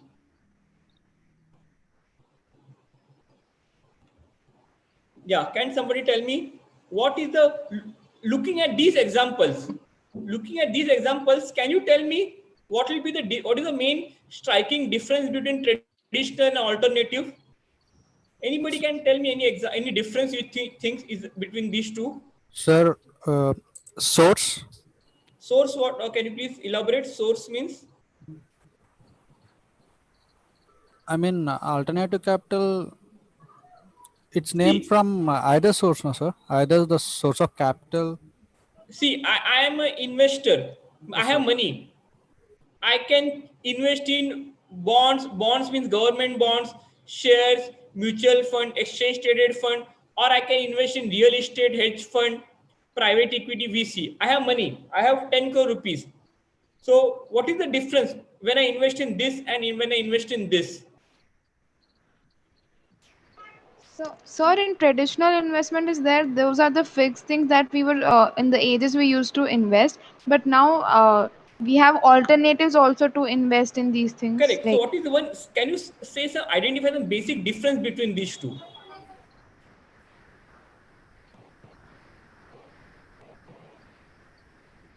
What about, have you heard about this term liquidity? yes, sir. What is liquidity? I'm about to Converting say into liquid. cash. It Cash, converts Sorry? money. which can Easily be converted convertible into money. cash. Easily converted to cash, na? Which of these can be easily converted into cash? Traditional ones. Traditional. Are these investments, can I buy and sell this on the market? Securities market?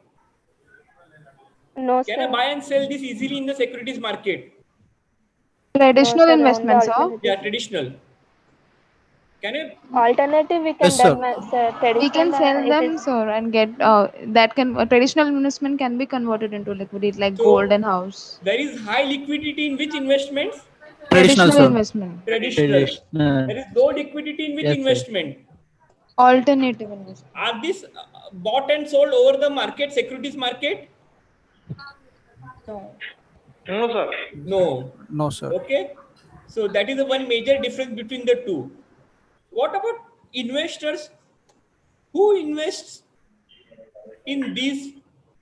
Who can invest in traditional? Who invest in alternative? What type of investors will invest in alternative funds? Yeah, anybody? Is there a difference between the types of investors of traditional and alternative?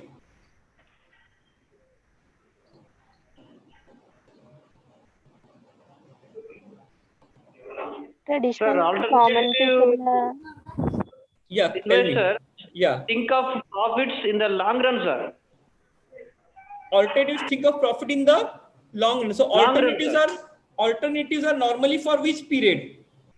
Uh, maybe 5 years. Alternatives are for long period. That is 3 another years. very good difference. Alternatives are normally for when you invest in venture capital, when you invest in a startup, do you expect to make profit in 1 year? No, sir. No, sir. No. So alternatives, another point of difference is alternatives are for what? Long period. Okay. Sir. So my Yes, question is sir. on that, can you distinguish between the two on the type of investors? Who will invest in alternatives? Institutions. Institutional investors. Can middle class invest in alternatives? Can No, middle sir. class invest in alternatives? No, High sir. risky, sir. High Risky. risky. Until Yes, they sir. will Lack of risk. So alternatives, they risk don't is, have sufficient knowledge also, sir, regarding yeah, this.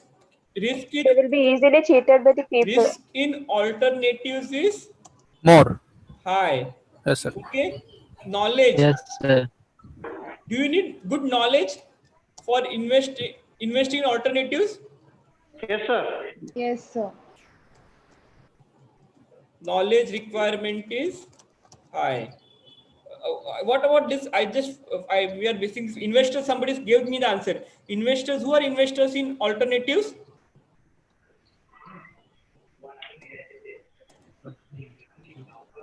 Institutional Wealthy people, investors. sir. Yes, Institutional sir. Like investors. Institutional companies, investors. Okay, who are examples of institutional investors? educational institutions, and mostly MNC organization MNC, people, Like large organizations accredited. who have got lot of money, like top insurance management companies. people. Do insurance companies have lot of money? Yes, sir. Insurance companies, banks. Yes, sir. Yes, sir. Okay, Yes, so And sir. banks institutional lend money investors. to the Yeah, um, institutional investors, banks. Okay, family offices. What is the meaning of these family offices? Can Ambani's, Adani's, Godrej, Tata's, Reddy's, I'm talking about the rich Reddy's of Andhra, can they invest in alternatives? Your GVK is there. No, who are the industries from Andhra? GVK, GMR. Can they invest in alternatives? Gayatri Constructions. Gayatri Constructions, yeah. So Subram. these are known as what? Family offices. These are known as family offices. So can these family offices invest in alternatives? Yes, sir. Sometimes. Yes, sir. Yes. So basically, high net worth what? Individuals. These are all where investors of what? Alternatives. Middle class will come here. Alternatives. Should middle class invest in alternatives? No, sir. No. Risk is what? Very. Hi. Hi. Hi. Hi. See, VCs invest in startup. Out of 100 startups, 99 fail. Na? Only one is a success. Yes, sir. Correct? So, Yes, that's sir. why alternatives, private equity, commodities, hedge funds, unless you are very rich. If you are not rich, stick to what? Traditional investment. Traditional. Once Traditional. you, now you will get job after some years, you will become rich, you will make money in 10 years, you will become what? High net worth individuals. Then you can go to what? Alternative investment. Alternative investments. Okay, is this clear to everyone? Yes, sir. Yes, sir. Okay. Yes, sir. Yes, So sir. I'll just ask some questions. Okay. Okay, sir.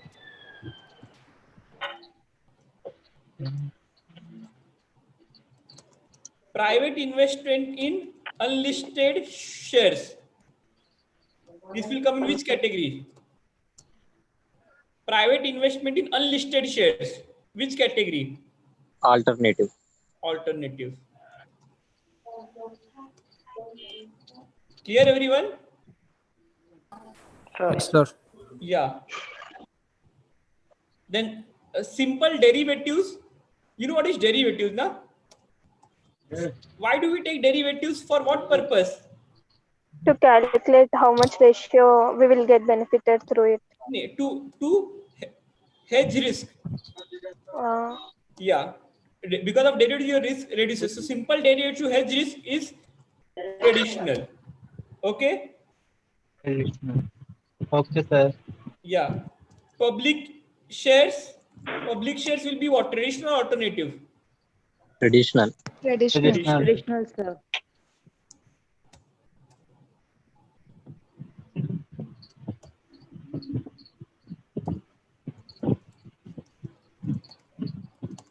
Direct investment in commodities. This will be what?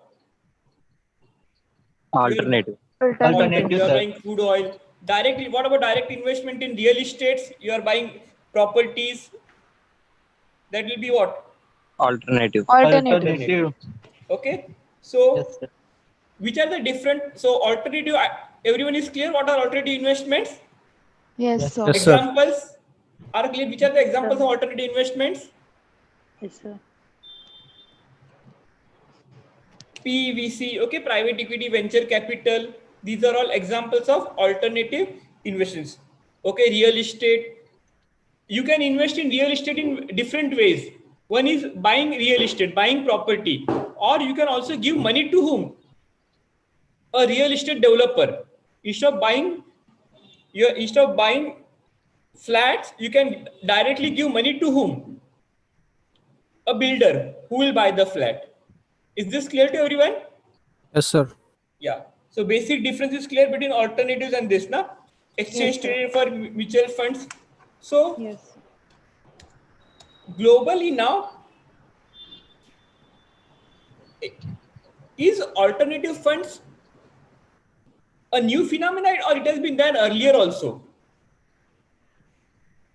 See, private equity, like taking money from private rich people, was it there earlier or it was recent phenomena? Private equity was there earlier also, okay? So earlier also we had rich people around the world. So private equity has been there earlier also. It is not a new phenomena, okay? In India, in the last 20 years, it is catching.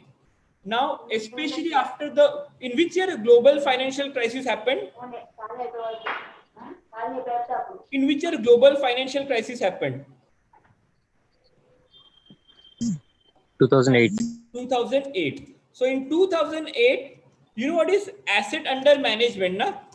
What is the concept of meaning of asset under management?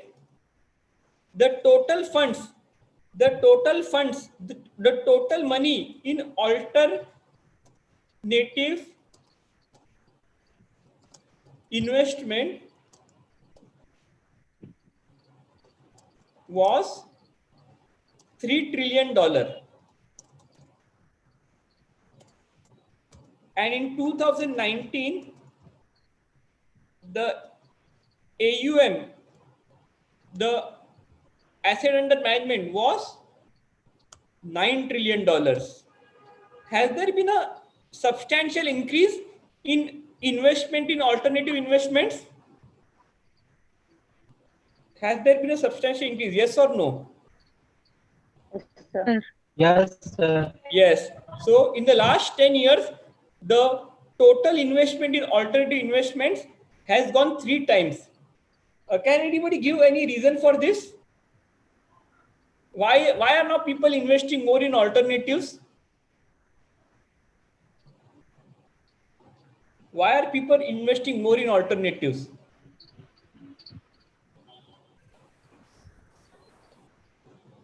Yeah, anybody? No, they will invest in alternatives, sir. So, what to say? Sorry? 1 minute. Because To gain different types. money, For more profits, sir. More? to earn more profits, returns, Profits. To and to earn more build. return, na? To an additional. Yes, sir. Earn Additional returns. Nowadays, additional. single income is not enough for the survival, na, sir. That's why. Now the return High rate of return, sir. High rate of return. from traditional day by day is what? Return from traditional source is what? Getting what? Decrease. Increasing. From traditional Increasing source. profit. Return from, what is happening to the return from traditional source now? Compared to Decreasing. alternatives, traditional return is very less, sir. Yeah, getting lower day by day, na? Especially Sir. after the global financial crisis now. Okay, banks now, what about banks? In India, at least there is 5%. Globally, what is the rate of interest now in banks in Western countries? What is the return on investment in, what is the bank interest rate in Western countries, Europe? Any idea? No, sir. Nearly 0% now, 0 to 1%. Some cases it has even gone to negative interest rate now. Okay, so that's why traditional investments, you are not making much now what? Returns. So that's why people are slowly shifting to what? Alternate investment. Alternative investments, PVC, plus because of the startup panel now, number of high net worth individuals are also what? Slowly. Are they increasing in India? Take an example of India. Are rich becoming more and more rich in India? Yes, sir. Yes or no? Alternate, sir. Number of Yes, high sir. net worth individuals in India increasing. Yes. Yes. Yes, sir. Yes. Okay. At least before COVID times, the number of high net worth individuals in India are slowly increasing. Not only in India, globally also. There are more and more millionaires and billionaires coming. So where will these millionaires and billionaires invest? In shares In and alternative. No, they prefer to invest in what? They have a lot of money, na? So sir. can they take risk? Can these HNIs take risk?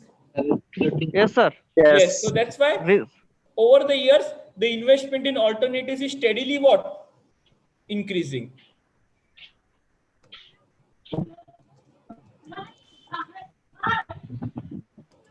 Can somebody tell me what are the benefits of alternatives? High rate of return. There is better, of course, risk is also what? Risk, High. better risk return trade-off. Yes. Okay, better risk return trade-off is one reason. Any other reason? Interest rate of loans, sir. Sorry? Interest rate of loans. Interest rate of loans. No. Any other reason? See, normally what they say, where you should invest money, should you invest money? Normally, what is said about investing? Where should you put your money? Where there is less cost of capital. Where there is less? Cost of capital. No. As an investor, I'm not talking about projects. As an investor, where you put, Where we have the return more and risk less, we are supposed to. no. Have you heard about this saying? Don't put all your eggs in one basket. Have you heard about this saying? Don't put all your eggs. Yeah, what does that mean? Diversification. Diversification. Should you put all your money in shares No. No, sir. or mutual funds or house or gold? No. So To how can enhance, you achieve diversification through what? to, Alternatives. en- So there is what? Risk to, what?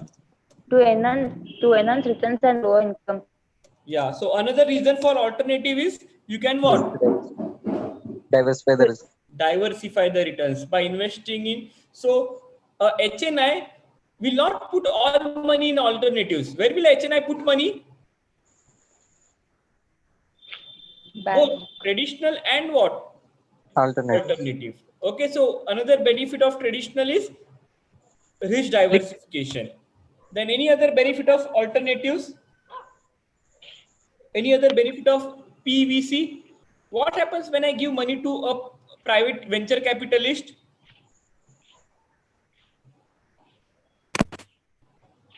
Level, sir. Sorry, what happens when I use service of venture capitalist? We will be getting more money and we will be equally facing the risk too. We will share profits. Yeah. We will So share you both can profits as well see, as losses. I have money. Why do you put money in a mutual fund? Why do you put money in a mutual fund? But the future, sir, future is uncertain. Where do mutual fund put money? What do mutual fund do with your money? They will invest in companies or big They will invest in organizations companies, correct? Mutual fund will invest in companies. So why should I and give they get higher money to return. mutual fund and they will? I can directly invest money, na? Why should I go through mutual fund? Mutual Uh, fund. to Why get should I give money to mutual fund who will invest in shares? I can directly invest in shares, na? Why should I go through mutual fund route? to avoid some sort of risk, sir, when we invest in shares, we will suppose if the company is collapsed, we will also be collapsed. Yeah. In mutual funds, there will be some sort of security for middle class people. They think like that. Security. And we feel as a partner, sir, when we invest in mutual funds, we feel as partners of the company. No. You can invest in shares directly, na? Like I want to invest in shares. I can invest directly in Reliance, HDFC, SBI. Why should I put money in mutual fund and they will put money in these companies? What is the benefit? We can know about so many companies there. In mutual funds, it will be easy to invest. Yeah, because who manages money in mutual fund? There is a Hey. fund Professional, manager, na? expert. Yes, sir. So in venture capital, private equity also, there are what? Fund managers. So you give your money to this fund manager and they will invest. So who has more knowledge? You have got more knowledge or the fund manager has got more knowledge? Like I have 1 crore. What I should do? I should give it the money to a professional or I should invest on my own? Professional. Professional, na? So that is another benefit of what? You get services of whom? Services Experts. of Expert professional knowledge. what? Fund manager. If I have 10 crores with me, it is better to give money to private equity than investing on your own, because the private equity has got more what? More income. More knowledge compared to me. Okay. Any other benefit of alternatives? See, where do these people put money? I give money to a fund manager. What he will do? He will give money to whom? You will invest in He will companies, sir. invest in what? Companies. So companies will get what? Capital, na? Capital. Yes, sir. Capital. Yeah. So source growth capital to companies.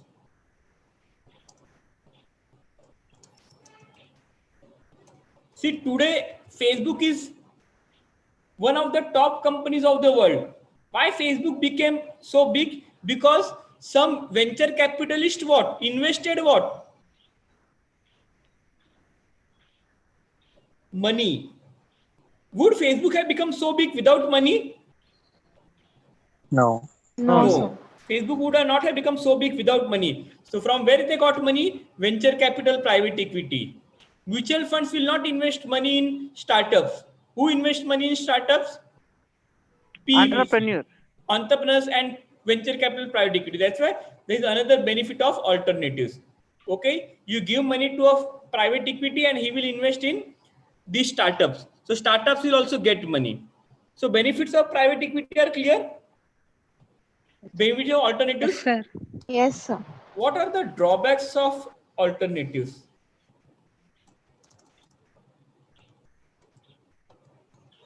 Any problem with alternatives? Uncertainty is there, sir. Uncertainty. Okay. Uncertainty. Return is what? Uncertain, na? Sir.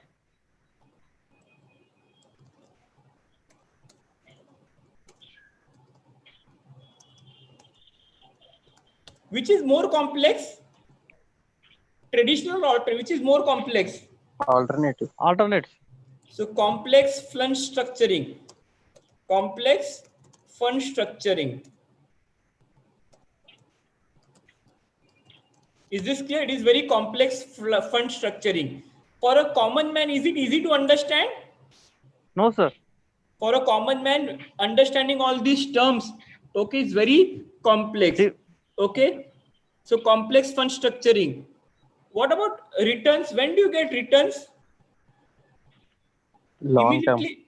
Long term, na? Plus it is very complex also. Yes. So in the initial period, there will be what? In a venture capital, in the initial period, there will be what? Losses. Losses. Then after a few years, you will what? Make. So complex returns. See, if you buy a share for 100 rupees, and you sell it after 1 year for 120 rupees, how much return you made? 20%. Is the calculation easy or difficult? Easy, sir. Easy. But is it so easy for PVC commodity hedge fund? No, sir. No, it is easy only for whom? Traditional. So complex return calculations. Return calculations are very complex. Okay. Then any other drawback? Signing of bonds, sir. Sorry? Signing of bonds. We have to make bonds, sir. Bonds. Can you elaborate? Bonds with whom? With shareholders and mutual fund. Yeah, bond. I would say bonds means complex what? Document. Will there be many documentation and agreements? Yes, sir. Yes, sir. These will be very what? Complex. Complex documentation and agreement. Any other drawback? Complex documentation and agreement. Mutual fund is very easy. Nowadays you can online also you can buy a mutual fund. Can you do this online? PVC online, can you do it sitting from your home? Sir. No, sir. No, sir. What about this liquidity? Somebody's liquidity, you didn't specify it. What about this liquidity? Liquidity Easy is to what? convert in Sorry? cash. It's easy to convert in cash. We can convert traditional. Can convert alternatives. Alternatives liquidity is what?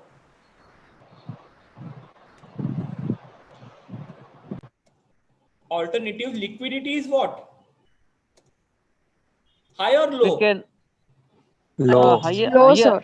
Low liquidity. So low what?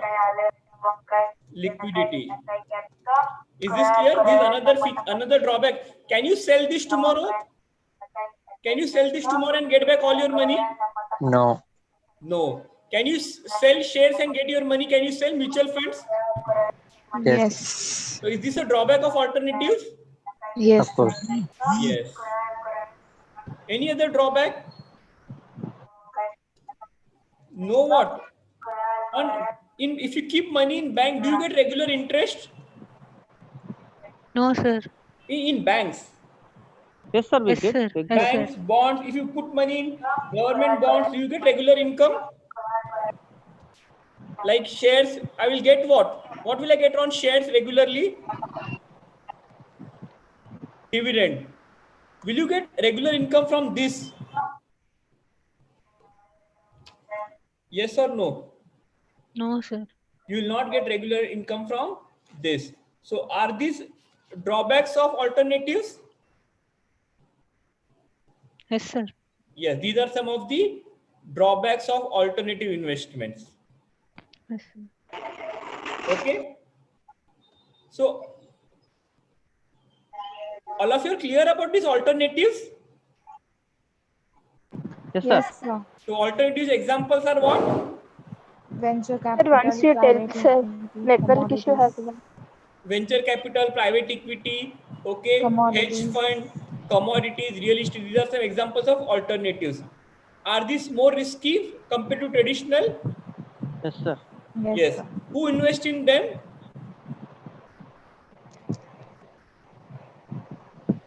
Who invests in them?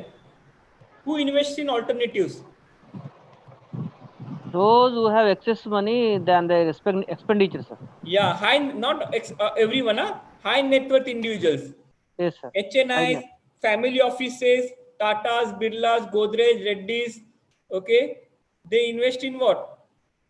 Alternatives. Not everybody can invest. Pension fund, okay, banks, only they invest, not normal man, it is difficult. Okay, there are some benefits and some drawbacks. Benefit is better return, risk diversification, growth to companies, growth capital, but uncertainty, complex fund structure. These are some of the drawbacks. Now, have you heard about this term? Alternative investment fund. Have you heard about this term, alternative investment fund? Anybody has heard about this term?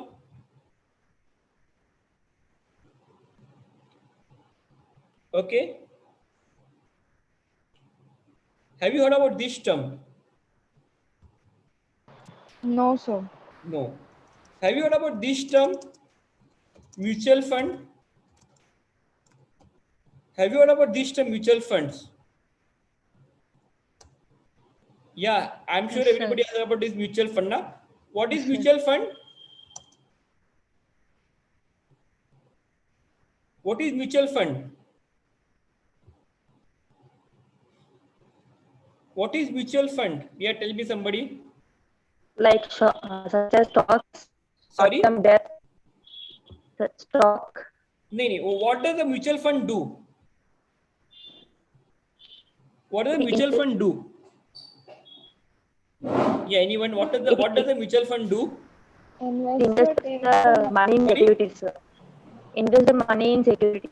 Please repeat. I could not hear. What do mutual fund do? It invests the money in securities, sir. Invest money where? Securities. Securities. Yeah. So what do investors do? They Take money from collect money from whom? Collect money from investors. And what do they do? Invest in, where do they invest? securities like stocks, Like shares, bonds. So they debt. invest in which investments? mutual fund. So what do mutual fund do? They invest in which type of investments? Portfolio. Which type of investments? Yeah, tell me. Mutual funds invest in which type of investments? Purchase securities. Sorry? In purchase securities. Yeah, I told you there are two types of investment. Which are the two types of investment? Traditional and Traditional alternatives. So where do mutual fund invest money? Traditional. Traditional. And what Traditionally. is an alternative investment fund? What do? They also what? Hedge fund. Collect money from what? Investors from foreign or India, correct. And yes, sir. invest in what? Where do they invest? In commodities, Companies. real estate, Yeah, alternative investments. Yes, sir. Like startup, they will put money where? In startups. Okay, commodities, real estate, real estate, private equity, private equity. venture capital. Okay, so understood the difference between a alternative investment fund and mutual fund? Yes, sir. Both of them what they do? Both of them what they do? They collect the money Take from money the investors. they both of them collect money from investors, but mutual funds Invest in different shares types. bonds. These people invest where? Startups, commodities, real Real estate, private estate. equity. Is this clear? Yes, Yes, sir. sir. Yes. So who are these investors? Who are these investors who invest in alternative investment fund? Family offices. Sorry, family office, correct. So High net worth. can I invest? Can I invest in mutual fund? Can I invest in mutual fund? Yes or Yes, no? sir. Yes, sir. Can you, if somebody has 1,000 rupees, can somebody invest in mutual fund with this 1,000 rupees? Yes. Yes, Yes. sir. Sometimes. Yes. You can invest in mutual fund even with what? 1,000 rupees. 1,000 rupees. Okay. If you have Yes. 1,000 rupees, can you invest in alternative investment fund? No, sir. Okay. How much money you want? A lot. A lot means how much? Above 5 lakhs, I think. Above 5 lakhs. If some in India, if somebody has 5 lakh rupees, can I invest in alternative investment fund? Yes or no? You can start a startup, sir. No. I'm talking about see, in India, just like there are mutual funds now. In India, there are how many mutual funds? Anybody So can many. name? Anybody can name around what? 40. In India, there are around what? 40 mutual fund. You know, in India, there are how many alternative investment funds? Around what? 500. In India, there are around 500 alternative investment funds. My question is, if I have 5 lakh rupees, can I invest in alternative investment fund? Yes or no? Yes, sir. No. You can't invest in alternative investment funds with 5 lakh rupees. How much money you want? 1 crore or more? Yes, what you said? 1 crore or more? Or 1 crore, minimum what? 1 crore, okay? 1 plus 7 zeros. If you don't have minimum this much money, you can't invest in what? alternative investment. So anybody here can invest in AIF in this class?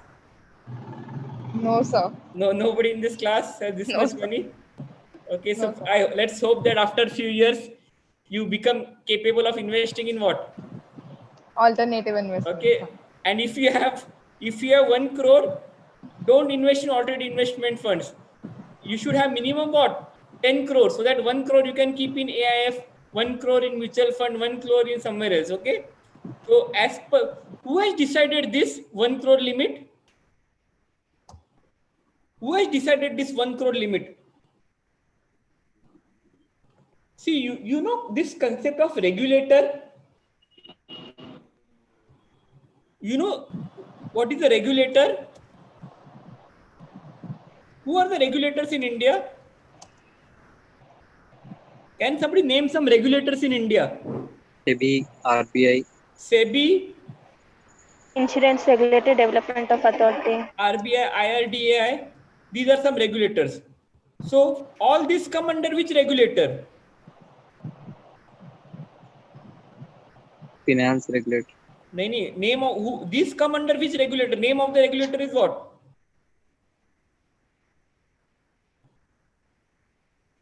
Yeah, tell me. These come under which regulators?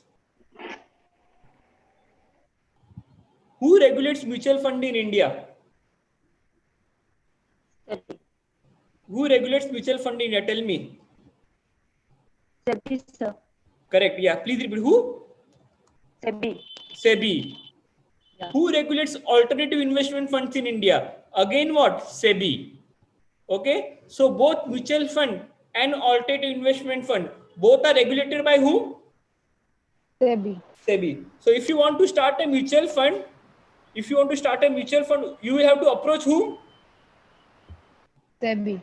SEBI. Same way, if you want to start an alternative investment fund, there are around 500. These people are registered with whom? SEBI. SEBI. So alternative investment funds, just like mutual funds, are regulated by SEBI. SEBI. There is a SEBI regulation. SEBI Alternative Investment Fund Regulations 2012. Okay, so there it is written that you should have minimum how much money? You should have minimum how much money to invest in AIF? 1 crore, sir. 1 crore. Where it is written? In which regulation? SEBI. SEBI which regulation? SEBI mein there are hundreds of regulations. SEBI Alternative Fund Investment Regulations 2012. Is this clear? Yes, sir. Any doubts, anybody? Yes, sir. Now, there are how many alternative investment funds in India? Sir. There are AIF category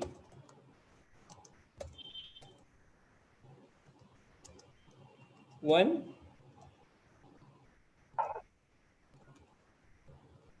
So there are 3 types of what? Category. There are 3 types of alternative funds in India. See, there is only one type of mutual fund. But in India, there are how many types of alternative investment funds? These are venture capital. These people invest where? In startups.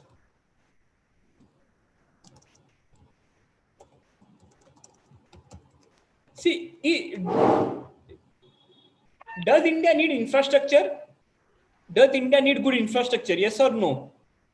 Yes, sir. Is infrastructure needed for social benefit? Yes, sir. Yes, sir. Yes. So infrastructure will come under which category? Category 2. Category 1. Because it is for which sector? Social sector. Which will benefit what? government, society, all these will come under which category? Category 1. Private equity will come under which category? Category 2. And last is which category? Hedge fund. Hedge fund will come under which category? Category 3. Is this clear to everyone? There are how many types of hedge? How many types of alternative investment funds in India? How many are there? Sir, once you explain, sir, Yeah, there are. I'm not clear, please. Yeah. In India, if you want to start an alternative investment fund, you should tell SEBI what is your type. Okay. How many types of alternative investment funds are possible in India? Like total how many AIF are there in India? Total how many AIF are there in India? Tell me, total how many AIF are there in India, alternative investment fund? Venture capital, startup, social. No. Total how many? I told you, total around how many are there? Around 500. 500. These are in how many categories? 3 categories. Yeah. So when you will go to SEBI, see if you want to start an alternative investment fund, you will approach whom? SEBI. Sorry, you will approach whom? If you want to start an alternative investment fund, whom will you approach? SEBI. SEBI. So SEBI will ask you one question. You want to start AIF in which category? This question SEBI will ask. So how many categories are there? 3. If you want to start a hedge fund, you will say, I want category what? 2. No. For a hedge fund. 3. 3. If you want to find a private equity, you will say, I want category what? 2. And if you want to start a venture, if you want to invest in startup, social sector, which will benefit society, you will say, I want category what? 1.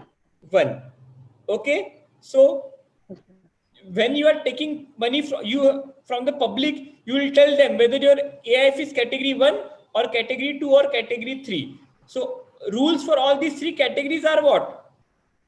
Different. SEBI has made different rules for different categories. Okay. So I'm not going to get into details of these rules. All these rules are, where are these given, all these rules?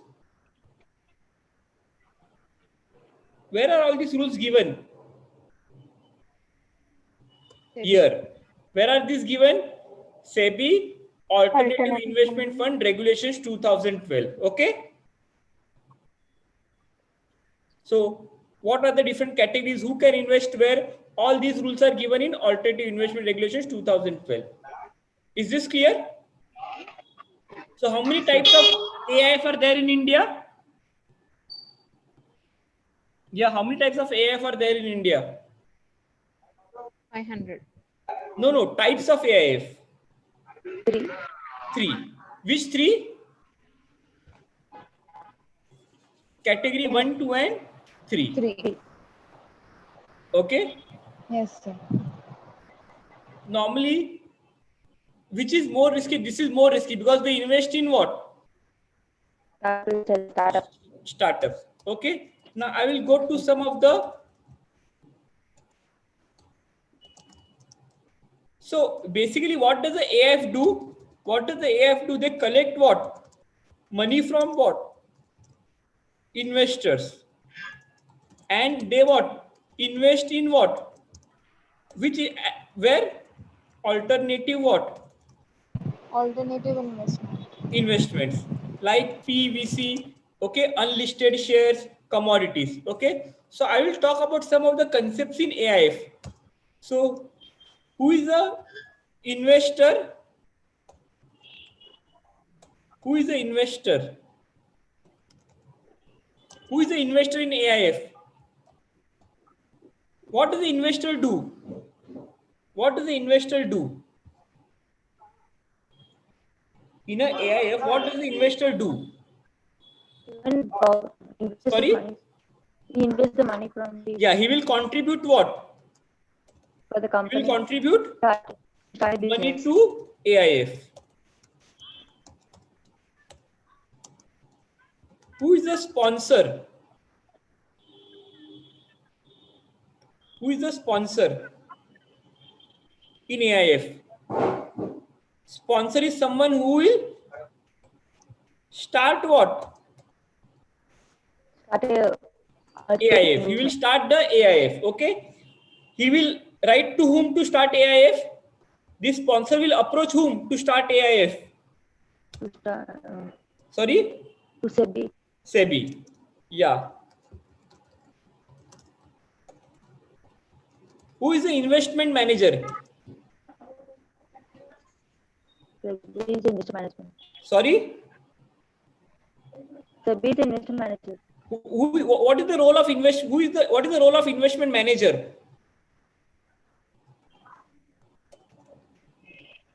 Invest the money given by whom? With the Investors. So whatever money that investors give, whatever money that investors give, who will manage that money? Who will manage that money? manager of the company. Investment manager. Okay. He has all the money which he has to manage. Yes, sir.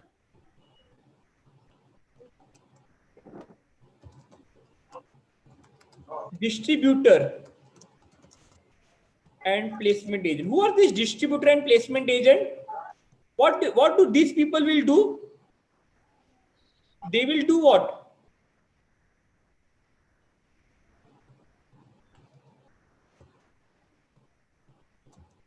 Marketing of what? AIF. Okay. They will do what? Marketing of AIF. Who will do marketing of AIF?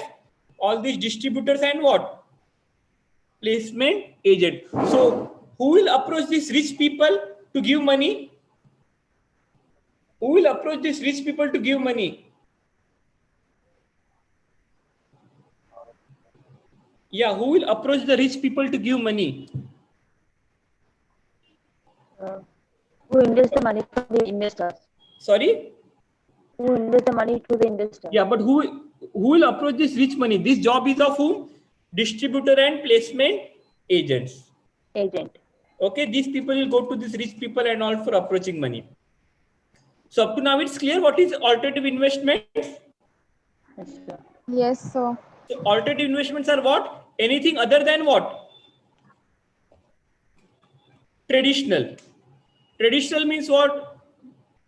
House, Gold bond, or shares, these are all traditional. But venture capital, private equity, where you invest in unlisted shares, where you give money to unlisted debt, all this is known as which investment? Alternative investment. Alternative.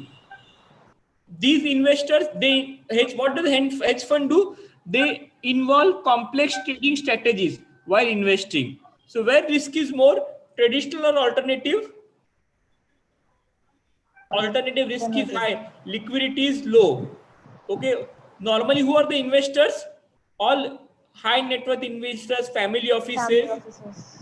Okay, Yes, sir. all alternative investments growing in globally. All alternative investments growing globally. Yes, they went from $3 trillion to what? $9 trillion. $9 trillion. These are the benefits and these are the drawbacks of alternatives. Okay. Sir, Sorry. sir, from starting onwards, I want to take screenshots, sir. Please scroll this slide, sir. Okay. I'll yeah. I want to note, sir, for that. Yeah. Okay, sir. Where do retail investors put money? Mutual fund or alternative investment fund? Retail investors. Mutual funds. Mutual funds. Can you and I invest in AIF? No, sir. No. Minimum how much money we want? 1 crore. 1 crore. 1 crore. Then only you can invest in AIF. AIF. Okay. How many types of AIF are there in India? 3 types. 3 types. Who starts an AIF? Sponsor. SEBI. No. Who starts? They register with SEBI, but who starts AIF? Sponsor. Sponsor. Who manages the money? Investment manager. Who does marketing? Distributor. Yes. Is this clear to everyone? Yes, sir. Okay. So as you somebody told me, I am also professor. Have you heard about this institute? National Institute of Securities Market? Has anybody heard of this institute? Has anybody heard of this institute, National Institute of Securities Market? Has anybody heard of this? No, sir. No. Okay. So this is an institute which is established by SEBI. This is can you see my presentation, all of you? Yes, sir. So now I will give you some information about this National Institute of Security Market and this certification. Okay. So who has established this institute? SEBI. SEBI. Okay. In the year 2006. So what does this institute do? Anybody has any idea? What does this institute do? They conduct certification examination. So what did SEBI do? SEBI passed a regulation in the year 2007. Certification of authorized persons in securities market, regulation 2007. So what does this regulation say? What does this regulation say? It says that associated persons working in what? Securities market should have certification from whom? NISM. Okay. So what does this mean? Can you work in securities market without NISM certificate? No. Yes or no? No. No. Okay. So there are certain roles. Have you heard about this term merchant banker? Who are merchant bankers, or have you In insurance, it comes merchant banker. investment bankers? Have you heard about these terms? Investment banker, merchant banker. So now in the earlier lecture, you heard about IPO. So when you are coming up with an IPO, you should appoint whom? Merchant banker. So you can't be a merchant banker till you have a certificate from whom? From whom? NISM. NISM. Your last session was on depositories, na? Yes, sir. Can you work with the depositories? All employees of depositories and depository participants should have a certificate from whom? NISM. Otherwise, you will not get a job. Is this clear? Mutual fund distributor. Can you become a mutual fund distributor? I am talking about some of the professions. Have you heard about this term registrar and transfer agent?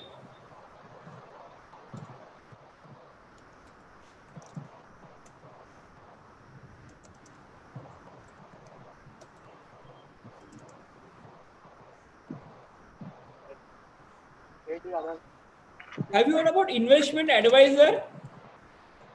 What does the investment advisor do? He gives advice of what? Investment, na? Yes, sir. So can you register? So if you want to be an investment advisor, you should have a certificate from whom? Again, NISM. You know brokers, stock brokers? Yes, sir. If you want to work with a stockbroker, you should have a certificate from whom? NISM. NISM. Okay, so these are some of the roles. If you want to do any role in securities market, you should have a certificate exam from whom? NISM. So, and what does NISM do? It conducts examinations for all these people.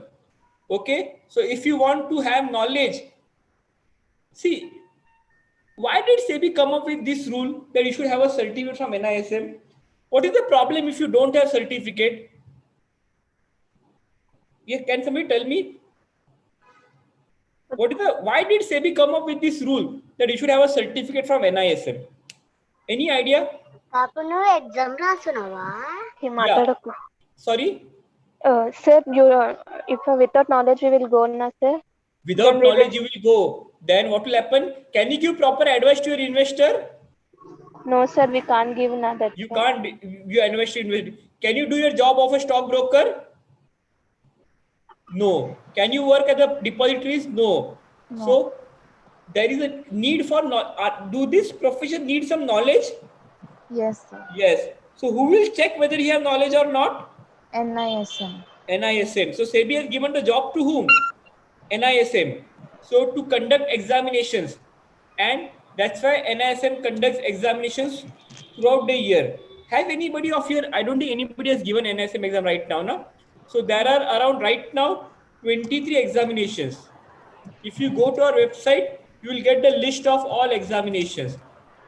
Okay, so if you want to take up a different professions in securities market, you should give. And one advantage is they are cheap. Cost only what? Rupees 1,500 per exam. Normally private exams are very costly, na? Our exams cost only 1,500. Okay, so is there a need for certification? Somebody said yes, na? Is the market dynamic? Securities market? Is securities market dynamic? Is it evolving? Yes, sir. Yes. So that's why there is a Sir, need. how can we say dynamic, sir? It is very much risky. Yeah, dynamic means what? It is the every year are new technologies coming. Changes will happening Yes. in Are regulations changing? every 5 years, 6 years, we are changing Yeah. only na sir So law. that's why we call it dynamic, because regulations are changing regularly. That's why we call it dynamic. Okay. So that's why that should should employees have a knowledge of this? What is happening in securities market? Should employees have knowledge? Yes, sir. That's why we have this exam. Okay. So because of the exam, we come to know whether people have got adequate knowledge or not. Is this clear? Clear, sir. Yeah. Sir, finished, sir, class? No, I'll just tell you a brief idea about this certification. No, sir. Okay. From starting onwards, I want to take screenshots of the notes, sir. Yeah, Today you said. I'll just complete this and I'll just give you time. That's why if I forgot, I want to just remind you, sir. That's the reason. Okay, sir. Thank you. So these certificates are valid for what?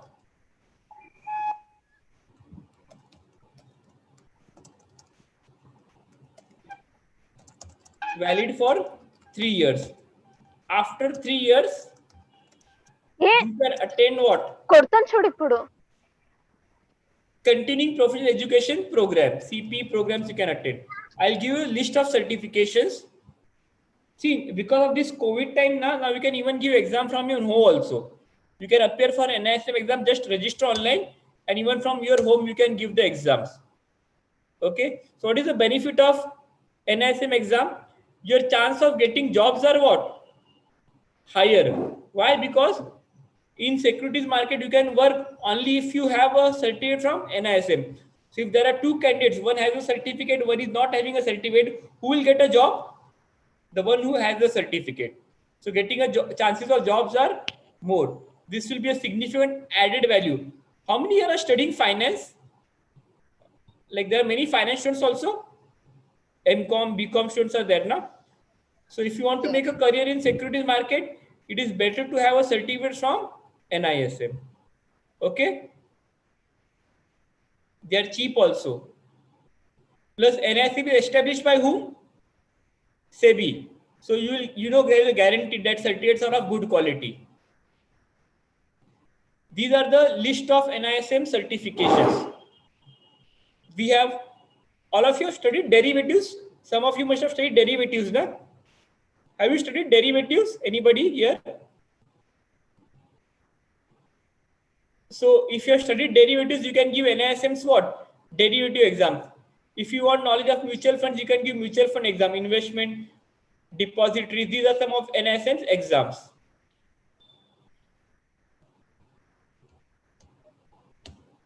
I will mail this to your professor so you'll get an idea. Even this alternative investment, no need to take screenshots. I will mail you all these PPTs. It is covered in this PPT. I'll mail it to your professor, okay? So no need to Yes, sir. take screenshots. Mail to Naresh sir, sir. Naresh sir will Yeah, I'll further mail it to clarify sir, them. and Don't then he forget. will can share it Thank with you all. So everything is there in this PPT.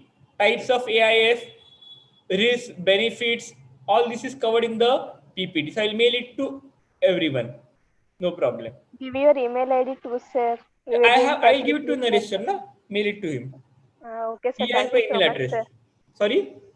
Thank you so much, sir. Thanks Yeah, for the thank you. concern you are having towards us. Yeah, anybody has any doubts in this? In AIF or NISM certifications?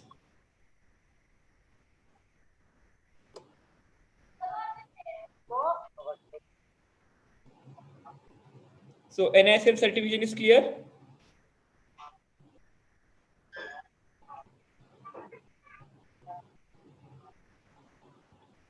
I didn't see the chats.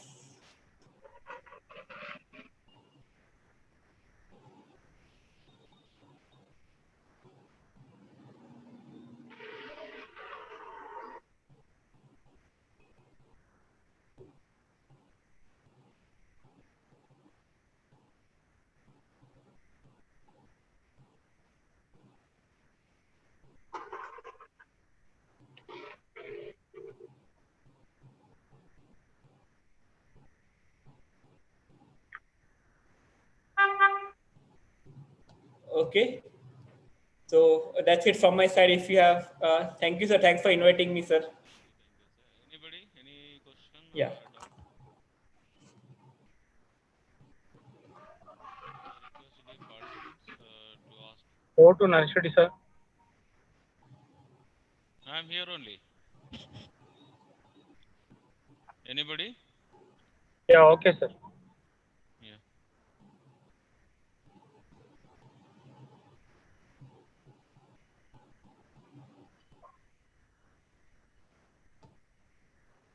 Any one of you want to ask any question?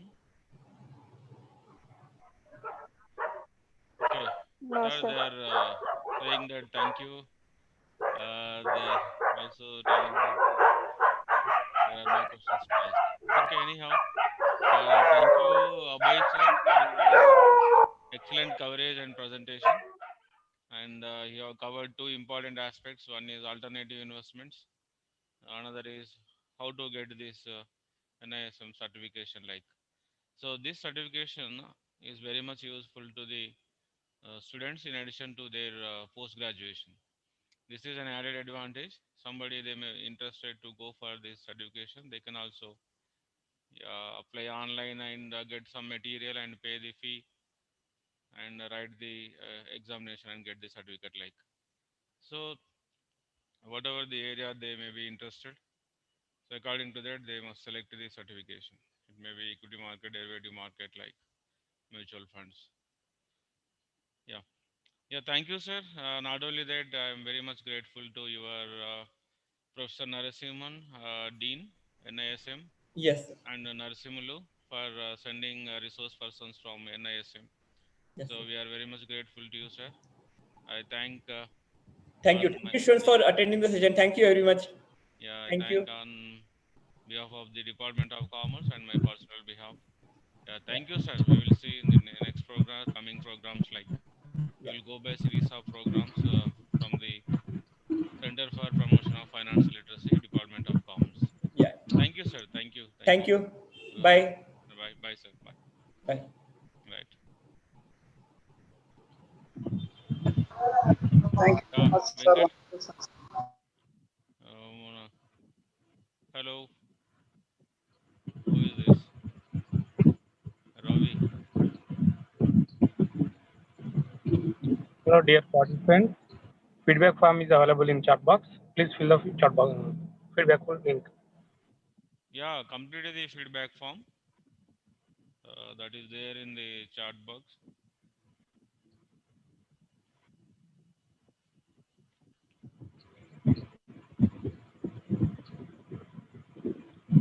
Yeah, tomorrow is the last day. And also from day to day, second day to sixth day, All the feedback forms are posted into WhatsApp group.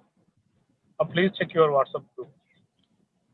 Yeah, you can also fill the second day link and this 2 days link in Naresh sir feedback form ఇది open అవ్వట్లేదు sir. It It says needs you need permission. permission. This form can only be Yes, viewed sir. by Yes, users and sir. the owners. Yes, sir. Yes, yeah, sir. Venkat. It is not Venkat, give opening, the sir. permission to open. Venkat. Okay, sir, I'll do. Okay, okay. Just a minute, Amma. Just a minute. Yes, sir. Okay, sir. Okay, Thank sir. you so Thank much. you so much, sir.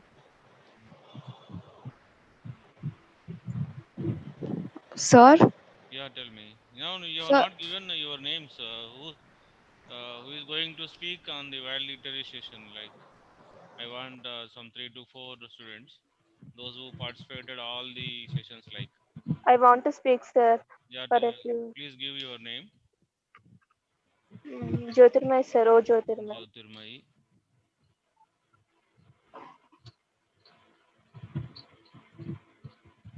Who is the next one?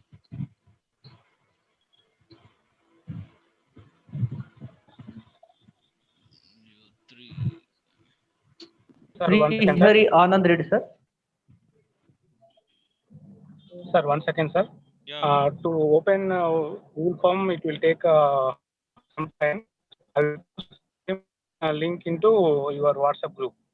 Okay, okay. You can Okay, give we the having feedback some later. problem. Yeah, please check your WhatsApp group after some time. You will send Okay, sir. your WhatsApp Okay, sir. group. Don't Thank you, worry. sir. Don't worry. Yeah, Yes, second thank you, person sir. Anand Reddy. May I correct? Sir. Sir, correct, sir. Yeah. Who is third one? Sir, Anupam Chaturvedi. Anupam Kumar Chaturvedi. Anupam. Yes, sir. Anupam Kumar Trivedi. Chaturvedi. Sir Chaturvedi. Chaturvedi, sorry. Yes. Yeah. Any more? Anybody you want to speak? Just 2 to 3 minutes, not more than that. Anybody, any participant, those who attended most of the programs or the sessions?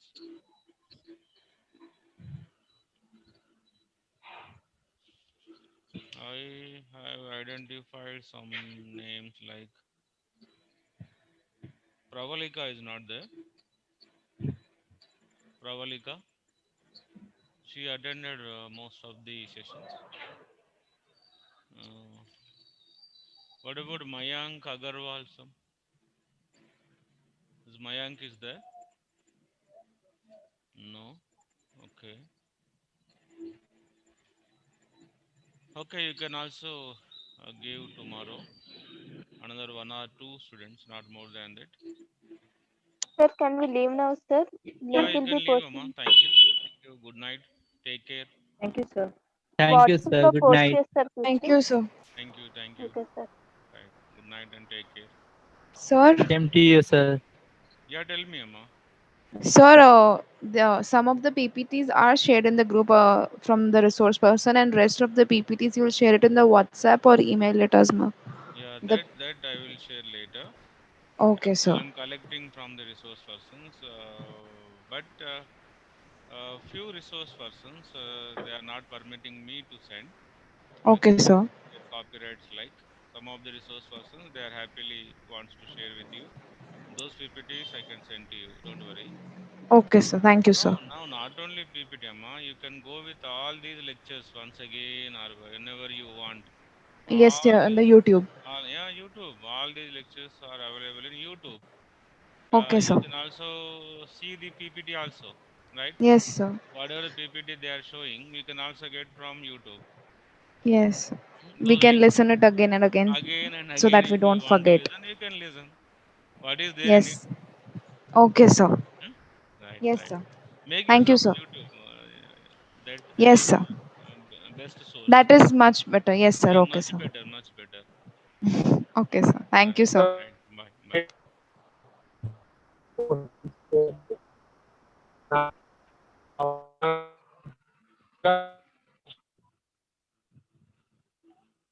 Venkat, live stream. మనం ఇది కావచ్చు Stop live stream. Okay.